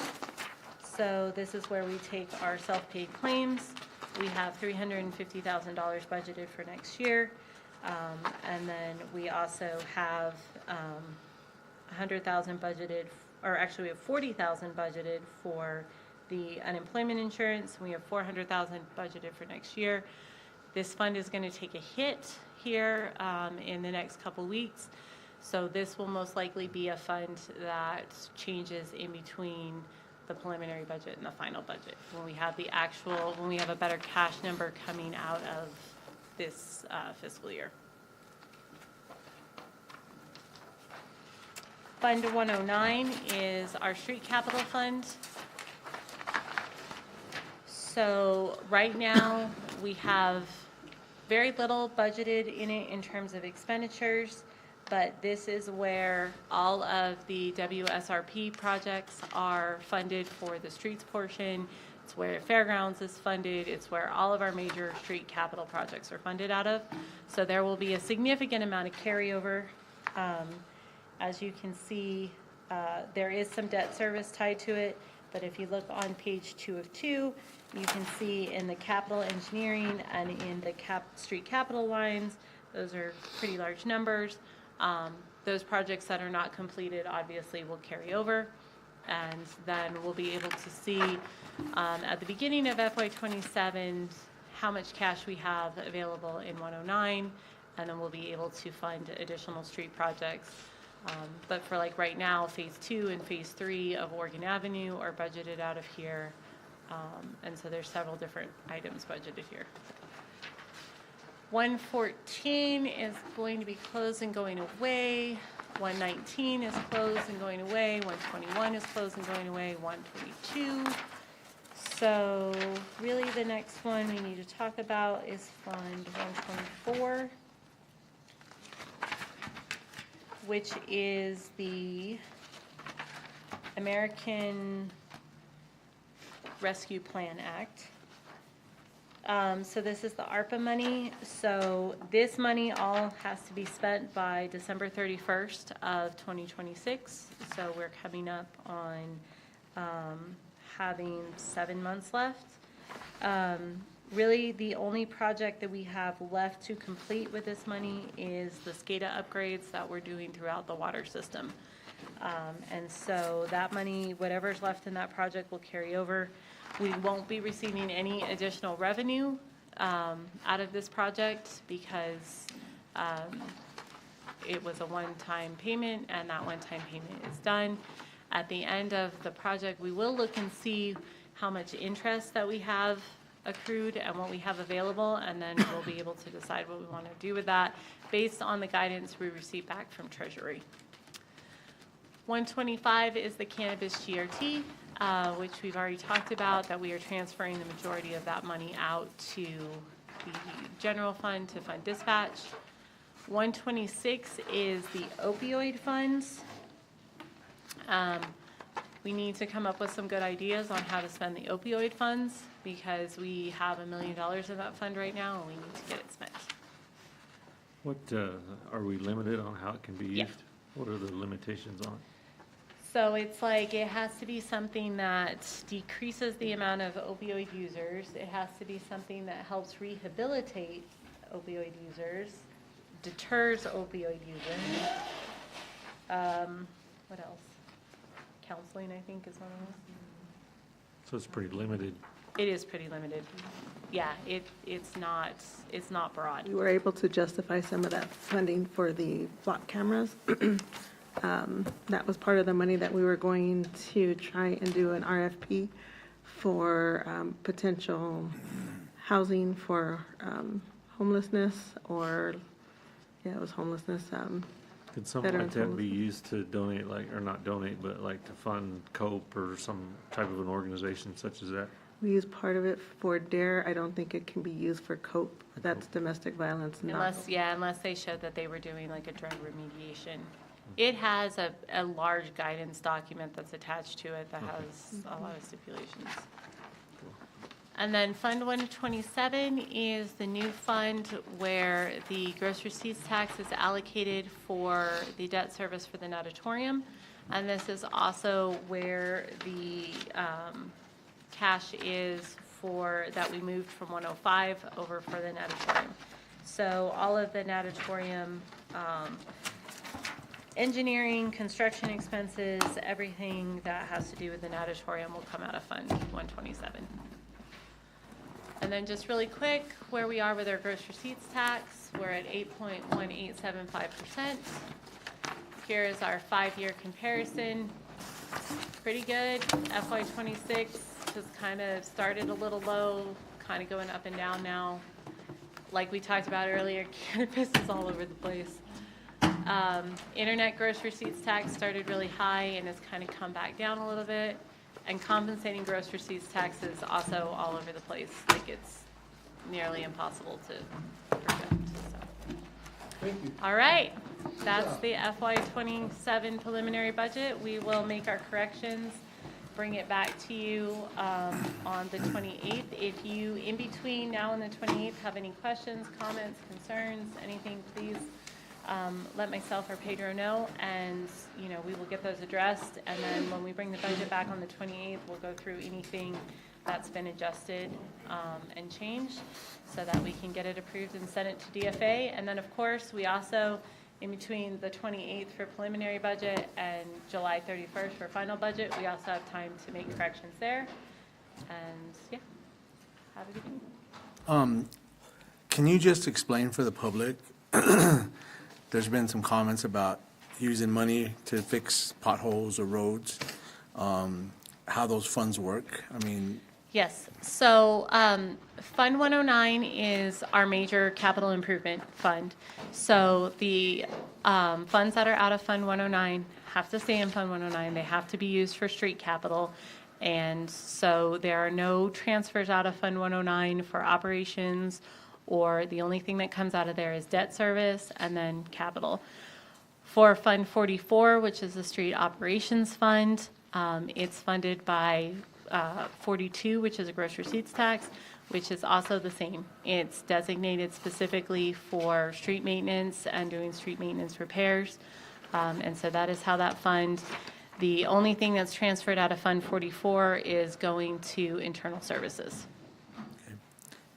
Yeah, because there's some miscommunication, misunderstanding, misinformation going out about how funds are used and why can't they just do this? And so I think it's important that, Yeah, it's very rare for us to have any sort of funds that don't have some sort of strings attached to them.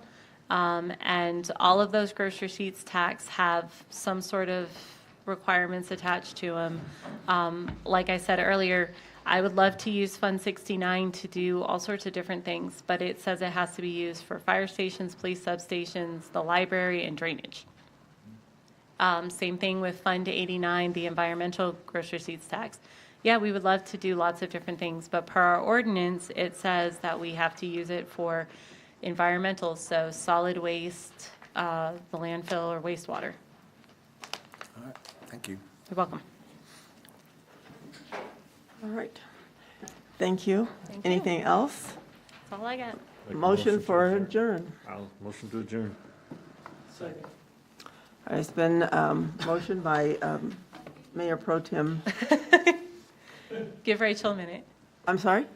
She said give her a minute? Timed out, so it took us completely off of. You guys made it, Civic Clerk did not. We got 2 minutes to spare. And who seconded you? Good job. I made the Ren- motion, Steve seconded. I was waiting for her to go back online.